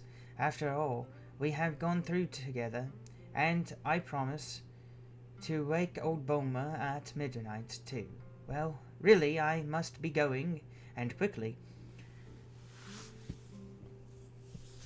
Nothing they could say would stop him, so an escort was provided for him, and as he went both the king and Bard saluted him with honor. As they passed through the camp, the camp of an old man, wrapped in a dark cloak, rose from a tent door where he was sitting and came towards them. "Oh, well done, Mr. Baggins," he said, clapping Bilbo on the back. There's always more about you than anyone expects." It was Gandalf. For the first time for many a day, Bilbo was really delighted, but there was no time for all the questions that he immediately wished to ask. "All in good time," said Gandalf. Things are drawing towards the end now. Unless I am mistaken, there is an unpleasant time just in front of you. But keep your heart up. You may come through all right. There's news brewing that even the ravens have not heard. Good night." Puzzled but cheered, Bilbo hurried on. He was guided to a safe fort and set across dry. And then he said farewell to the elves and climbed carefully back toward the gate. Great weariness began to come over him, but it was well before midnight when he clambered up the rope again. It was still where he had left it.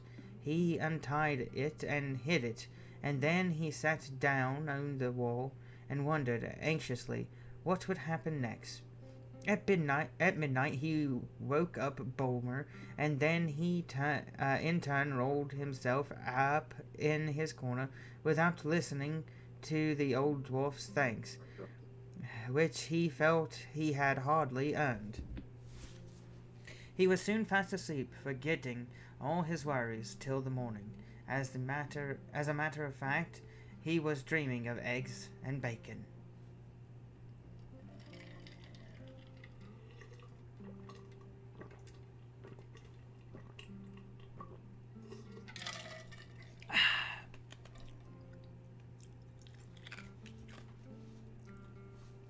The clouds burst. Chapter: The clouds burst. Blech. The next day the trumpets rang early in the camp. Soon a single runner was seen hurrying along the narrow path. At a distance he stood and hailed them, asking whether Thorin would now listen to another embassy, since new tidings had come to hand, and matters were changed. That will be it. That will be Dane," said Thorin when he had heard. "They will have got wind of his coming. I thought that would alter the mood. Bid them come few in number and weaponless, and I will hear." He called to the messenger. About midday the banners of the forest and the lake were seen to be borne forth again. A company of 20 was approaching. At the beginning of the narrow way they laid aside sword and spear, and came on towards the gate. Wondering, the dwarfs saw that among them were both Bard and the Elf King, before whom an old man wrapped in cloak and hood bore a strong casket of iron, broad wooden. "Hail, Thorin," said Bard. Are you still of the same mind?" "My mind does not change with the rising and sittings of a few suns," answered Thorin. "Did you come to ask me idle questions? Still the elf host has not departed as I bade. Till then you come in vain to bargain with me. Is there then nothing for which you would yield any of your gold? Nothing that you or your friends have to offer? "What of the Archstone of Thrain?" said he. And at the same moment the old man opened the casket and held aloft the jewel. The light leapt from his hand, bright and white in the morning. Then Thorin was stricken dumb with amazement and confusion. No one spoke for a long while. Oh boy, I'm bedurpin'. Thorin at length broke in silence, and his voice was thick with wrath. "That stone was my father's, and is mine," he said. "Why should I purchase my own?" But wonder overcame him, and he added, "But how came you by the heirloom of my house?" I'll be back. Okay. If there is need to ask such a question of thieves. "We are not thieves," Bard answered. "Your own we will give back in return for our own." "How came you by it?" shouted Thorin, gathering rage. I gave it to them in return, squeaked Bilbo, who was peering over the wall by now in a dreadful fright. You! Cried Thorin, turning upon him and grasping him with both hands. "You miserable hobbit! You undersized burglar!" He shouted at a loss for words, and he shook poor Bilbo like a rabbit.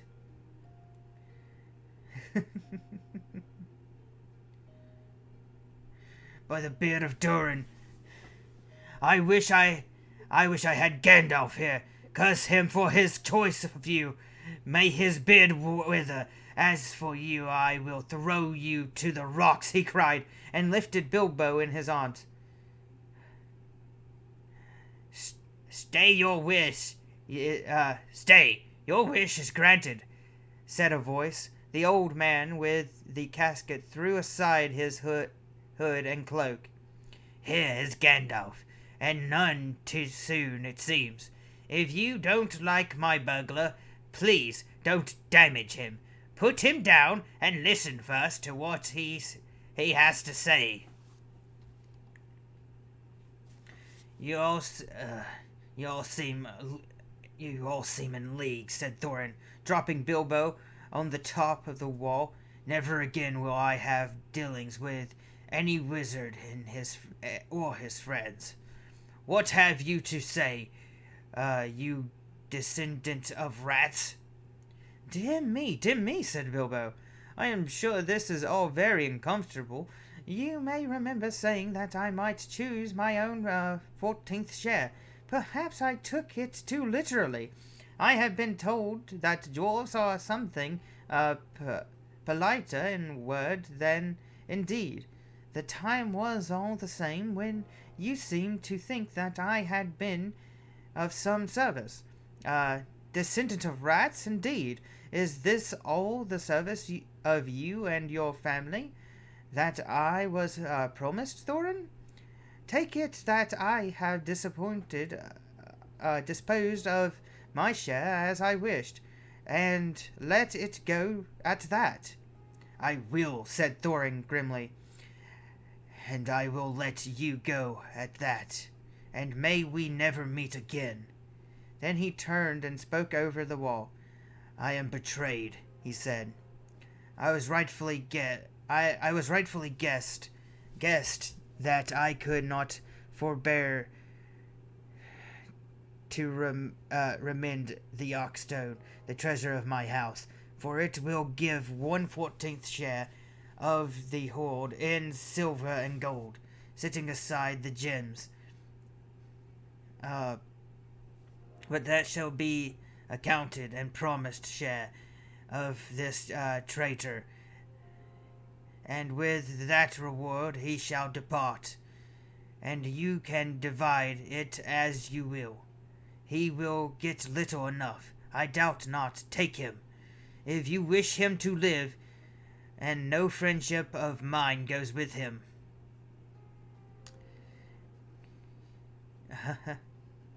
Get down now to your friends, he said to Bilbo, or I will throw you down.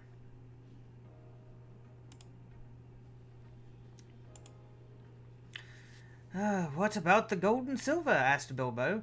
That shall follow after. As can be arranged, said he. Get down. Until then, we keep this stone, cried Bard.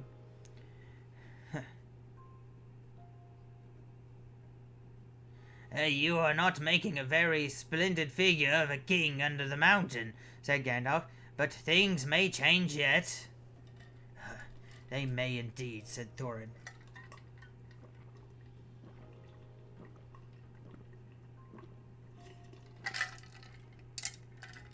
Woo! Woo! Oh, wait, how long has my face been broken? Uh-oh. How long has my face been broken? Have I just been like that for a while? Uh-oh, what happened? They may indeed, said Thorin. And already so strong was the bewilderment of the treasure upon him. Upon him he was pouting whether by the help of Dane he might not recapture the Arkstone and withhold the share of the reward. And so Bilbo was swung down from the wall and departed with nothing for his trouble, except the armor which Thorin had given him already. More than one of the dwarfs in their hearts felt shame and pity at his going. Farewell, he cried to them. We may meet again as friends.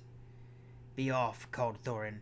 You have mail upon you, which was made by my folk, and is too good for you. It cannot be pierced by arrows.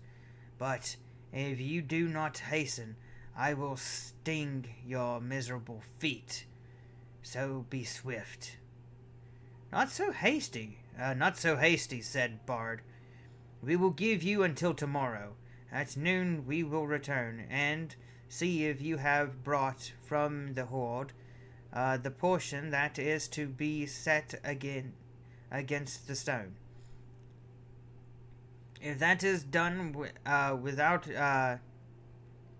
dissent, then we will depart, and the elf host will go back to the forest.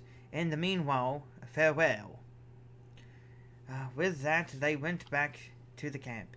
But Thorin sent messages by Rock, telling Dane of what has passed, and bidding him come with wary speed. That day passed, and the next day the wind shifted west, and the air was dark and gloomy. The morning was still early when a cry was heard in the camp. Runners came in to report the host of the dwarfs had appeared around the east spur of the mountain and was now hastening to Dow. Dane had come.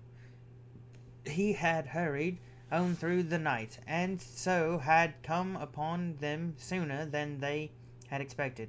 Each one of his folk was clad in a hauberk of steel mail and hung to his knees, and his legs were covered with hose of a fine and flexible metal mesh.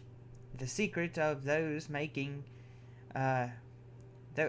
making was possessed by Dane's people, and dwarves are extraordinary strong for their height.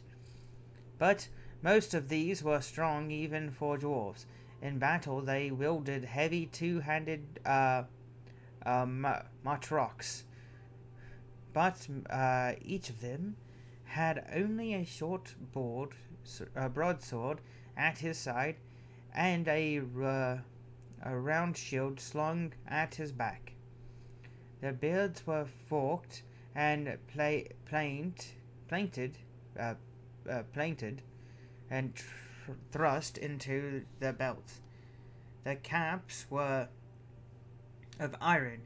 They were shoed with iron, and their faces were grim. Trumpets called men and elves to arms. Before long, the dwarfs could be seen coming up the valley at the great pace.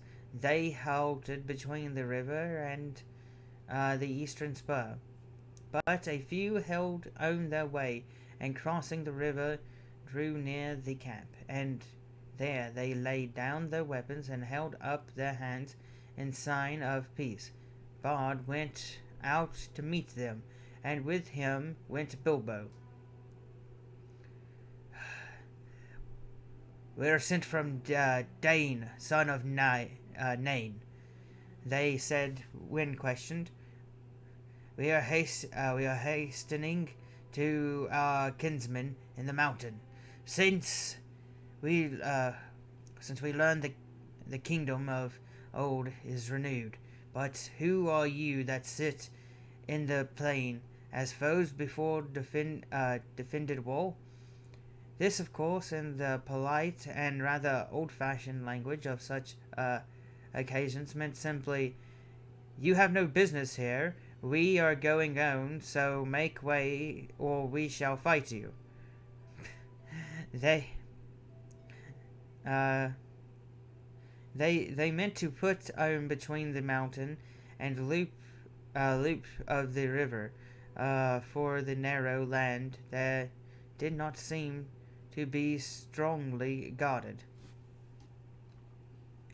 Bard, of course, refused to allow the dwarfs to go straight on to the mountain. He was determined to wait until the gold and silver had been brought out in exchange for the Arkstone, for he did not believe that this would be done. If once the fortress was manned with so large and warlike a company.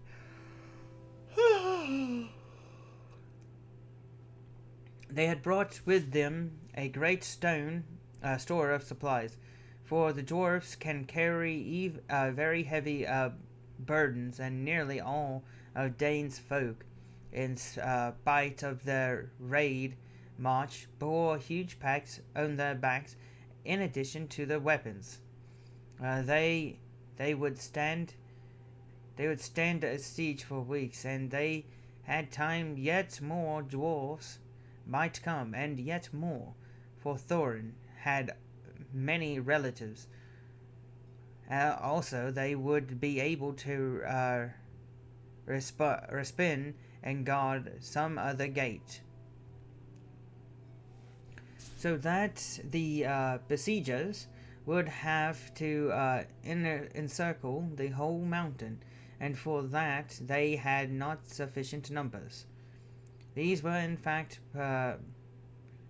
precisely their plans, for the raven messenger had been busy between Thorin and Dane. But, for the moment, the way was bad, so after angry words, the dwarf messengers retired, muttering in their beards. Bard then sent messengers at once to the gate, but they found no gold or payment. Arrows came forth as soon as they were within shot, and they hastened back in dismay. In the camp all was now astir, as if for battle, for the dwarfs of Dane were advancing along the eastern bank. "Fools," laughed Bard. "I come thus beneath the mountain's arm. They do not understand war above ground. Whatever they may know of battle in the mines, here are many of our archers and spearmen now hidden in the rocks upon their right flank. Dwarf mail may be good, but they will soon be hard put to it. Let us set on them now for both sides, before they are fully rested." But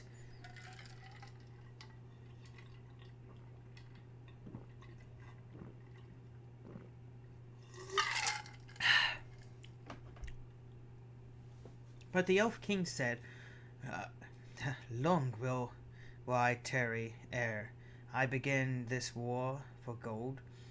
The dwarves cannot pass us unless we will but do anything that we cannot mark. Let us hope still for something that will bring our recollections. Our adventure in numbers will be enough.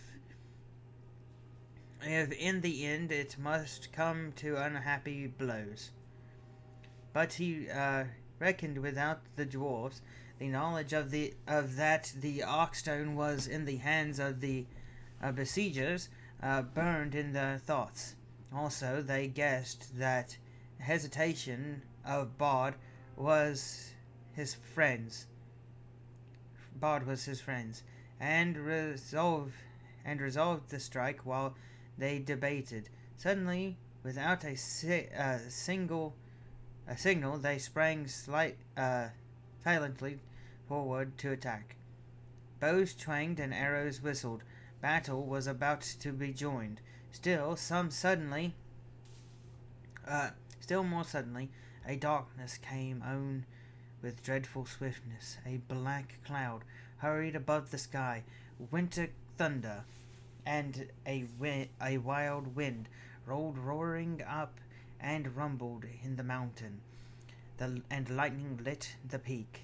And beneath the thunder, another blackness could be seen whirling forward, but it did not come with the wind. It came from the north, like a vast cloud of birds so dense that no light could be seen between their wings. "Halt!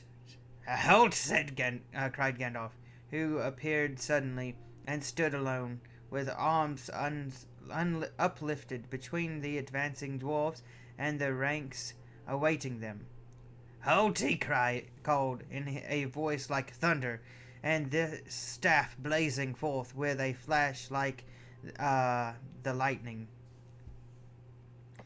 "Dread has come upon you all. Alas, it has come more swiftly than I guessed. The goblins are upon you. Bolog of the north is coming, O Dane, whose father you slew in Moria. Behold, the bats are above his army, like a sea of locusts. They ride upon wolves, and wargs are in their train." Amazement and confusion fell upon them all. Even as Gandalf had been speaking, the darkness grew. The dwarfs halted and gazed at the sky. The elves cried out with many voices. "Come!" called Gandalf. "There is yet time for counsel. Let Dane, son of Nain, come swiftly to us." Oh my god. There.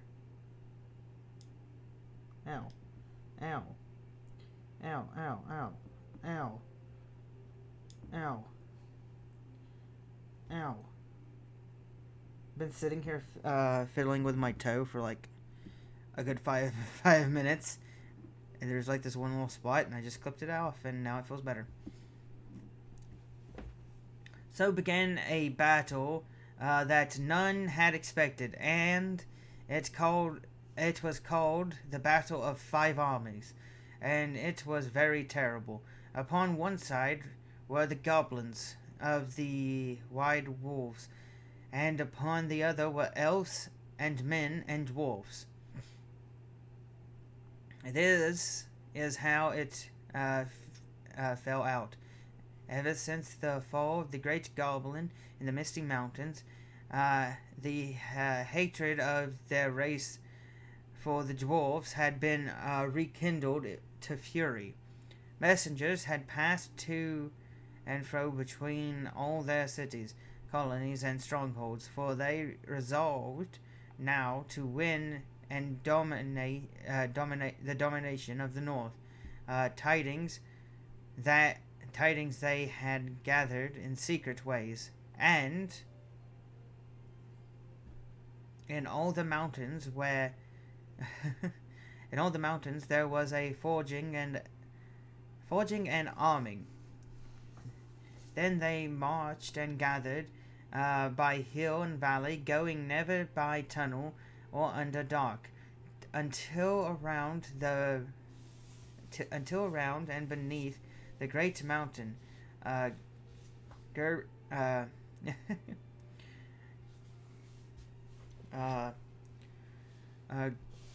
Gunbird of the North, where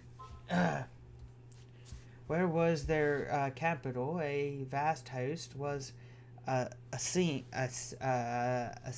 assembled, ready to sweep down in time of storm unawares upon the south. Then they learned of the death of Smog, and joy was in their hearts, and they hastened the night after night through the mountains, and came thus at last on a sudden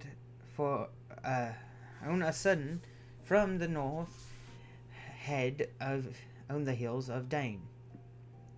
Not even the ravens knew of their coming until they came out in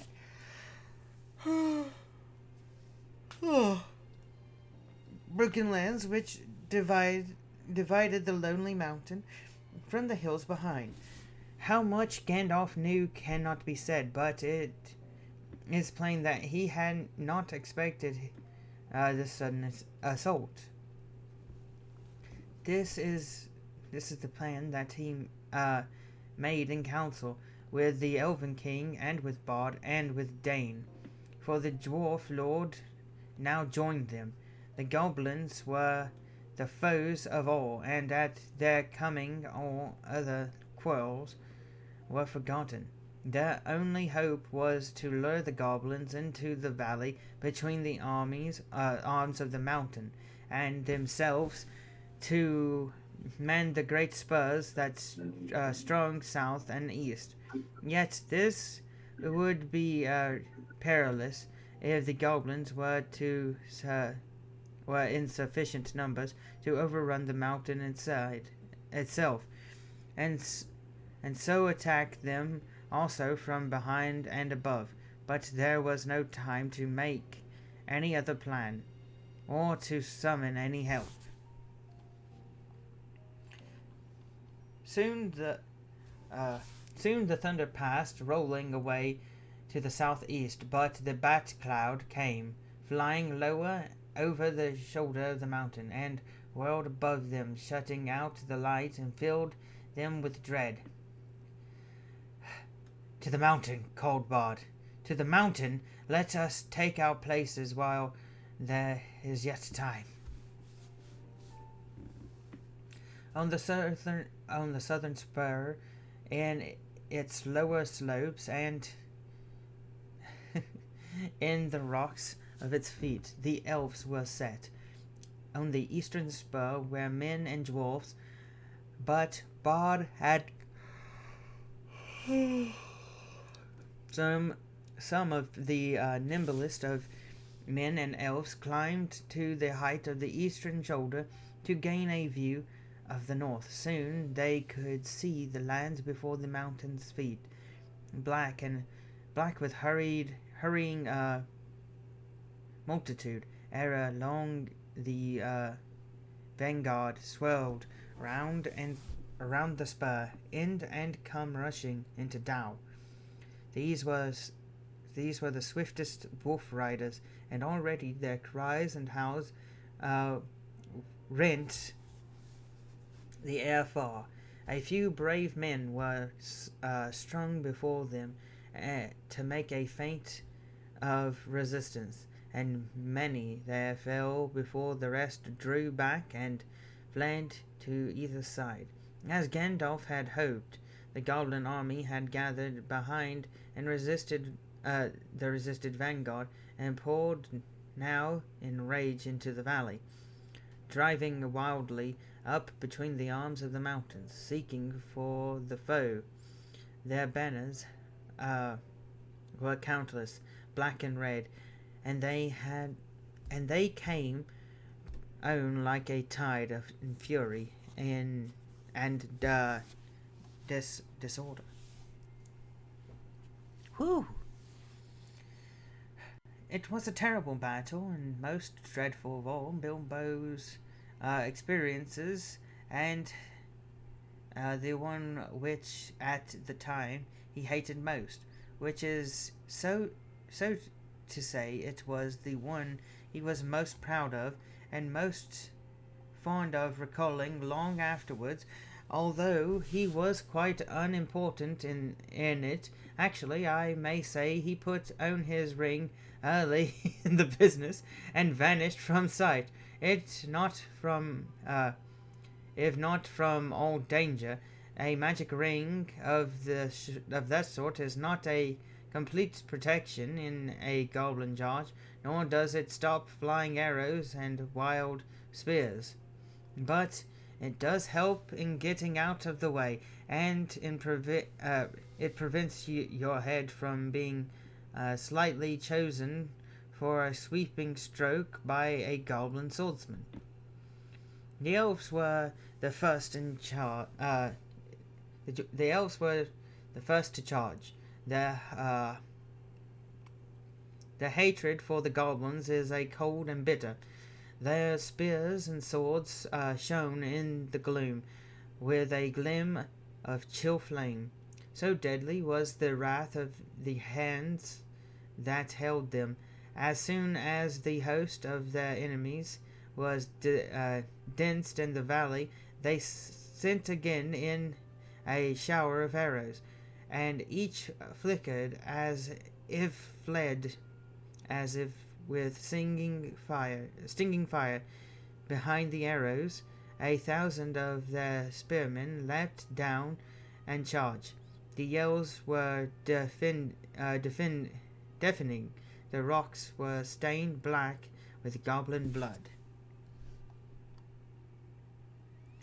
Just as the goblins were recovering from the onslaught and the elf charge was halted, there rose from across the valley a deep-throated roar, with cries of Moria and Dane.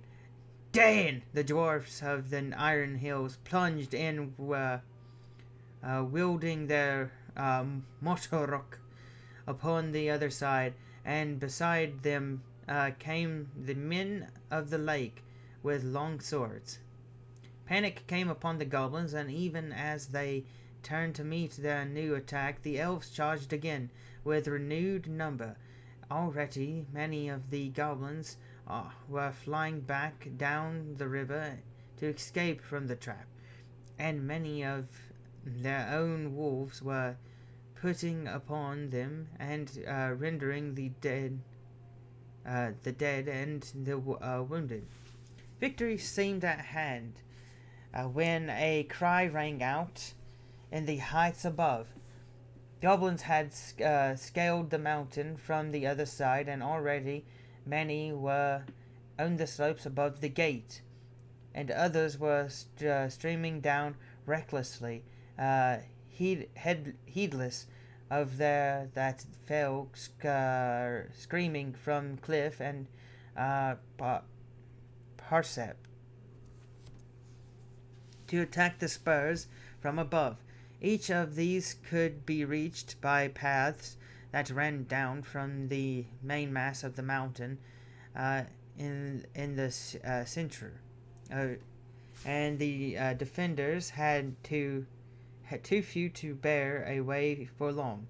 Victory now vanished from hope. They had only stemmed the first onslaught of the black tide. Day drew on. The goblins gathered again in the valley. There a host of wargs came raving, and with them came the bodyguard of Bowleg, goblins of huge size, with scriments of steel. Soon actual darkness was coming into a stormy sky, while the great bats whirled about. The heads and ears of elves and men were fastened vampire-like on the stricken. Now Bard was fighting to defend the eastern spur, and yet given slowly back. And the elf lords were at bay about their king upon the southern arm, near the watch post of Ravenhill. On Ravenhill, suddenly there was a great shout, and from the gates came a trumpet call. They had forgotten Thorin. Part of the wall moved by levers fell outward with a crush into the pool. Out leapt the king under the mountain, and his companions followed him. Hood and cloak were gone. They were in shining armor, and red lights leapt from their eyes. In the gloom, the great dwarf gleamed like gold in a dying fire. Rocks were hurled down from the height by the goblins above, but they held on, leapt down to the fall's foot, and rushed forward to battle. Wolf and rider fell or fled before them. Thorin wielded his axe with mighty strokes, and nothing seemed to harm him.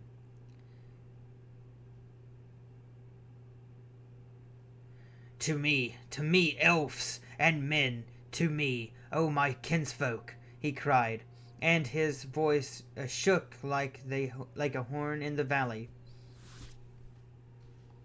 Down heedless of order rushed all the dwarfs and of Dane to his help. Down too came many of the lakemen, for Bard could not restrain them, and out upon the other side came many of the spearmen of the elves. Once again the goblins were stricken in the valley, and they were piled in heaps till Dow was dark and hideous with their corpses. The wargs were scattered from Thorin, drove right against the bodyguard of Bolag, but he could not pierce their ranks. Already behind him among the goblins dead lay many men and many dwarfs, and many a fair elf that should have lived yet longer ages merrily in the wood. And as the valley widened, his own set grew ever slower. His numbers were too few. His flanks were unguarded. Soon the attackers were attacked, and they were forced into a great ring, faced every way, heamed all about with goblins and wolves returning the assault. The bodyguard of Bolag came howling against them, and drove it upon their ranks like waves upon cliffs and sand. Their friends could not help them, and the assault from the mountain was renewed with redoubled force, and upon either side men and elves were being slowly beaten down. On all this Bilbo looked with misery.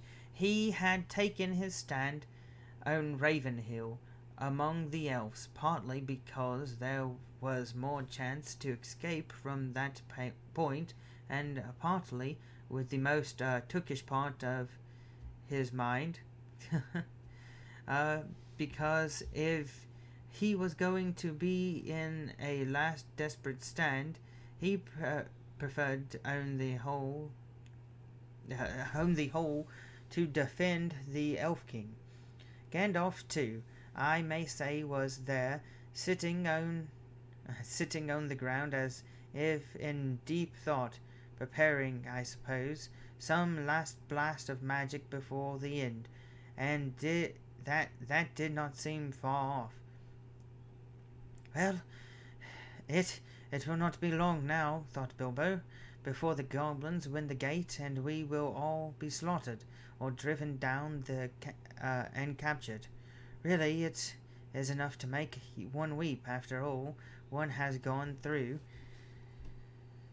I would rather old Smaug had been left with all the withered treasure, then this vile creatures should get it, and poor old Bulmer and Balin and Philly and Killy and all the rest come to a bad end, and Bard too, and the Lakemen, and the merry elves.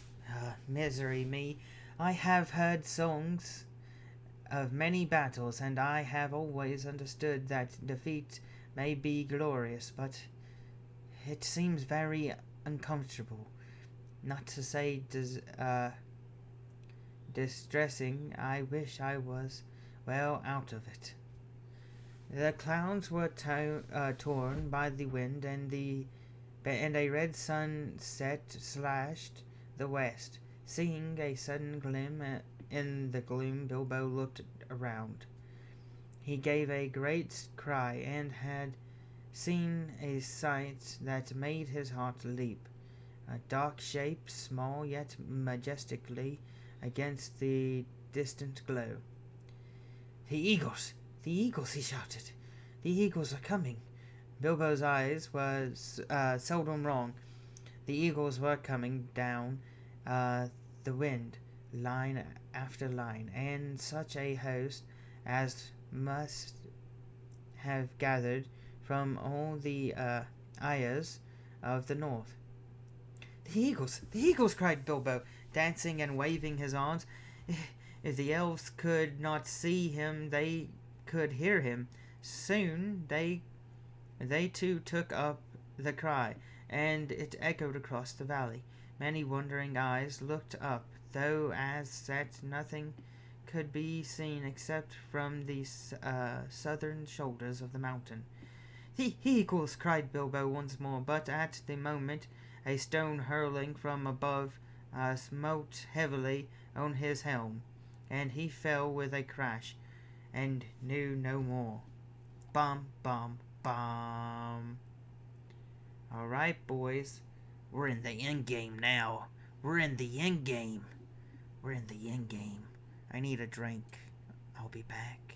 All right, everyone, we're to the final stretch of this story, and we're almost done. The return journey. When Bilbo came to himself, he was lightly by himself. He was lying on the flat stones on Ravenhill, and no one was nearer. A coldless day, but cold, was broad above him. He was shaking and as chilled as stone, but his head burned with fire. "Now I wonder what has happened," he said to himself. "At any rate, I am not yet one of the fallen heroes. But I suppose there is still time enough for that." He sat up painfully. Looking into the valley, he could see no living goblins. After a while, on his head cleared, as his head cleared a little, he thought he could see elves moving the rocks below. He rubbed his eyes. Suddenly there was a camp still in the plain some distance off, and there was a coming and going about the gate. Dwarfs seemed to be busy removing the wall, but all was deadly still. There was no call and no echo of a song. Sorrow seemed to be in the air. "Victory, after all, I suppose," he said, feeling his aching head. "Well, it seems a very gloomy business." Suddenly he was aware of a man climbing up and coming towards him. "Hold there," he said. He called with a shaky voice. "Hello there, what's news? What voice is it that speaks among the stones?" said the man, halting and peering about him not far from where Bilbo sat. Then Bilbo remembered his ring. "Well, I'm blessed," said he. "This invisibility has its drawbacks after all. Otherwise, I suppose I might have spent a warm and comfortable night in bed. It is he, Bilbo Baggins, companion of Thorin, he cried, taking off the ring. It is well that I have found you, said the man, striding forward. You are needed, and we have looked for you long. You could have been numbered among the dead, who are many. If Gandalf, the recording messed up. Please record longer than 3 minutes. That would be really cringe if you didn't. We just have to finish. Editor's note for all you guys. I just got to the last chapter, and here we are again. Oh, I just read most of this, and I'm rereading it because it got messed up in post. I'm gonna cry. If Gandalf the Wizard had not said that your voice was last heard in this place, I have been sent to look here for the last time. Are you much hurt? A nasty knock to the head, I think, said Bilbo, but I have helm and hard skull all the same. I fell sick in my legs, and my legs are like straws. I will carry you down the camp in the valley, said the man, and picked him lightly up. The man was swift and sure-footed. It was not long before Bilbo was set down before a tent and there stood Gandalf, with his arm in a sling. Even the wizard had not escaped without a wound, and there were few unharmed in all the host. When Gandalf saw Bilbo, he was delighted. Baggins, he exclaimed. Well, I never alive after all. I am glad. I began to wonder if even your luck would have seen you through. A tired business, and I nearly was disastrous. But other news can wait. Come, he said more gravely. You are called for. And leading the Hobbit, he took him within the tent. Hellthorn, he said, as he said as he entered, I have brought him. Then indeed lay Thorn Oakenshield, wounded with his many wounds, and his rent armor and notched axe were cast upon the floor. He looked up as Bilbo came beside him. Farewell, good thief, he said. I go now to the halls, waiting to sit beside my fathers until the world is anew. Since I leave now all gold and silver, and go where it is little worth, I wish to part in friendship from you, and I would take back the words and deeds at the gate. Bilbo knelt on one knee, filled with sorrow. Farewell, King under the mountain, he said. This is a bitter adventure, if it must end so, and not a mountain of gold can amend it. Yet I am glad that I have shared in your plights. That has been more than any Baggin deserves. No, said Thorin. There is more to you, but more to you of good than you know, child of the kindly West. Some courage and some wisdom blended in measure. And more of us valued food and cheer and sung above hoarded gold. It would be a merrier world, but sad, no merry. I must leave it now. Farewell. I'm having to watch my recording device now constantly because now I'm paranoid. Then Bilbo turned away, and he went by himself and sat alone, wrapped in a blanket, and whether you believe it or not, he wept until his eyes were red and his voice was hoarse.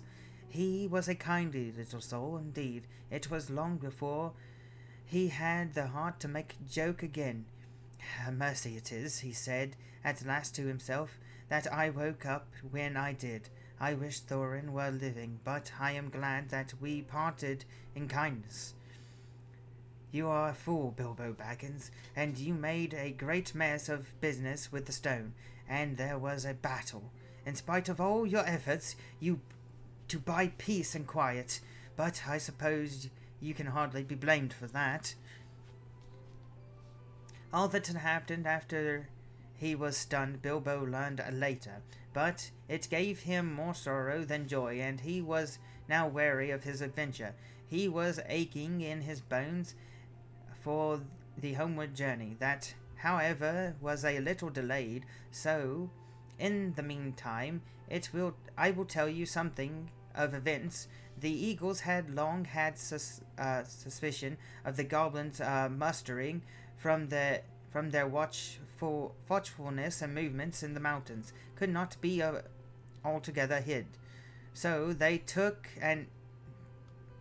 had gathered in great numbers under the great eagle of the misty mountain, and at length, smelling battle from afar, they come speeding down the gale in the nick of time. They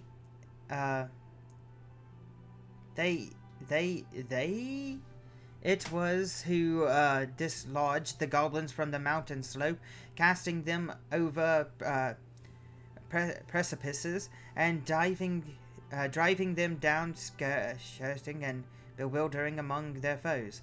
It was not long before they had fled the lonely mountain. The elves and men on either side of the valley could come at last to help of the battle below. But even the eagles, they were still outnumbered. In that last hour, Bjorn himself had appeared.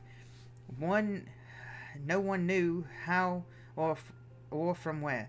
He came alone and in bear shape, and he seemed to have grown almost to giant size in his wrath. The roar of his voice was like drums and guns, and he tossed wolves and goblin from his path like straws and feathers. He fell upon their rear and broke like a clap of thunder through the ring.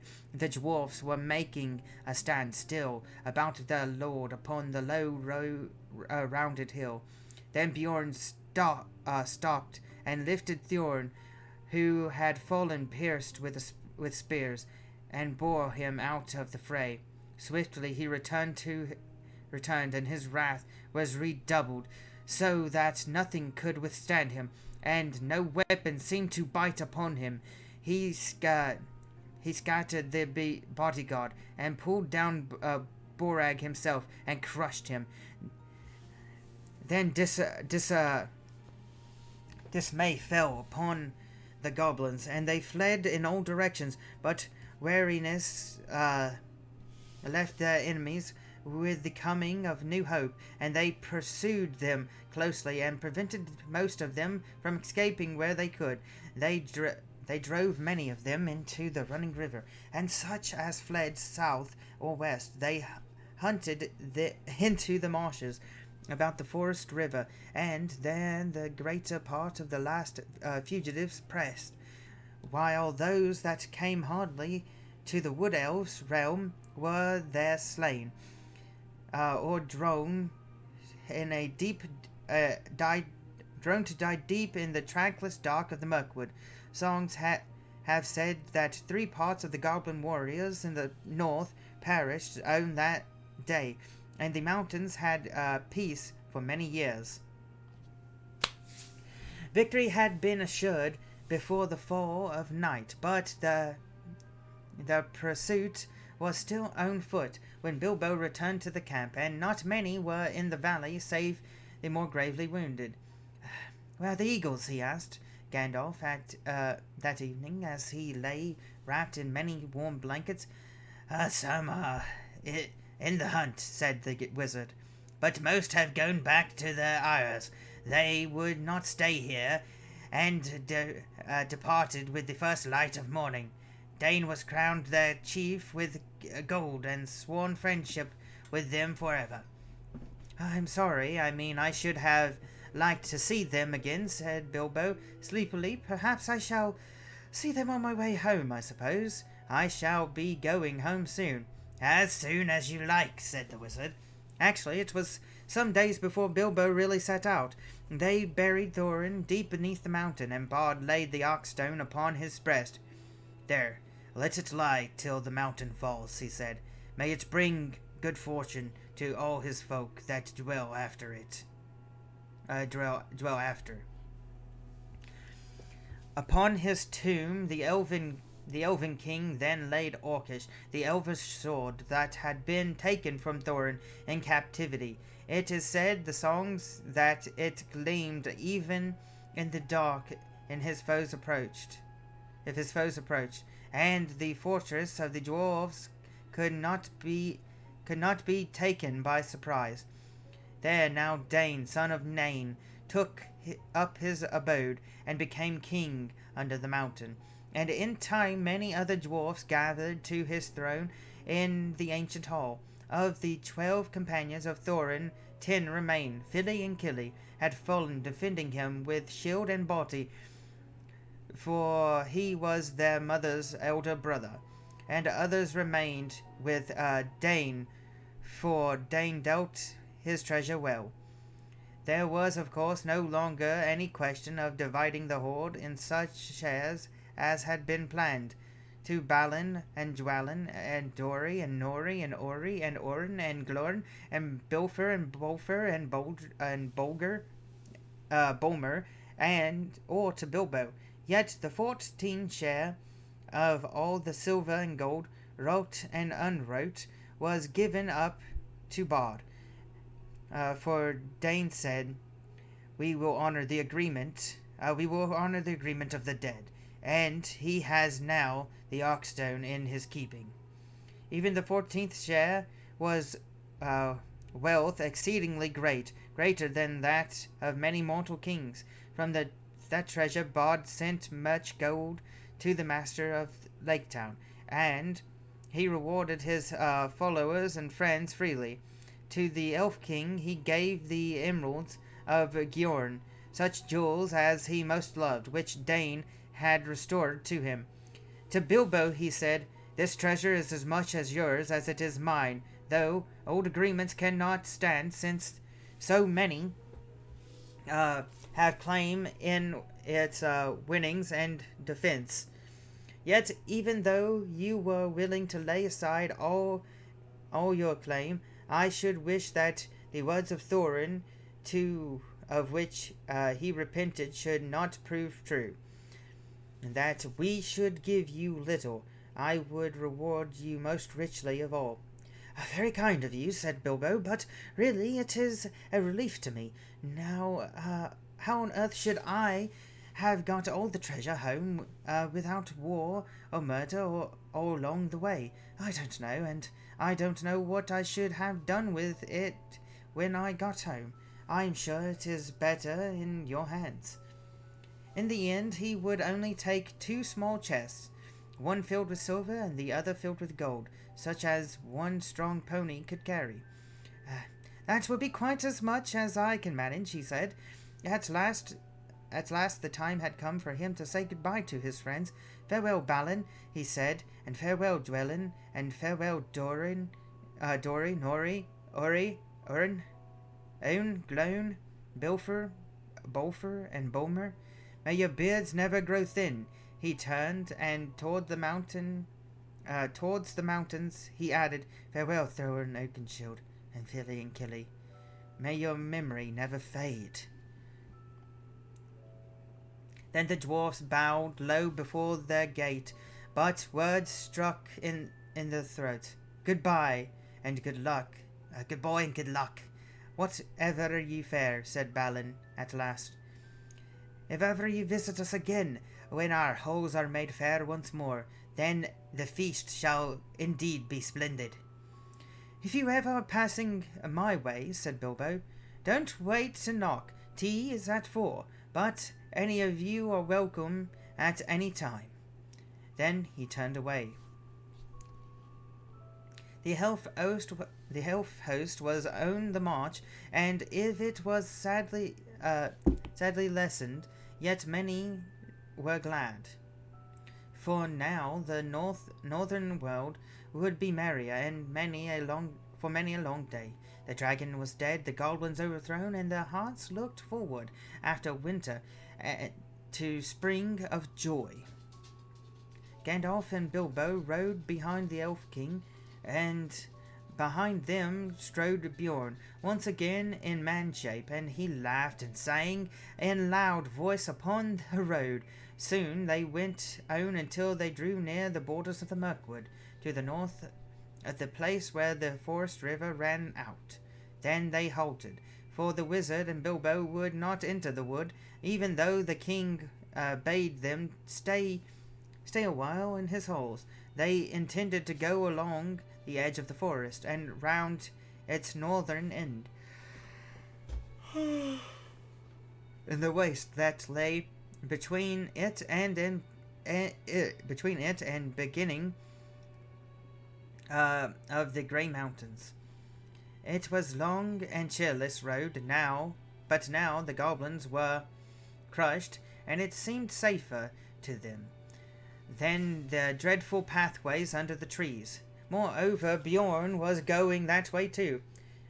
Farewell, old Elven King, said Gandalf. Merry be the greenwood, while the wood is yet young, and merry be all your folk. Farewell, old Gandalf, said the king.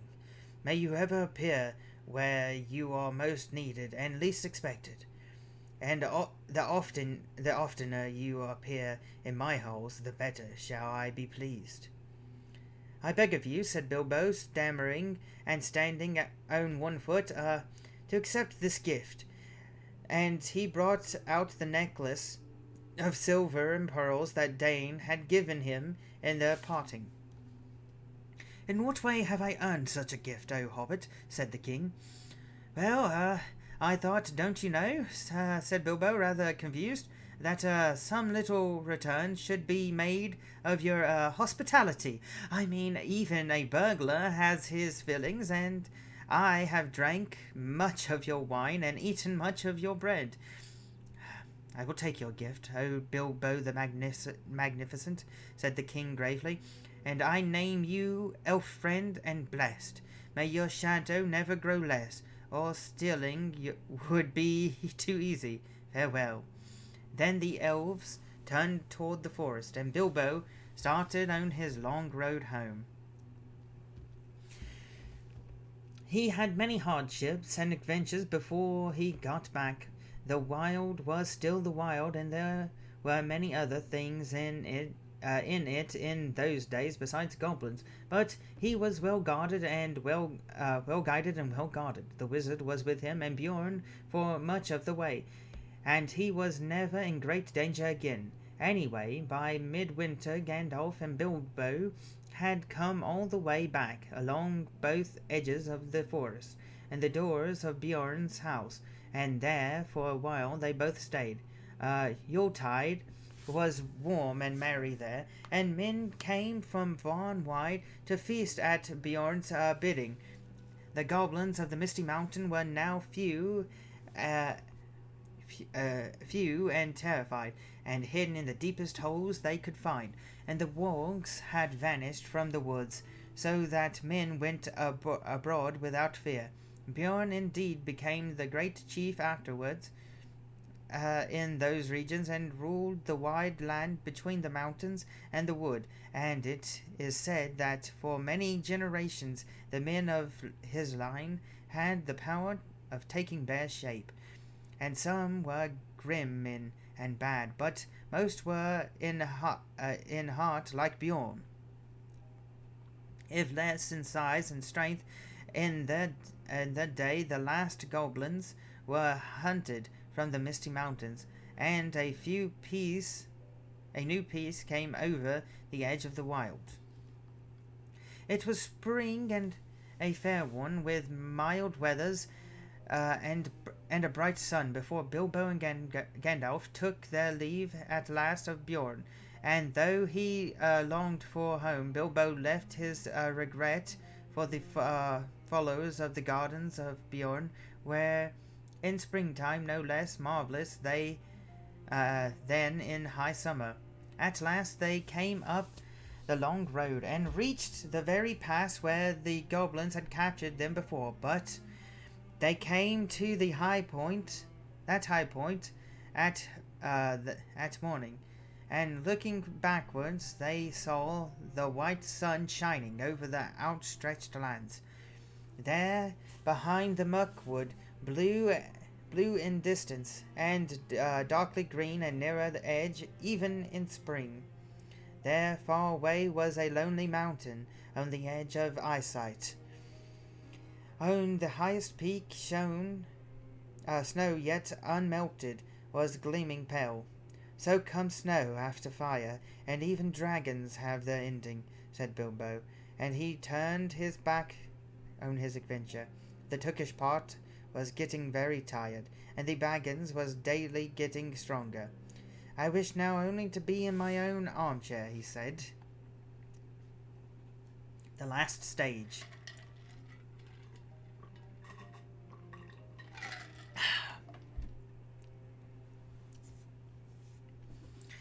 It was on May the 1st that the two came back to the last brink of the valley of Rivendell, where stood the last or the first homely house. Again it was evening. The ponies were tired, especially the ones that carried the baggage, and they all felt in need of rest. As they rode down the steep path, Bilbo heard the elves still singing in the trees, as they had not stopped since he left. And as soon as the riders came down into the lower glades of the wood, they burst into song of much same kind as before. This is something like it. Oh. The dragon is withered, his bones are now crumbled, his armor is shivered, his splendor is humbled. Those swords shall be rusted, and throne and crown perish, with strength that men trusted, and wealth that they cherish.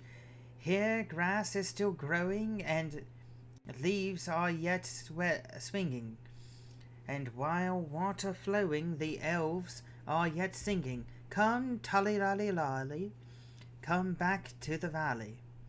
The stars are far brighter than gems without measure, the moon is far whiter than silver in treasure, the fire is more shining, the hearth in the glooming, than gold won by mining. So why go a roaming, oh Tully-lally, tra-la-lally? Oh goodness. Come back to the valley. Oh, where are you going so late in returning? The river is flowing, the stars are all burning. Oh, river o'erladen, so sad and so dreary.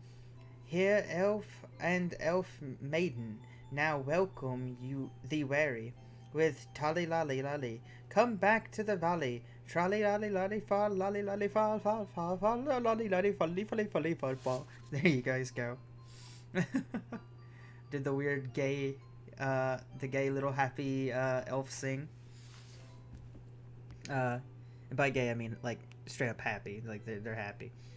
Then the elves of the valley came out and greeted them, and led them across the water to the house of Elrond.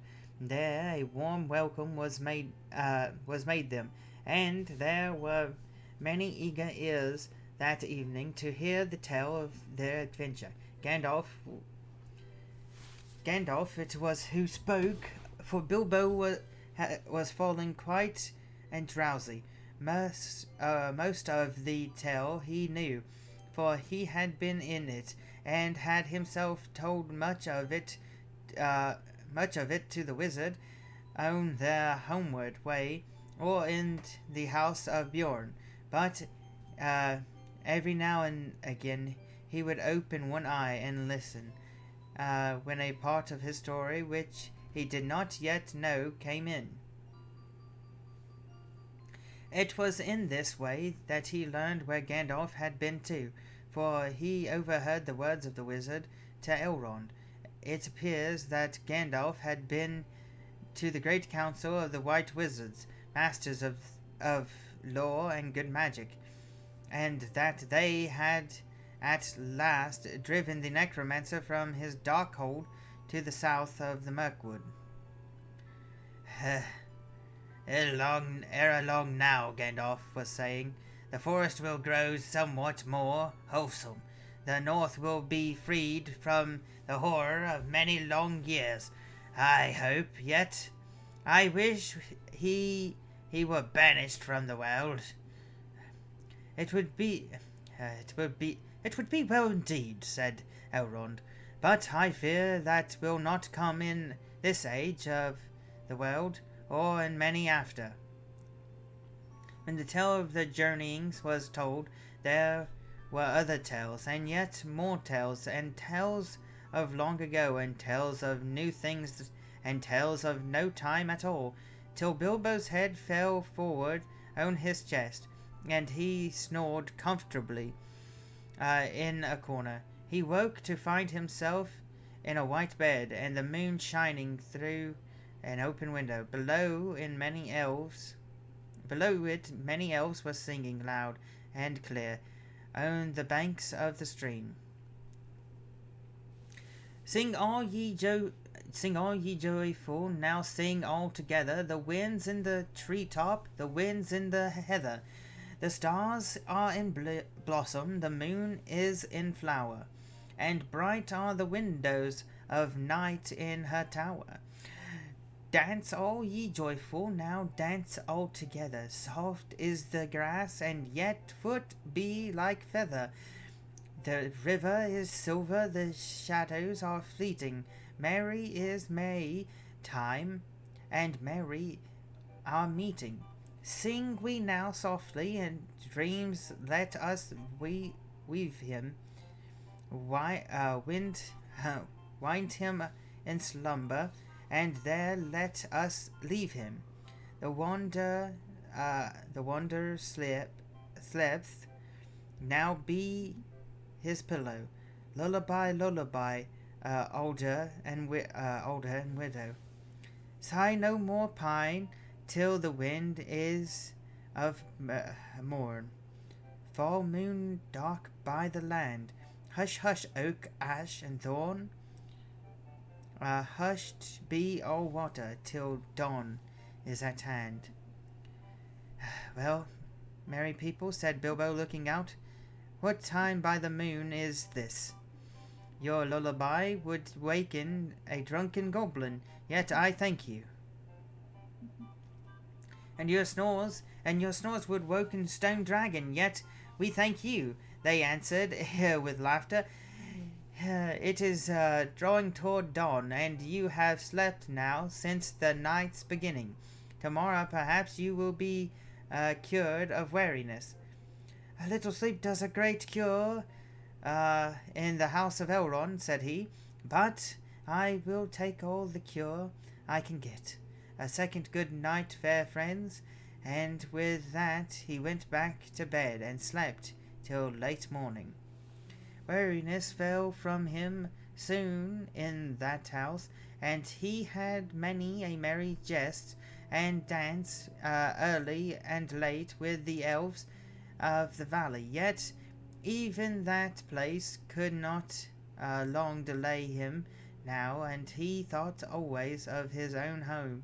After a week, therefore, he said farewell to Elrond, and given him such small gifts as he would accept, he rode away with Gandalf. Even as they left the valley, the sky darkened in the west before them, and the wind rain came up to meet them. Merry is May time, said Bilbo, as the rain bit into his face, but our back is to legends, and we are coming home. I suppose this is the first taste of it. There's a long road yet, said Gandalf. But it is the last road, said Bilbo. They came to the river that marked the very edge of the borderland of the wild, and to the ford beneath the steep bank, which you may remember.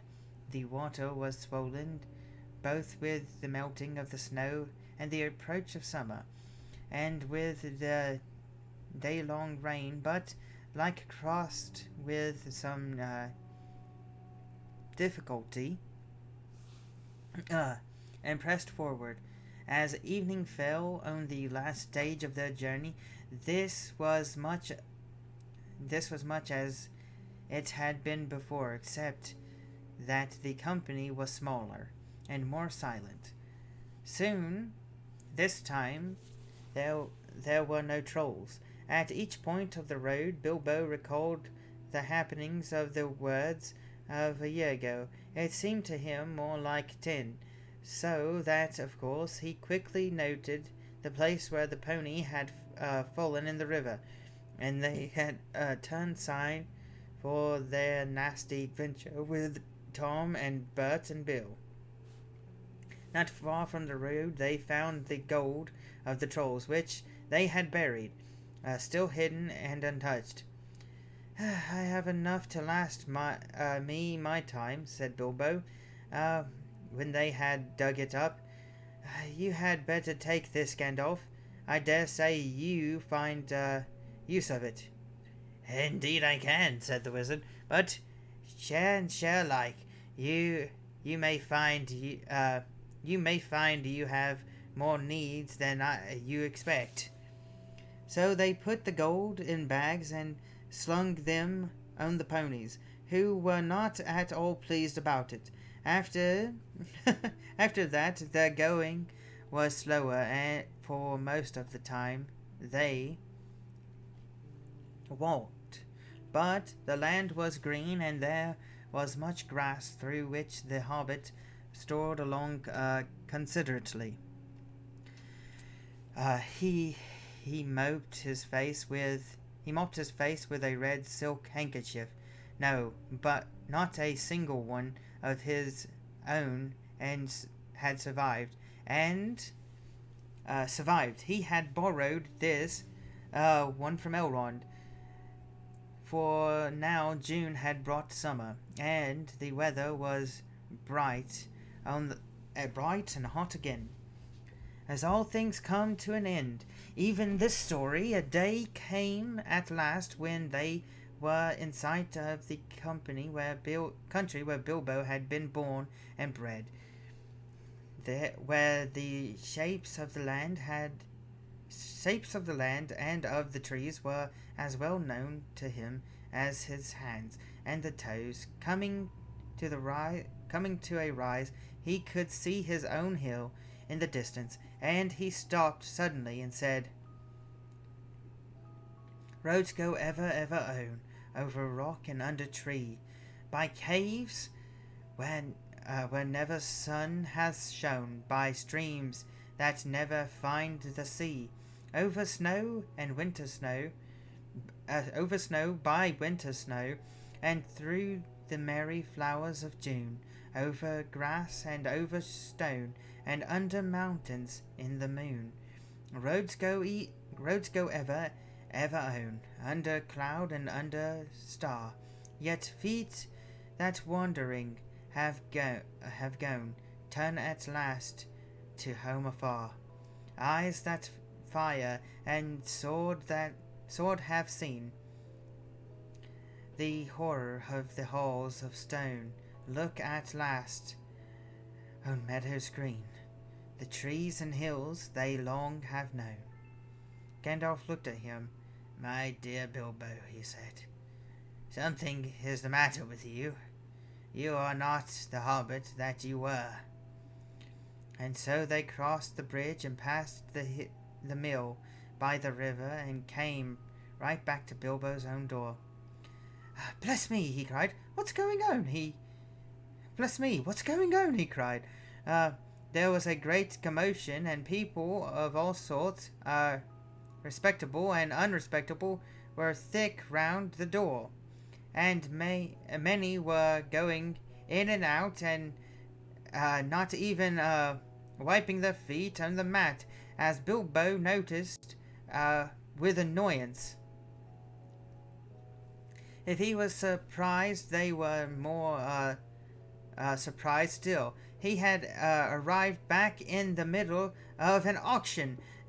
There was a large notice of black and red hung on the gate, standing that on June 20th, second marsh grub and borrowers would sell by auction, and the effects of the late Bilbo Baggins, Esquire, on Bag End, of Bag End, Underhill, habitation sale.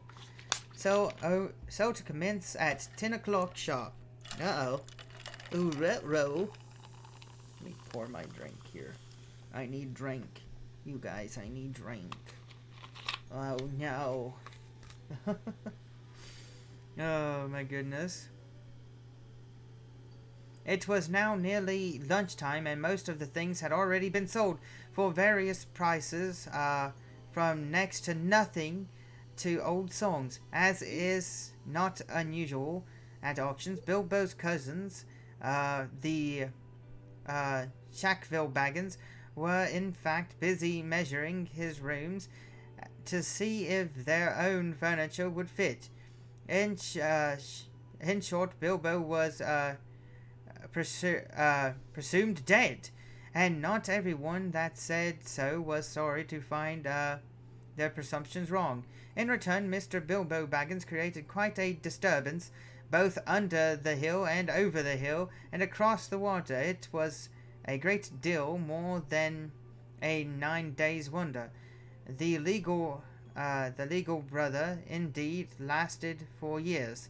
It was quite a long time before Mr. Baggins was in fact admitted to be alive again, and people who had got especially good bargains at the sale took a deal of convincing that in the end, to save time, Bilbo had to buy back quite a lot of his own furniture.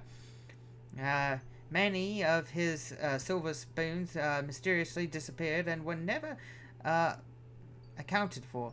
Personally, he suspected the Shackville Baggins. On their side, they never admitted that the returned Baggins was genuine, and they were not on friendly terms with Bilbo ever after. They really had wanted to live in his nice hobbit hole so very much. Indeed, Bilbo found he had lost more than spoons. He had lost his reputation. It is true that for even after he remained in an elf friend, he had the honor of dwarfs, wizards, and all such folk as ever passed that way, but he was no longer quite respectable. He was in fact held by all the hobbits of the neighborhood to be queer, except by his nephews and nieces on the Took side, but even they were not encouraged in their friendship by their elders.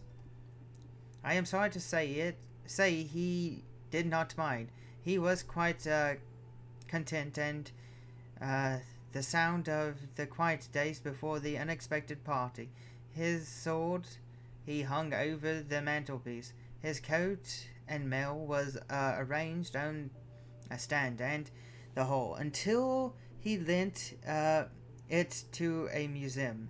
His gold and silver was largely spent in presents, both useful and extravagant, which to the certain extent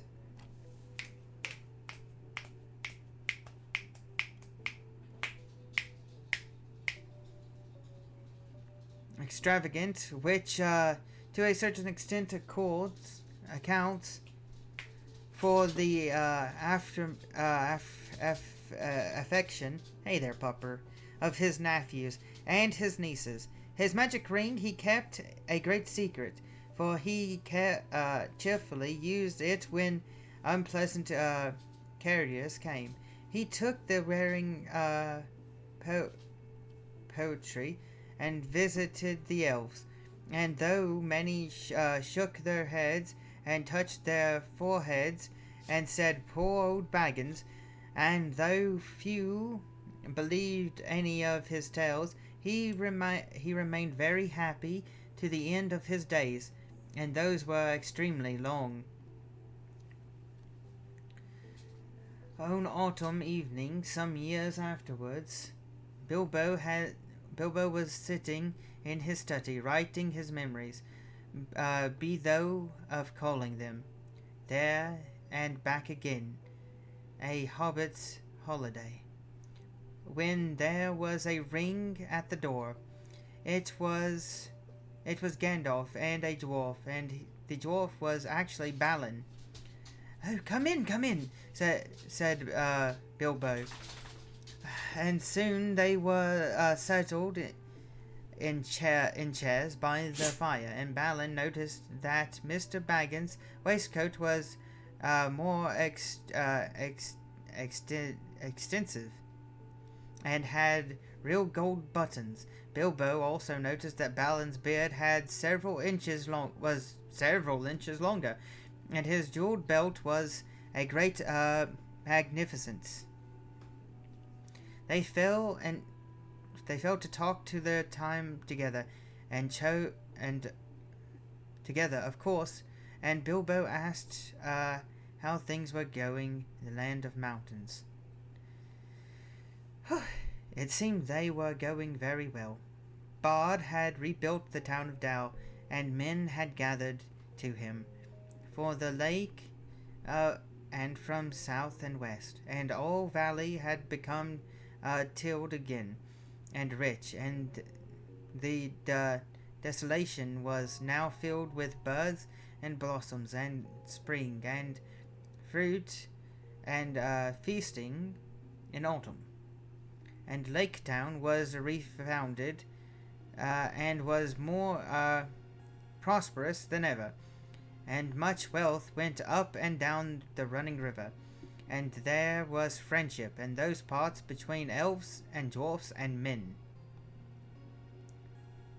Oh, the Hall of Baggins of Mr. Baggins, Esquire. Hey! No! Hey! Stop it! I tried. Oh man, did that wake you guys all up? Did Brownie wake you guys all up? I bet she did. She's good at that. Oh, poor pupper. She's going delusional in her old age. We can't blame her. The old master had come to a bad end. Bard had given him much gold for the help of the lake people, but being of the kind that easily catches such desire, he fell under the dragon's sickness, and took most of the gold and fled with it, and died of starvation in the waste. Deserted by his companions. The new master of the is of wiser kind, said Balin, and very popular, for of course he gets most of the credits for the present prosperity. They are making songs which say that his day the rivers run with gold. Then the prosperous of the old songs have turned out to be true after the prophecies of the old song turn out to be true after a fashion, said Bilbo. Of course, said Gandalf, and why should not they prove true? Surely you don't disbelieve the prophecies because you had a hand in bringing them about yourself. You don't really suppose, do you, that all your adventures and escapes were managed by mere luck just for your sole benefit? You are a very fine person, Mr. Baggins, and I am very fond of you, but you are only quite a little fellow in a wide world, after all. Thank goodness, said Bilbo, laughing, and handed him a tobacco jar. This is that wide land. Look at that. Boom. Hey, we made it. And that, my friends, is the end. Yep. There's our copyright. Yep, there it is. Oh, goodness. We made it to the end. The Lord of the Rings. Alright, boys and girls. This book was by J.R.R. Tolkien. I hope you guys enjoyed this extremely long video. This was because you guys got me to 50 subscribers. I will not be reading another book ever again. For video's sake. I hope you guys enjoyed this so much. This took so much time and effort to do.